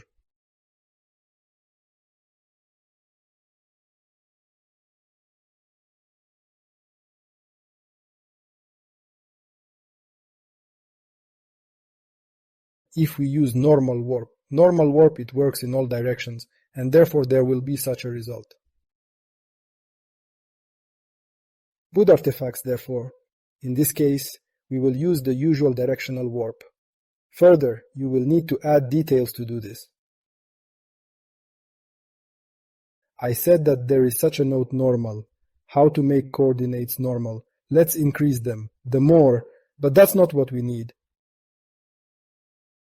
That is, in this context, it is used simply to add detail. That's the trick. Own designer. Create smooth to reveal a normal white texture from the map. And what do? We will take, mix them, blend, C plus C, and now we will reselect different mixing modes. 1, 2, 3, 4. And the result will hang. It suits us. I love how the overlay looks. And we will leave it. This is an overlay. This is an overlay.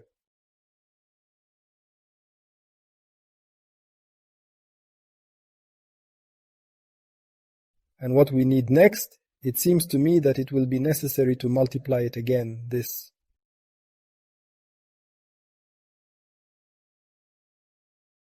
Overlay. Overlay, what does he do? It's the same multiplate that it does. If you take the multiplate, it's darker, then it multiplies but darker, and the overlay, it makes it so lighter with the blending. And here we will already take the multiplate to make some of the frames darker. That's how it was. It was multiplied once again. Only this look on this, and something darker is needed. Yes, in principle it is cool, only I would like to add some details. And to add all the detail, there's a cool key that I've already shown through the slow blur. We invert, throw blur here everything is okay, let's leave only silence for now and throw it in slow. And that's how intensity sample are twisted here. The more the essence can be controlled, how it will look due to the intensity of our blur. And what we're going to do is blend the results of that slow to add that kind of interesting detail. The mix. As if they can be added, but it is better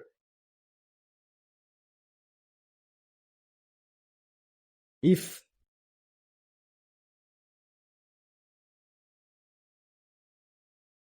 we add them as if.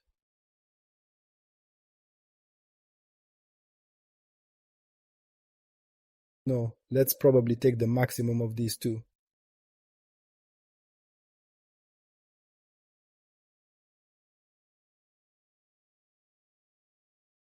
Of course, it is significant. There is a certain styling problem. Left after we took slow blur. Now I will explain. After inverting, we still blurred, and essentially this blurring begins to repeat itself. That is, he does not stand still. If we now take away the styling completely, then it can, I should press. In principle, everything is okay. It just for sure may not be okay. Now let's see. Yes. The creature, by the way, can be seen to be an artifact. We can move, so it is clearly visible there is an artifact. And so that it does not exist, we need to style only horizontally. That is vertically, so that it does not stagnate. That is because it goes beyond blur. That is, this texture does not work. And with blur, now it is. The version with a blur that is stable. That is, it is repeated horizontally and vertically. Here we see that it is important that such a streak occurs. These two are gone. That is, it only repeats itself horizontally and vertically if you look at it. No, but this one is horizontal and vertical. Therefore, it is important when we come to his slope. We would transfer to this option, then this would be the artifact, i.e. Therefore, it is also necessary to follow and watch. And now after mixing it was like that. It became something like that, more interesting.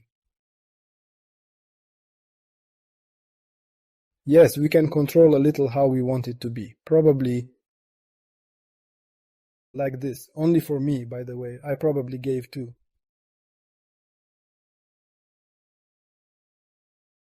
Much scale here, that's it.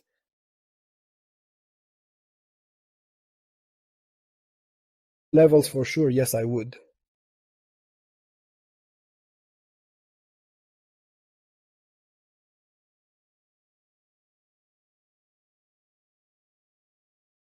This is how we can slightly modify the parameters and get different results.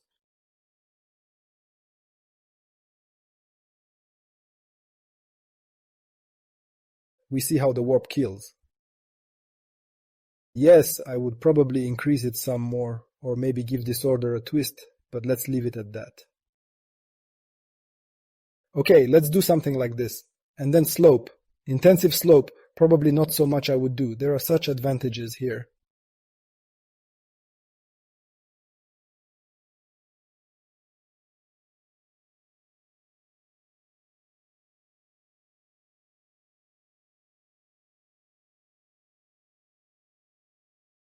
Plus like this. Well, let's something like this.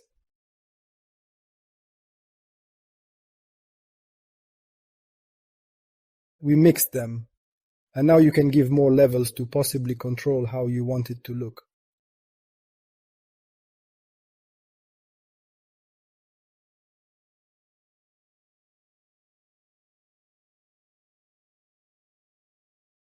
Let's see. Or let's not take it away. It's a little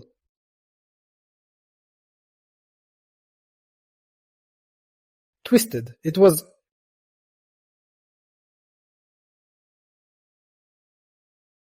not visible here. So let's try. Also,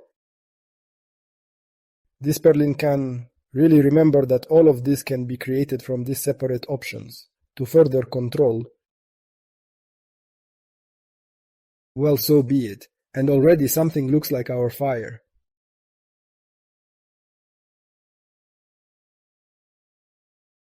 Let us also check how it will look. Let's take gradient map. Let's take the gradient editor. Yes, and these are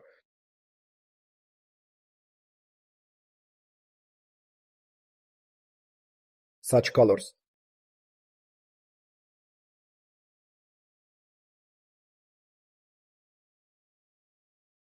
Now watch. Looks like fire? I think it is quite similar. This is what happens to us. and so seamless. We got the fire, just to test what this color looks like. Interesting, you designers actually remember that there is such a feature with black.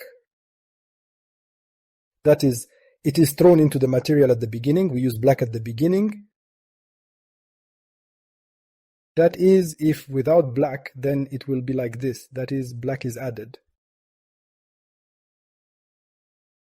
That's it, and now let's wait for the result. We got it, you can play with the values, for example, you can also take this noise, which we multiply with our gradient.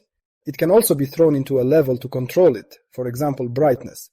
And of course, in relation to this, the output result will also be controlled. That is, you can play with.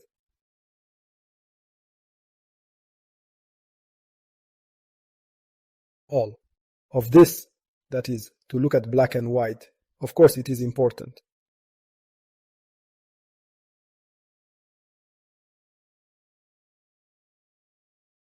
Well, like how it was by default, that is, I will leave it as it is, well, let it be where it is, and that's it.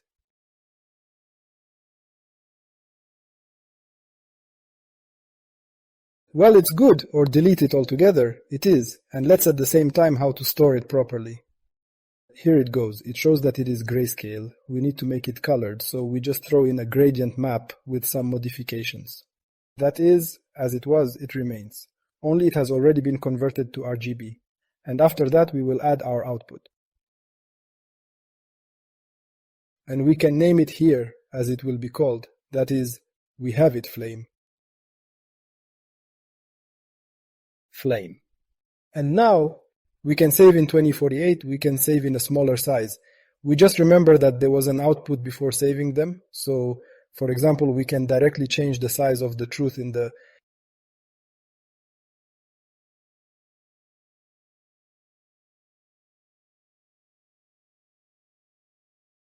gradient map and preferably the output format. It now shows that it is 16 bits, that's 16. We need to put yes, no, no, no, this is a carpet interlay. So decrement, and we need to put the absolute here so that it is 8-bit. And that's all, great. Empty Z16. Both were converted to 8-bit so that everything was preserved. And already here it is invested in the Explorer, right mouse button. Export output from bitmap. And here we have our output flame, which is called path format, how it will be called there. And we need to select color space sRGB. This is the path here if we click export. And it's okay to save. And we look at the result. We have such a restrained result from our own designers.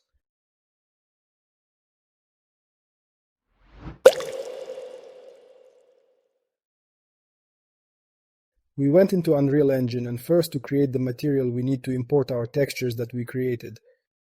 Let's go to the corresponding folder with textures and let's drop it in the shapes folder or maybe in others, as is more convenient for you. I will throw in shapes. I drag these textures and here they are imported to me. The first and the second from Photoshop and Substance Designer.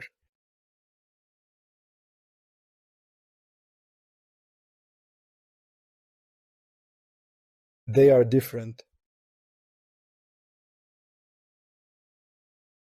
Let's save in BC7 to improve the result.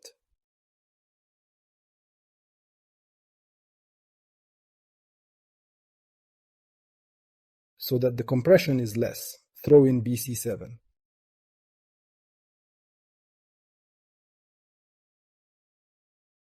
It immediately dropped into sRGB.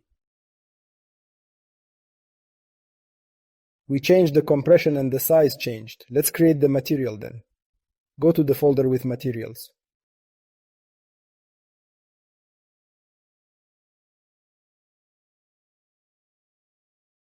We call him Flame.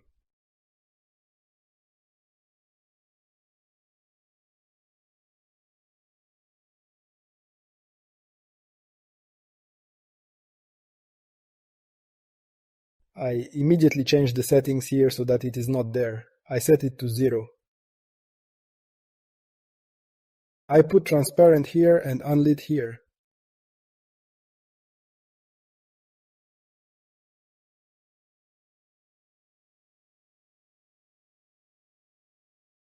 And that's how you drag or create a texture object, and you can find it right here.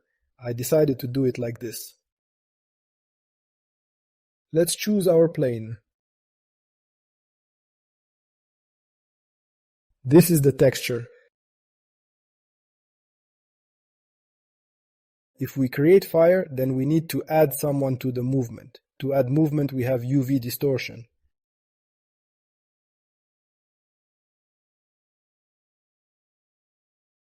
This is the first thing we mention. And let's add UV distortion. Add texture. Press T, the left mouse button. And let's choose some noise. Let's choose some noise. What do we have that is so interesting?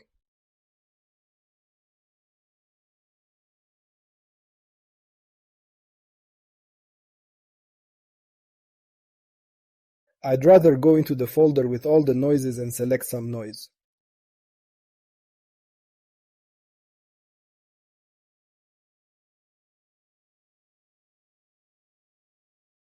Here is this one. Let's take this one, throw it away. And let's immediately call everything correctly. What will we have?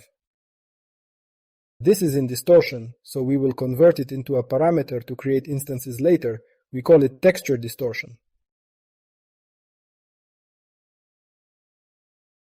We have the UV coordinates. We add to them to offset them relative to this noise, and pass to the texture sample to input the UV coordinates.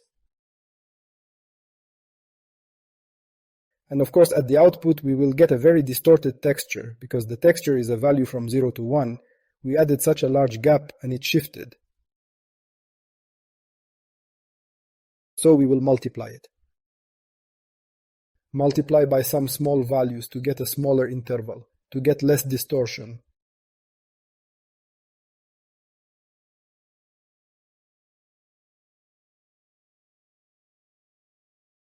We need something small, like this. Well, let's manage it as a parameter. We press S. It created a fractional parameter for us. And let's call it distortion influence.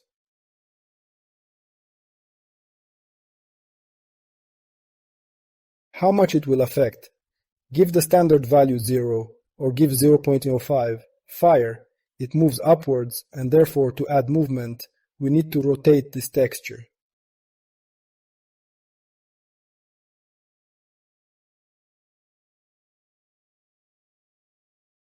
The distortion texture itself, well, we can do it.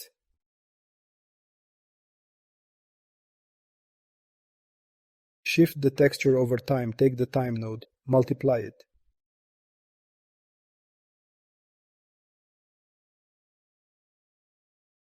Now it will move both x and y at the same speed, and to control this, we pass the vector 2, x and y. If we want an offset along the x-axis, for example to the left, depending on how big the values are, it will shift the texture accordingly. We added some movement. But let me show you another method. This is our panner. I have already shown this node. You can take and drop the texture coordinates here. There is time right away, and here you can control it, how it will spin. For example, I want to scale something with a texture. I will multiply. You can immediately create vector 4, as we remember that each value can be used separately. Now I'll show you a trick. We will convert it to a parameter. If we translate a parameter, we call it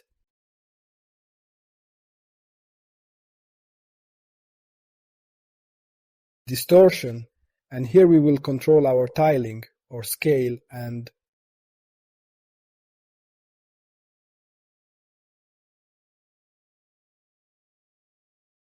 scroll or speed. We will adjust x and y.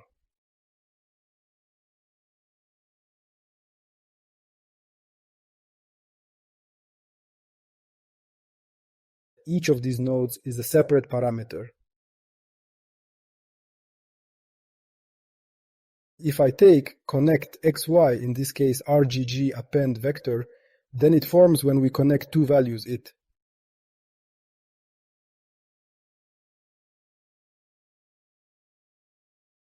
Forms vector 2, and we can transfer it to this multiply to control. According to the standard, we will put 1, and here we also create, take and transfer it into speed.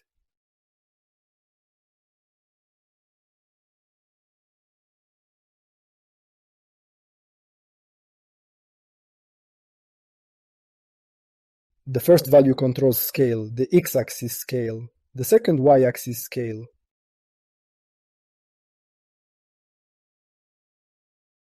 Third, this is our speed along the x-axis.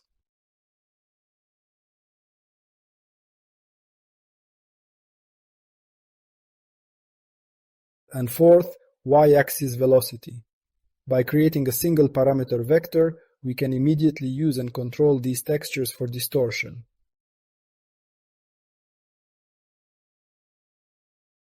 Control its scale and scrolling speed.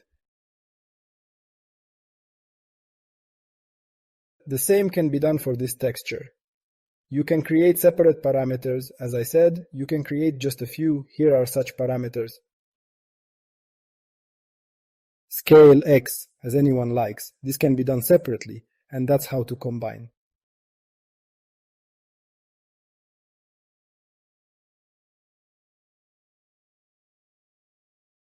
But now we will create it like this. Let's set a standard value here. It will be 0.5. Do a scale. Do it by X.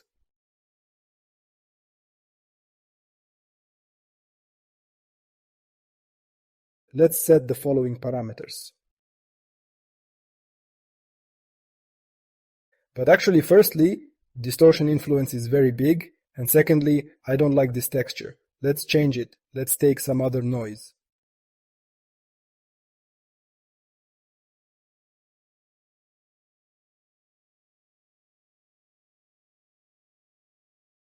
Maybe try some Perlin.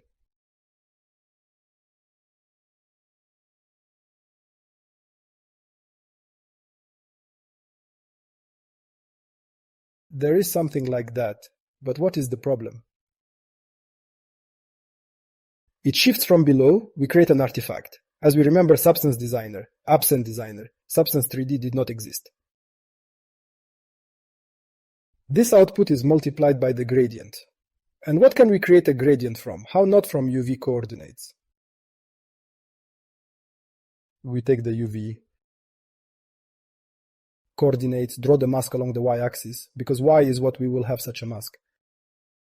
Only we need to invert it. 1 minus invert. Super.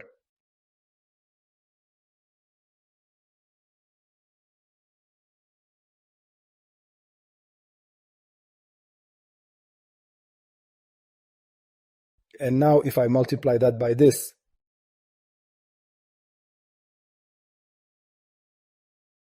and increase the distortion influence,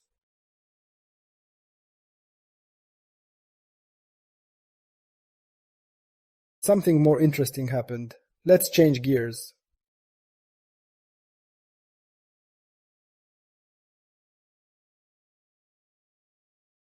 Something cool happened. This noise multiplied with this gradient.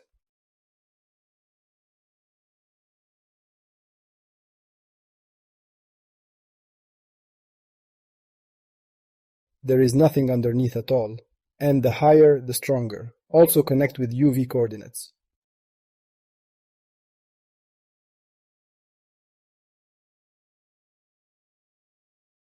Nothing moves from below. The higher, the stronger. That's how cool you can control.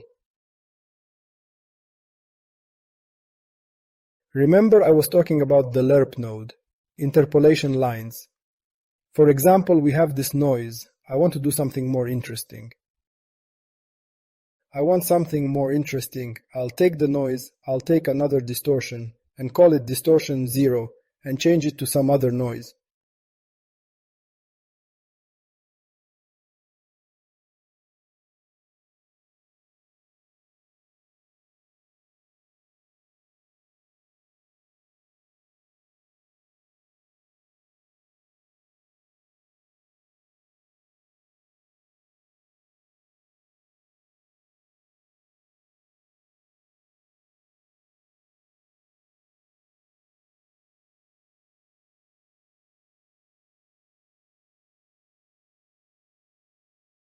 Let me mix between these two noises.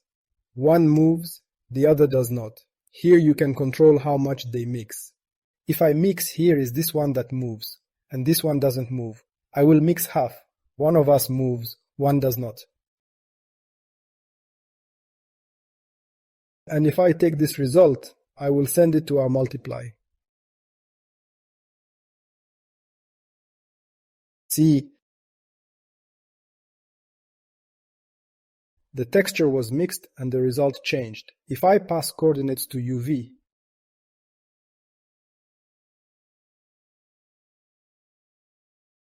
I can control create, for example, another parameter, call it distortion, how I want to blend our textures, or more the first or the second. They are now half. For example, default will be 0.5, it will always be half. But here it can be controlled. Make caution from 0 to 1.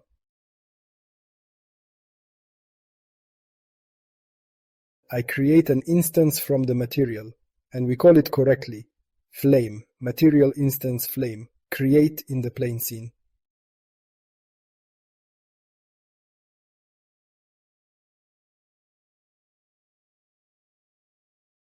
Let me turn it over 90.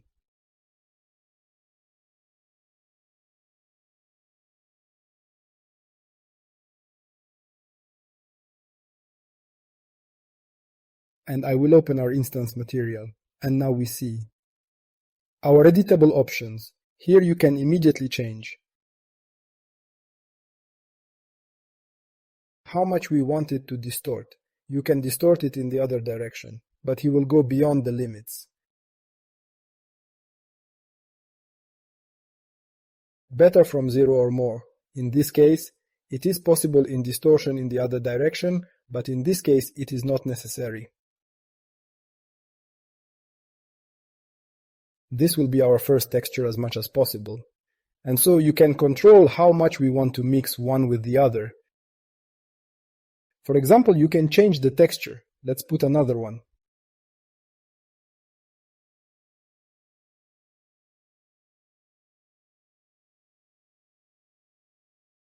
You can experiment with noises.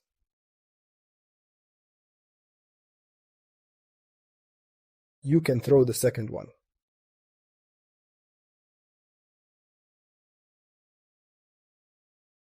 I like the other better.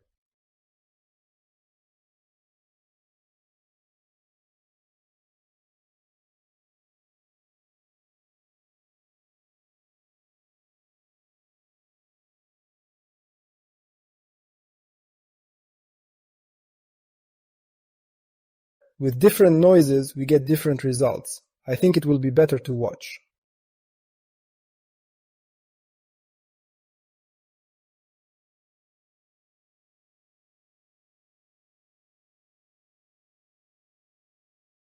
Here you can also control our distortion, how fast it will spin. We remember all the significant ones.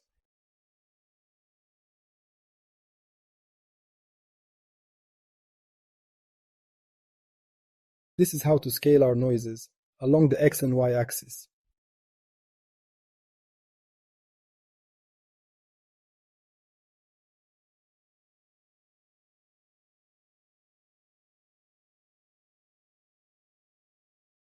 You can twist these parameters and see. With distortion, we added a little movement.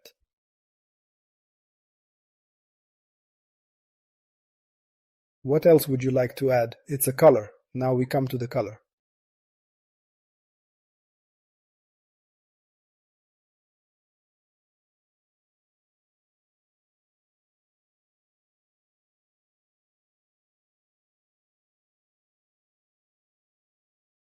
This will be called texture main, or texture flame as you like.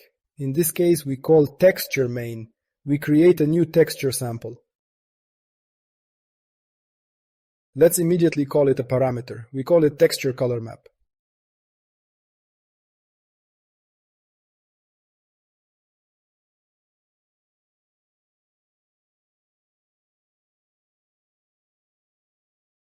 Well, let's do this. Transfer to UV, and we remember that it is necessary to immediately change to clamp, so that there are no artifacts.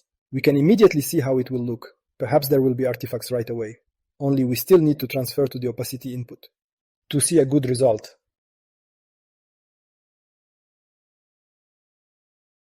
Let's put clamp right away, so that there are no artifacts immediately. Maybe it's visible here, but they will be. And now let's create another parameter to control the brightness.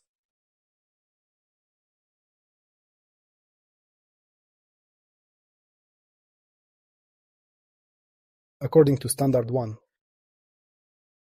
To see what it looks like, multiply by 15 to be stronger. 1 according to the standard. We save. Let's move on.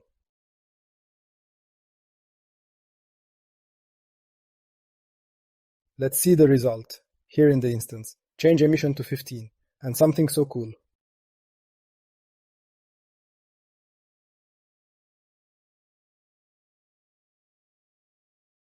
We are already seeing some results. You can immediately change the texture. You can change to what you had before. What we drew in Photoshop, and we already see something cool. Such a cool result.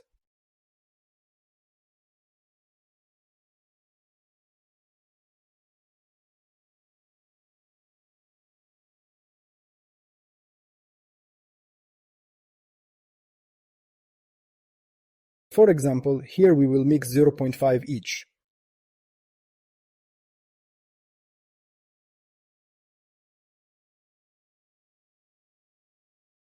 Here you can immediately change our color map, set different colors. You can do something like this, as you like.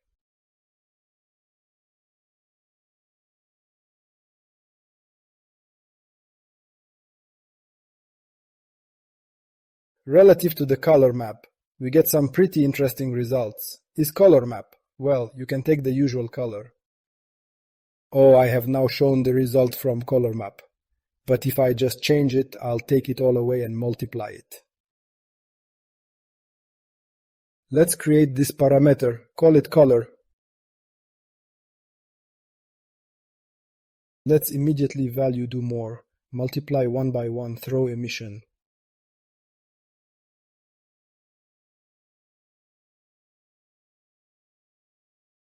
Here we can already control.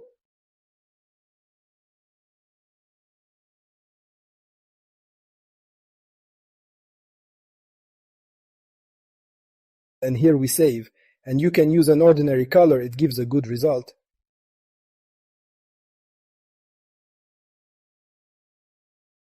Here you can change the color.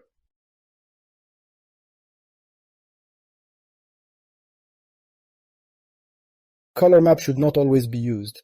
Often you can take one color. You will see in the examples.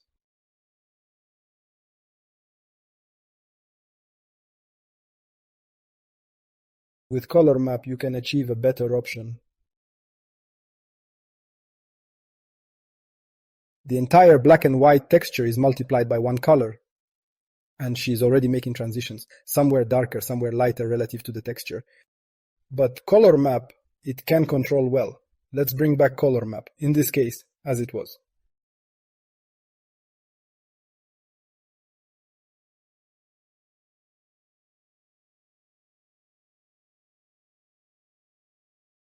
Visit our instance. Select the default texture.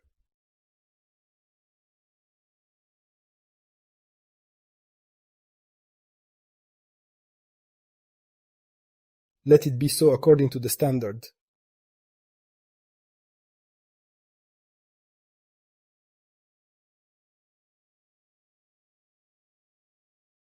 Adjust the value. What else I would like to show? The fire looks strange on the plane, not like fire.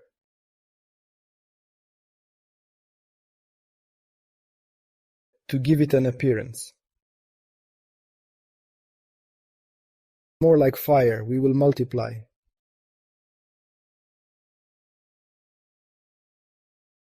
Our output of this texture, on the mask, onto another black and white texture, we call her texture. This will be a mask. And we will use flame mask. Black and white texture, very low expansion, glow.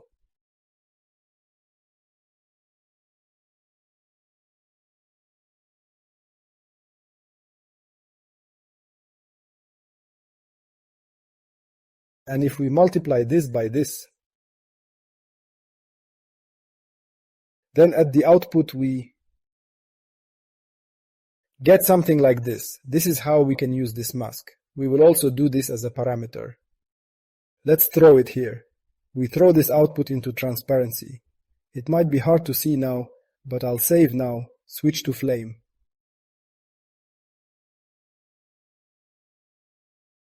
I'll tweak the emission a little because it multiplied by the mask, and now it is already clear that it is already more like fire.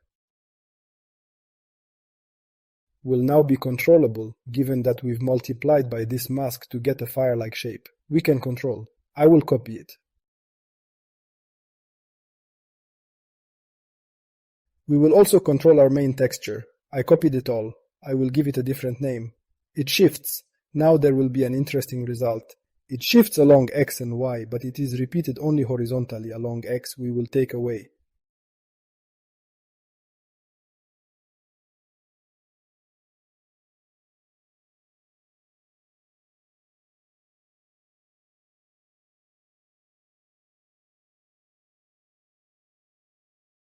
So that it does not mix. It will be shifted along the X-axis, then multiplied by the mask.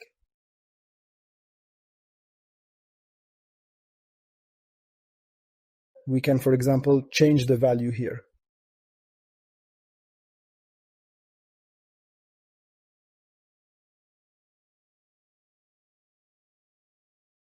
Tailing along the X-axis. Let's go by standard. We will leave 1 and then we can change.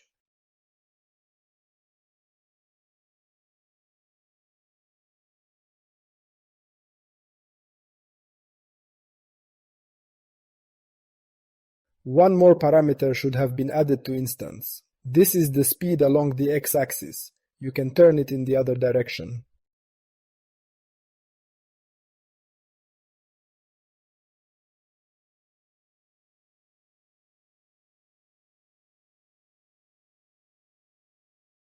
For example, I would not want to spin it. Increasing the distortion influence.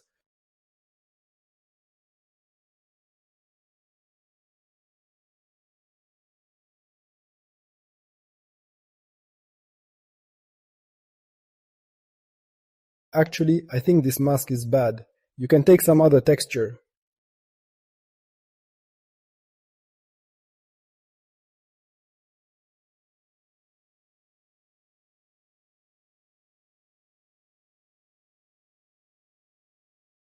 Depending on the mask, we will get different results. If I cast another, the result will be different.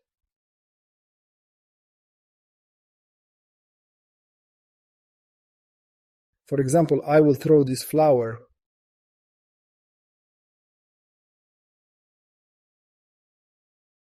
It all depends on our mask.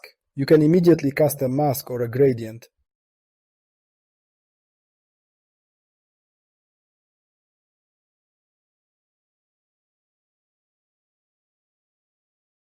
And the mask is necessary so that it does not repeat itself. I don't want the mask to repeat itself.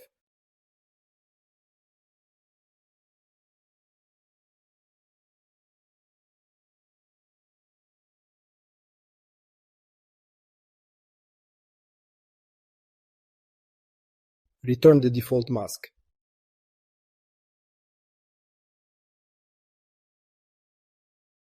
Already received something similar to flame. And now you can control. For example, we can add power to the mask itself. Add mask, name him.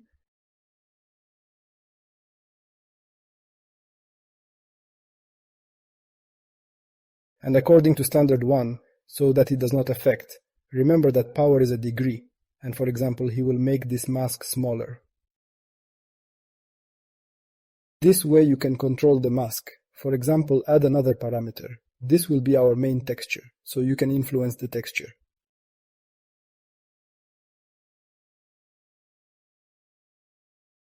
You can also take a degree for this, for example. To control it, increase or decrease, you can add smooth step to control it.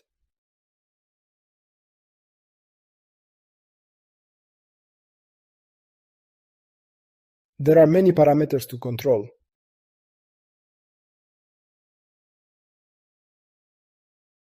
Let's start with the mask. Let's start setting a higher degree. It affects the mask.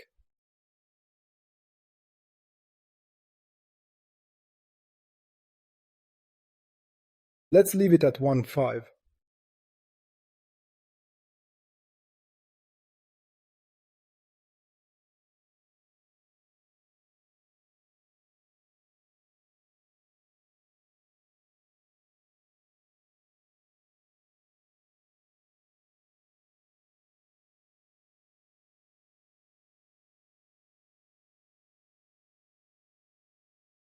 I will leave 2.5. This is where you can change our distortion.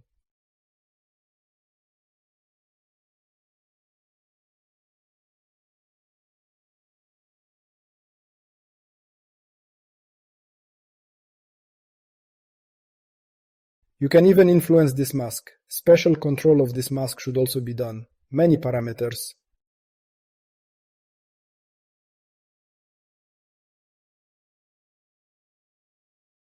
For example, you can pick up this mask, multiply it to a white texture, white square, and we will have the same result as before. We are approaching to see how it will look on different 3D objects.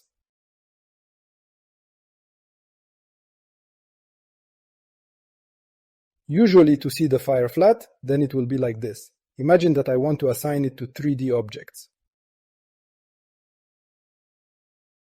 Because fire can be created in different ways. For example, then we will simulate it in special programs. Create frame-by-frame animations for fire.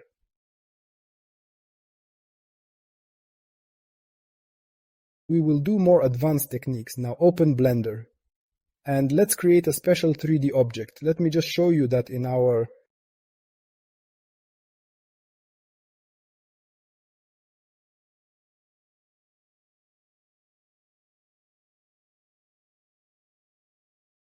project we have different 3D objects, how it will look on fire on various 3D objects.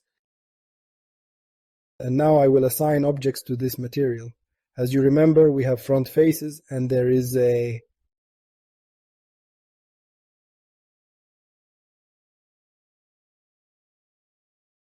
display mode so that there are two sides. We have it two-sided, but there is one problem. He looks like this now.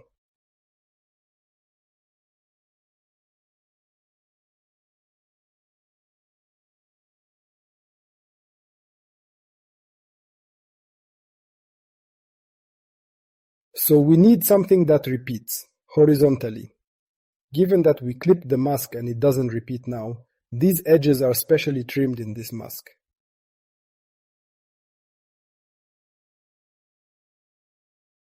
We multiply by the white square so that it connects, so that it was like a square. And now look! Everything is great.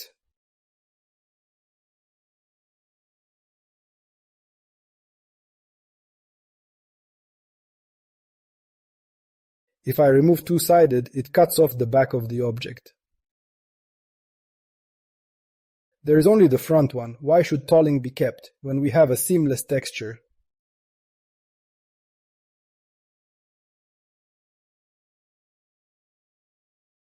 And when we have a seamless texture, we always need to keep a whole number. Now I have indicated 2.5. It is not a whole number. You can see, here is an artifact. If I change to 2, he is not there. The main thing is to change it to a whole number. It all works very well. By changing the tolling, we influence and get an interesting result.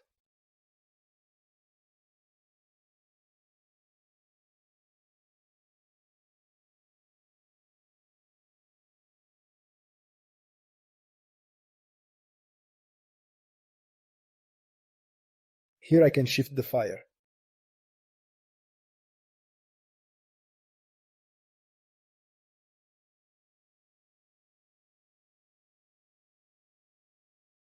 I will take it along the y-axis. It spins. Small values.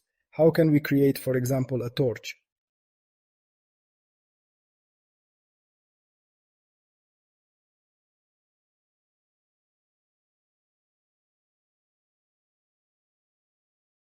Let's think about what we need for a torch.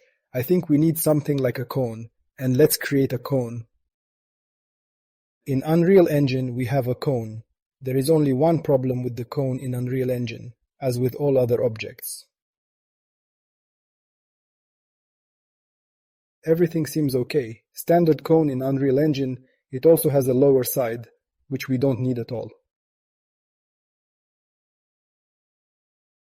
Here you can open our UV scanner. It does not suit us. We don't need that bottom side because it doesn't look good on it.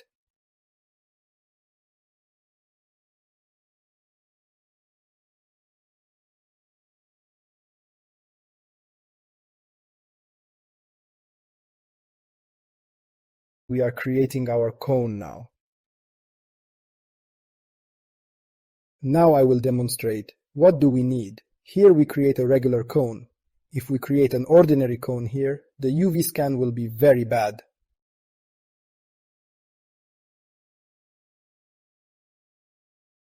We need something different. Transfer to object mode.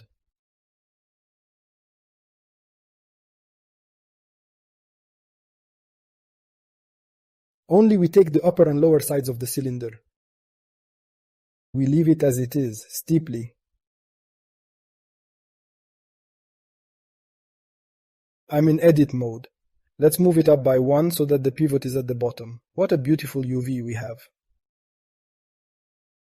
Click here to see. To create a cone, hold Alt, press S0. Scale everything to 1 point.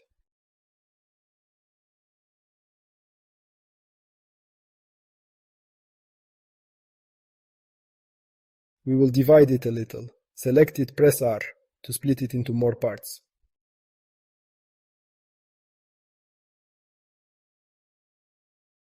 I will explain why later.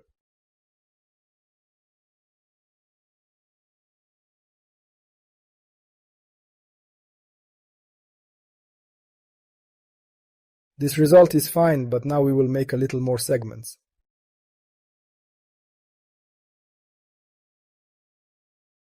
Ctrl R, rotate the mouse wheel. We divide it into parts. Then right-click to cancel. You can choose the number of cuts. Let's choose 8. Made more vertices. Created more geometry. Now it looks like this. We will switch to object mode. And with the right mouse button shade smooth to make it smooth.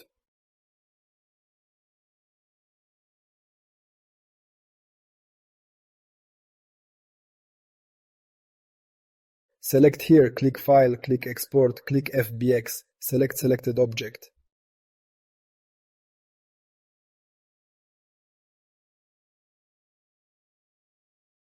Let's call it right.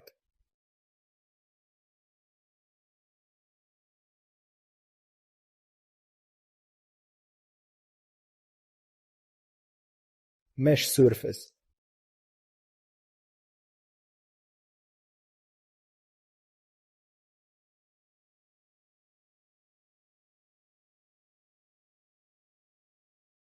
Export. Let's go back to Unreal Engine, go to the folder where we have 3D objects, and drag our object.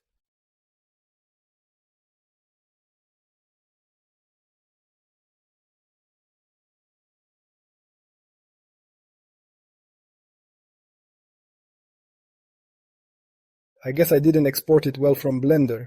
I probably didn't choose him. Export, FBX.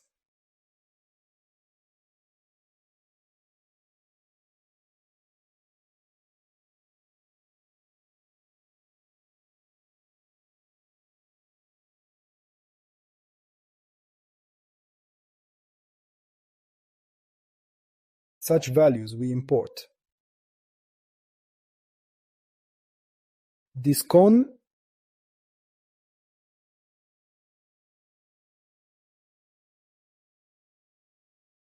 UV coordinates as needed square. The scene must be saved. We throw it into the scene. It now has normal material.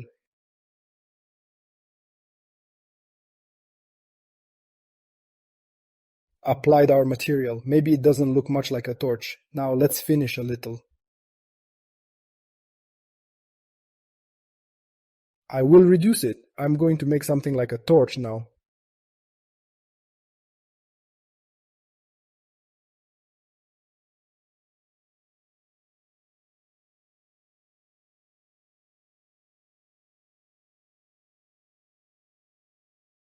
Create a cube, zoom it out, and find some black material. This will be our base of the torch, the stick.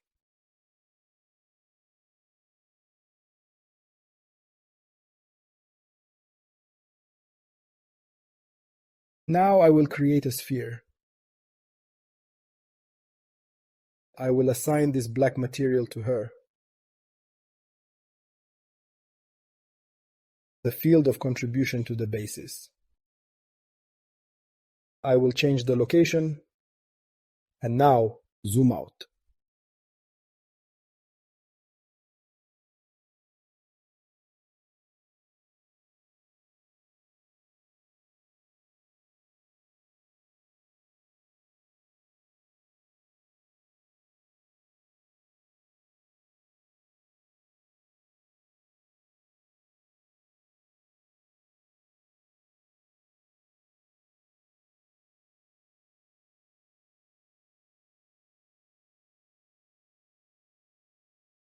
It will be like that. I'm just showing it for demonstration, so you understand how you can work with it.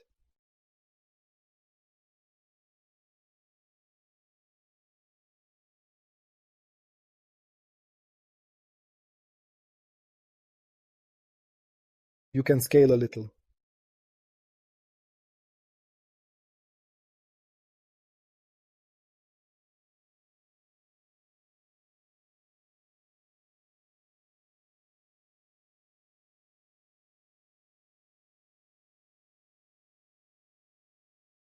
Something like a torch. Here is our fire.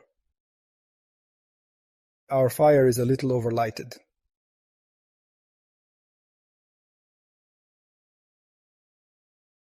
You can reduce the emission a little.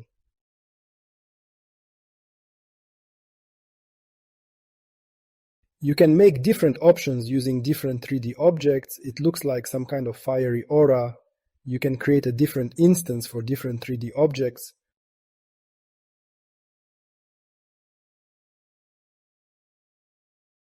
I will repeat, it was correctly renamed. Let's change the color.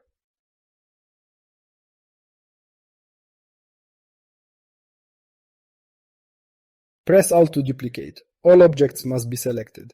The material is the same, but different instances and 3D objects.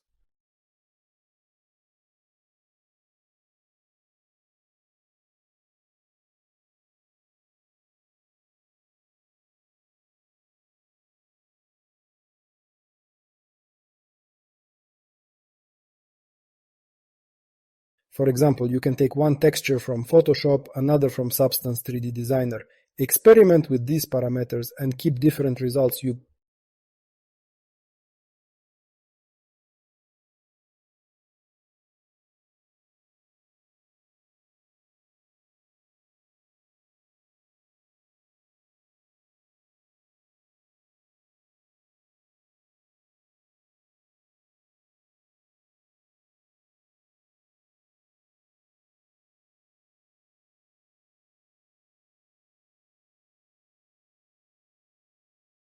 can still add many different parameters.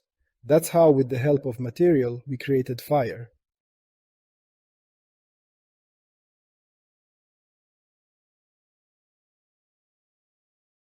Thanks for viewing. See you in the next video. Greetings! In this video we'll learn how to manipulate geometry vertices in a material. Chased! Each geometry has its vertices, and the shader has the ability to change their position. For example, we will take the material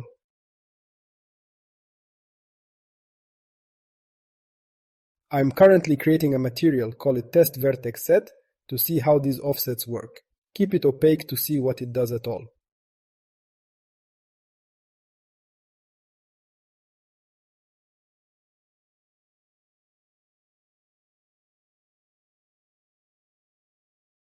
To offset, the node is called world position offset.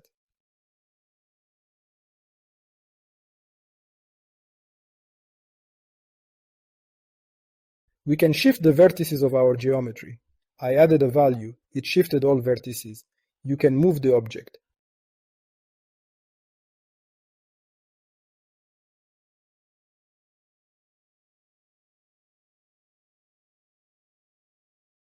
World position of set takes vector 3. If we cell vector 1, it shifts by 3 coordinates at once. I can move the object along the x-axis.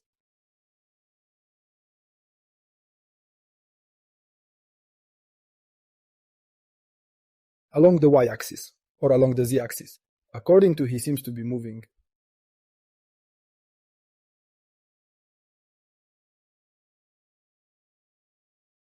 If we can cast to a number input, we can also cast to a texture input. Let's take the noise. Purling.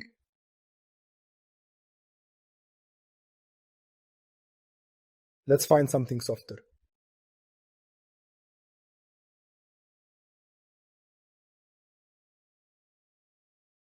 Well, let's let this type. Let's move it to the world position set. Now it has shifted a little, because the texture is the same value. In order to shift more, let's multiply by some values. The larger the value, the more the vertices will shift, and in this case they shift along all 3 axes.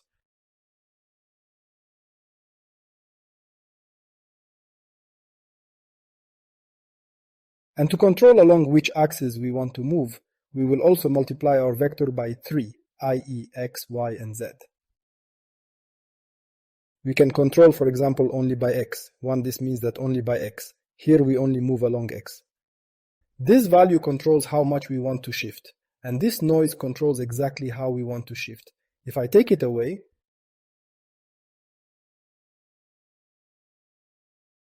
we can move the textures. And let's add panel for movement. And what will happen if we move the texture?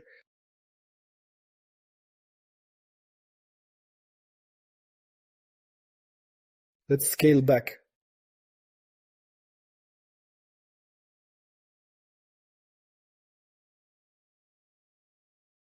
Now it only moves in X. Let's just do Z. Our texture is moving along the X and Y axis.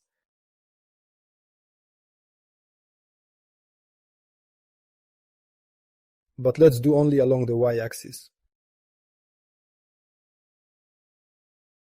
You can see how our vertices move. If the 3D object had few vertices, then the displacement accordingly could be bad.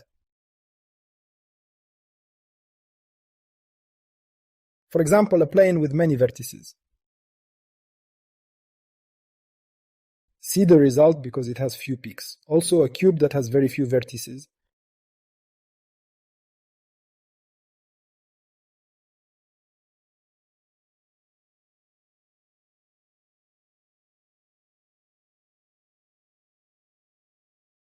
I will take as an example our cylinder, or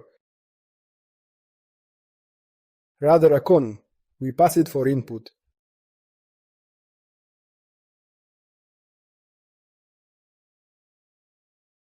Into the display. Now we see how it stops move. If you create a cone where there are far fewer vertices,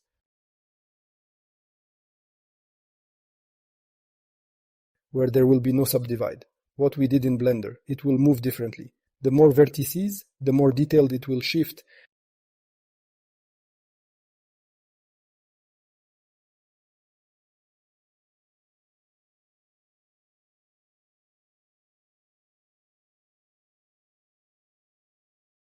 Now our 3D object seems to be moving only along the Z coordinate.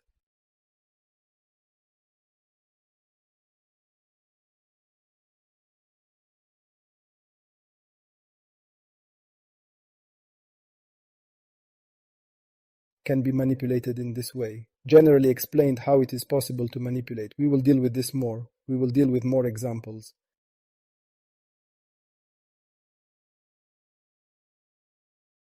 I will copy it all and will transfer to our main material with our flame.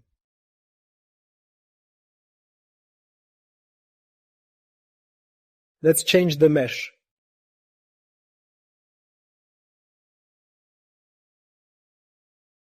He disappeared for some reason.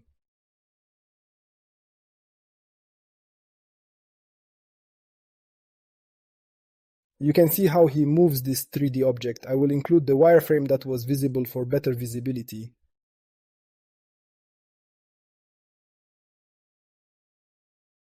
We see how the geometry shifts. It looks strange, so there are few peaks here.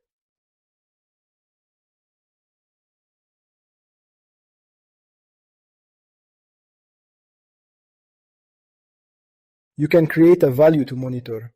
You can control the speed of our noise and the texture, but let's create.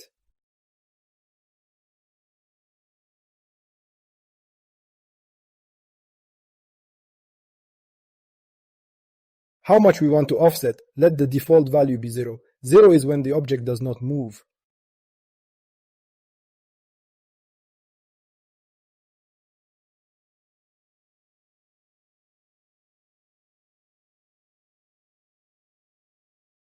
For example, here we want to move the vertices.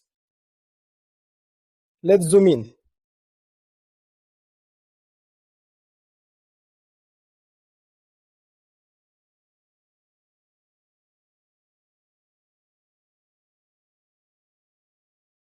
For example, I want to shift only along the nth z-axis.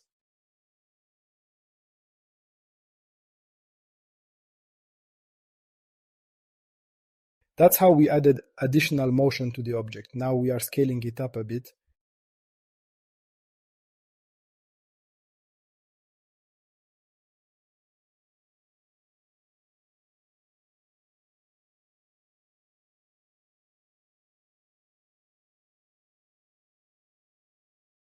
To create the illusion of still movement. But it's not an illusion, it's actually moving.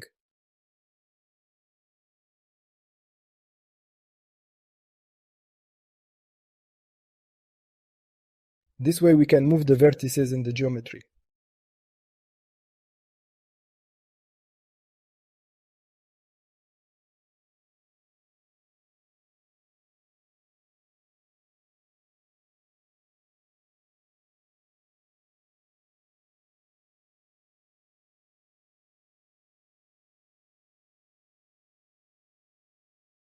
What else would I like to explain?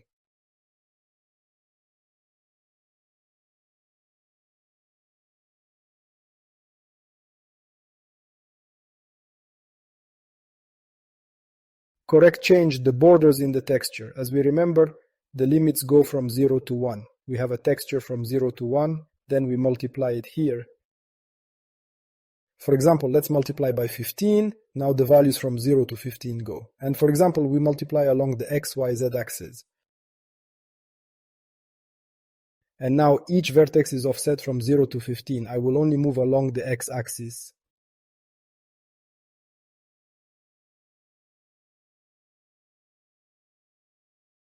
Somehow it looks strange.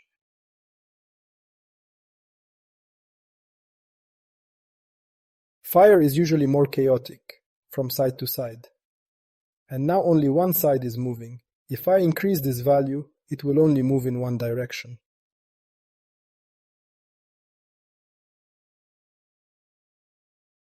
Or the other way. This is because texture values go from 0 to 1. Accordingly, when it multiplies, they go to the side.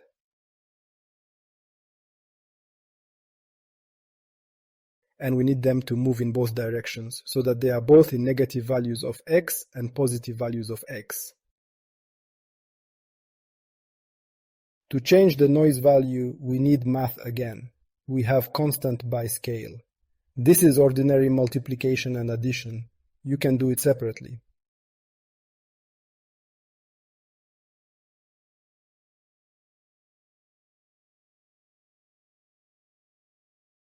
And as we remember, our values go from 0 to 1 in a normal texture. And to make the value from -1 to 1, so that the gap is from -1 to 1, you need to apply mathematics. What do we need to do? To begin with, we will subtract 0.5 from this entire interval.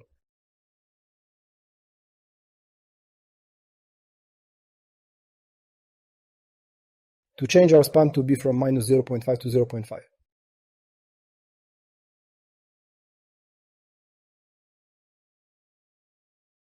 Let's think about what needs to be done to make it from minus 0.5 to 0.5. Make it minus 1 by 1.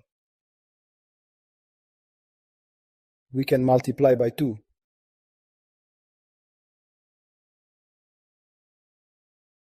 This is just a graph for demonstration to understand. So we subtracted 0.5 and multiplied by 2 and we get a value from minus 1 to 1.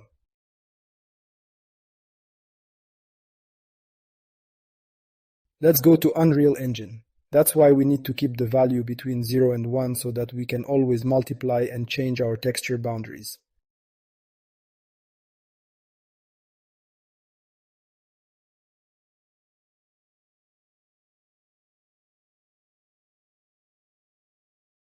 In our case, I will add minus 0.5.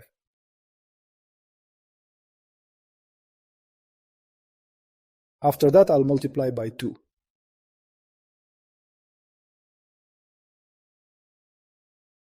The texture has actually changed. Now I will demonstrate. The texture has changed, its values have changed. Now they all go from minus 1 to 1. It is important for us to understand that it all goes in numbers. And now look, I save. This was the result.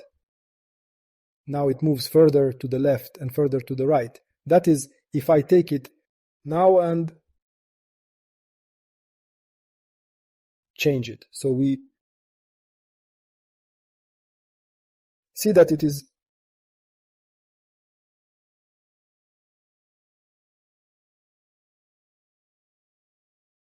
moving both in one direction and in the other. That is, there is another reduction of this note. It is called constant by scale. Subtraction is performed first. Afraid of subtraction. And then the contribution takes place. That is, we subtracted 0.5.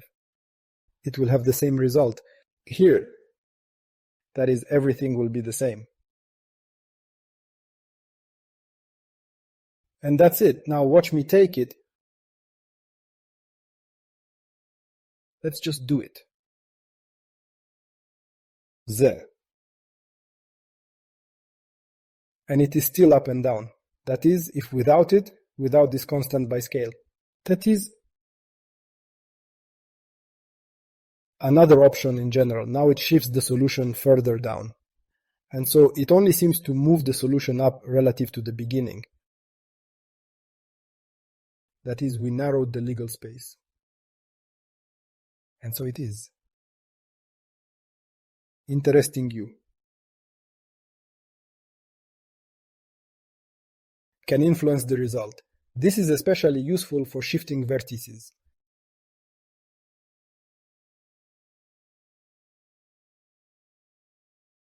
Yes, after all, we have an intro. Displacement of vertices. And that's all. Thanks for viewing. See you in the next videos. Bye bye.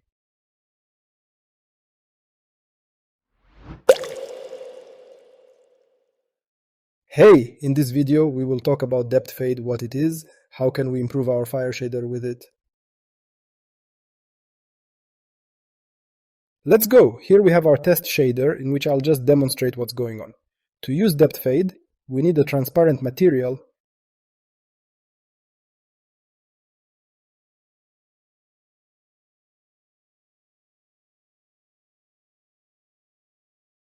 because if we drop it on the output,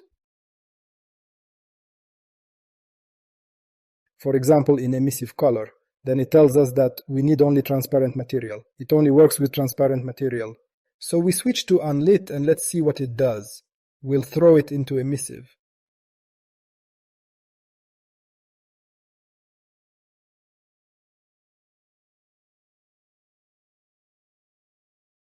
I'll take the sphere, I will change its scale a little, and let's throw our depth fade. Now we can't see anything.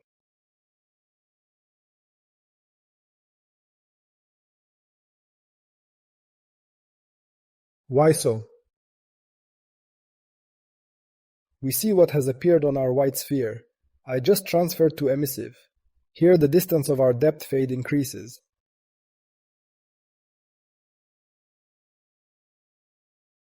Here such a black reflection appeared.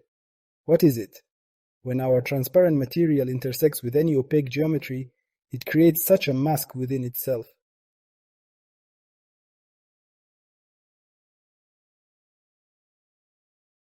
it intersects. For example, I will now take another character, this.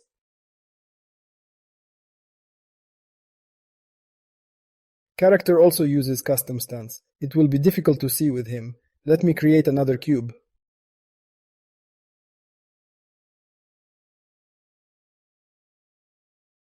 And let it also intersect with this cube.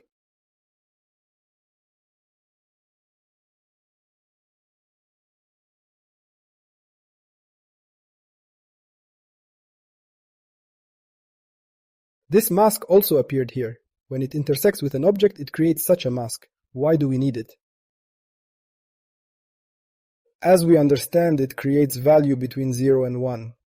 With this fade distance, we can control how far it will take all these values. The smaller the value here, the smaller the distance of this mask will be. Imagine we drop this into our alpha and take two colors. Let's take one like this, and let's take one like this.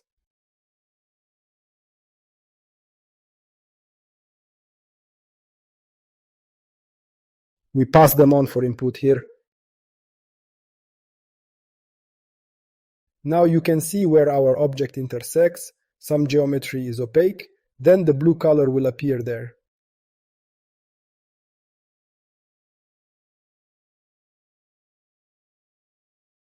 Because we passed a black and white value to lerp, and lerp interpolates between our two input values, and this is how we can manipulate.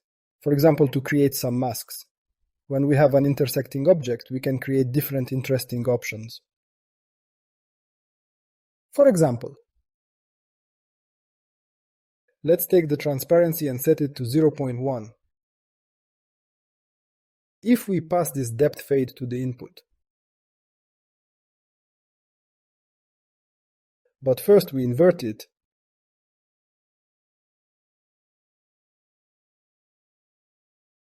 it appears only where our object intersects.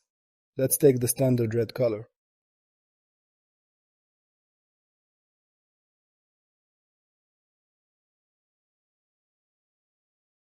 This depth fade, we can, for example, take and transfer it to transparency. And usually, when our object intersects with another object, the object is sharply cut off. There is no such smooth transition between a transparent and an opaque object. And this depth fade, if we transfer it to transparency. So he creates a smooth transition here. And we can manage that value. How strong or how far he will do this effect, this is how you can control it. For example, take lerp.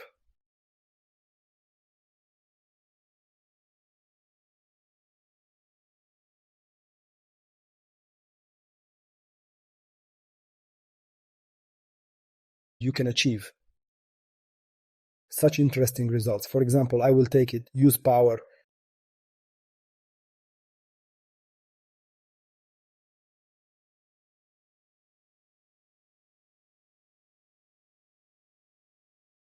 .5.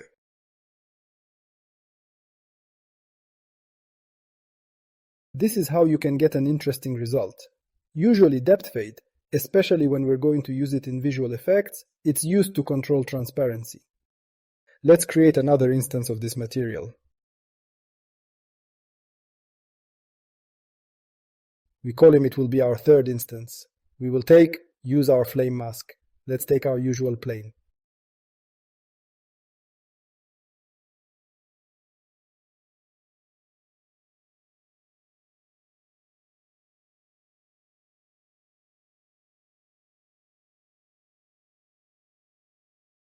Let's designate this material.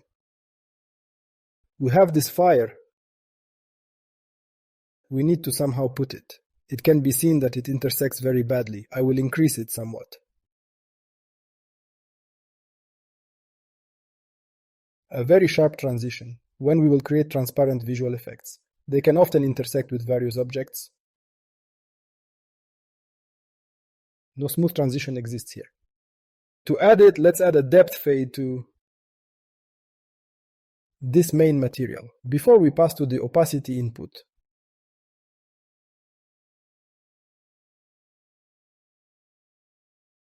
Let's add another parameter that will control. Let's call it depth.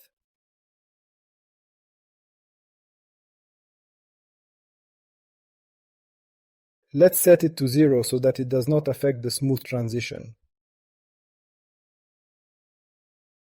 Nothing has changed, and as soon as I start to change this depth, became smoother. 100 is usually set according to the standard.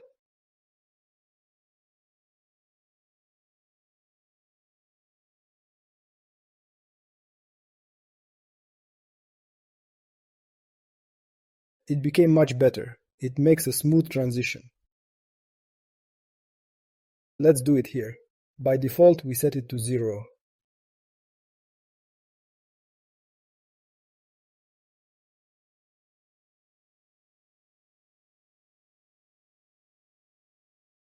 It affects completely all transparency.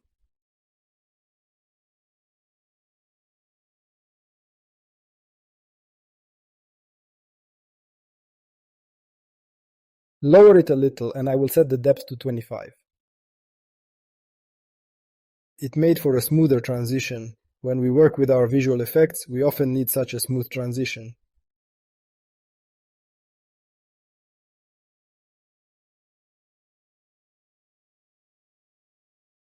Because if it isn't there, it won't look very good.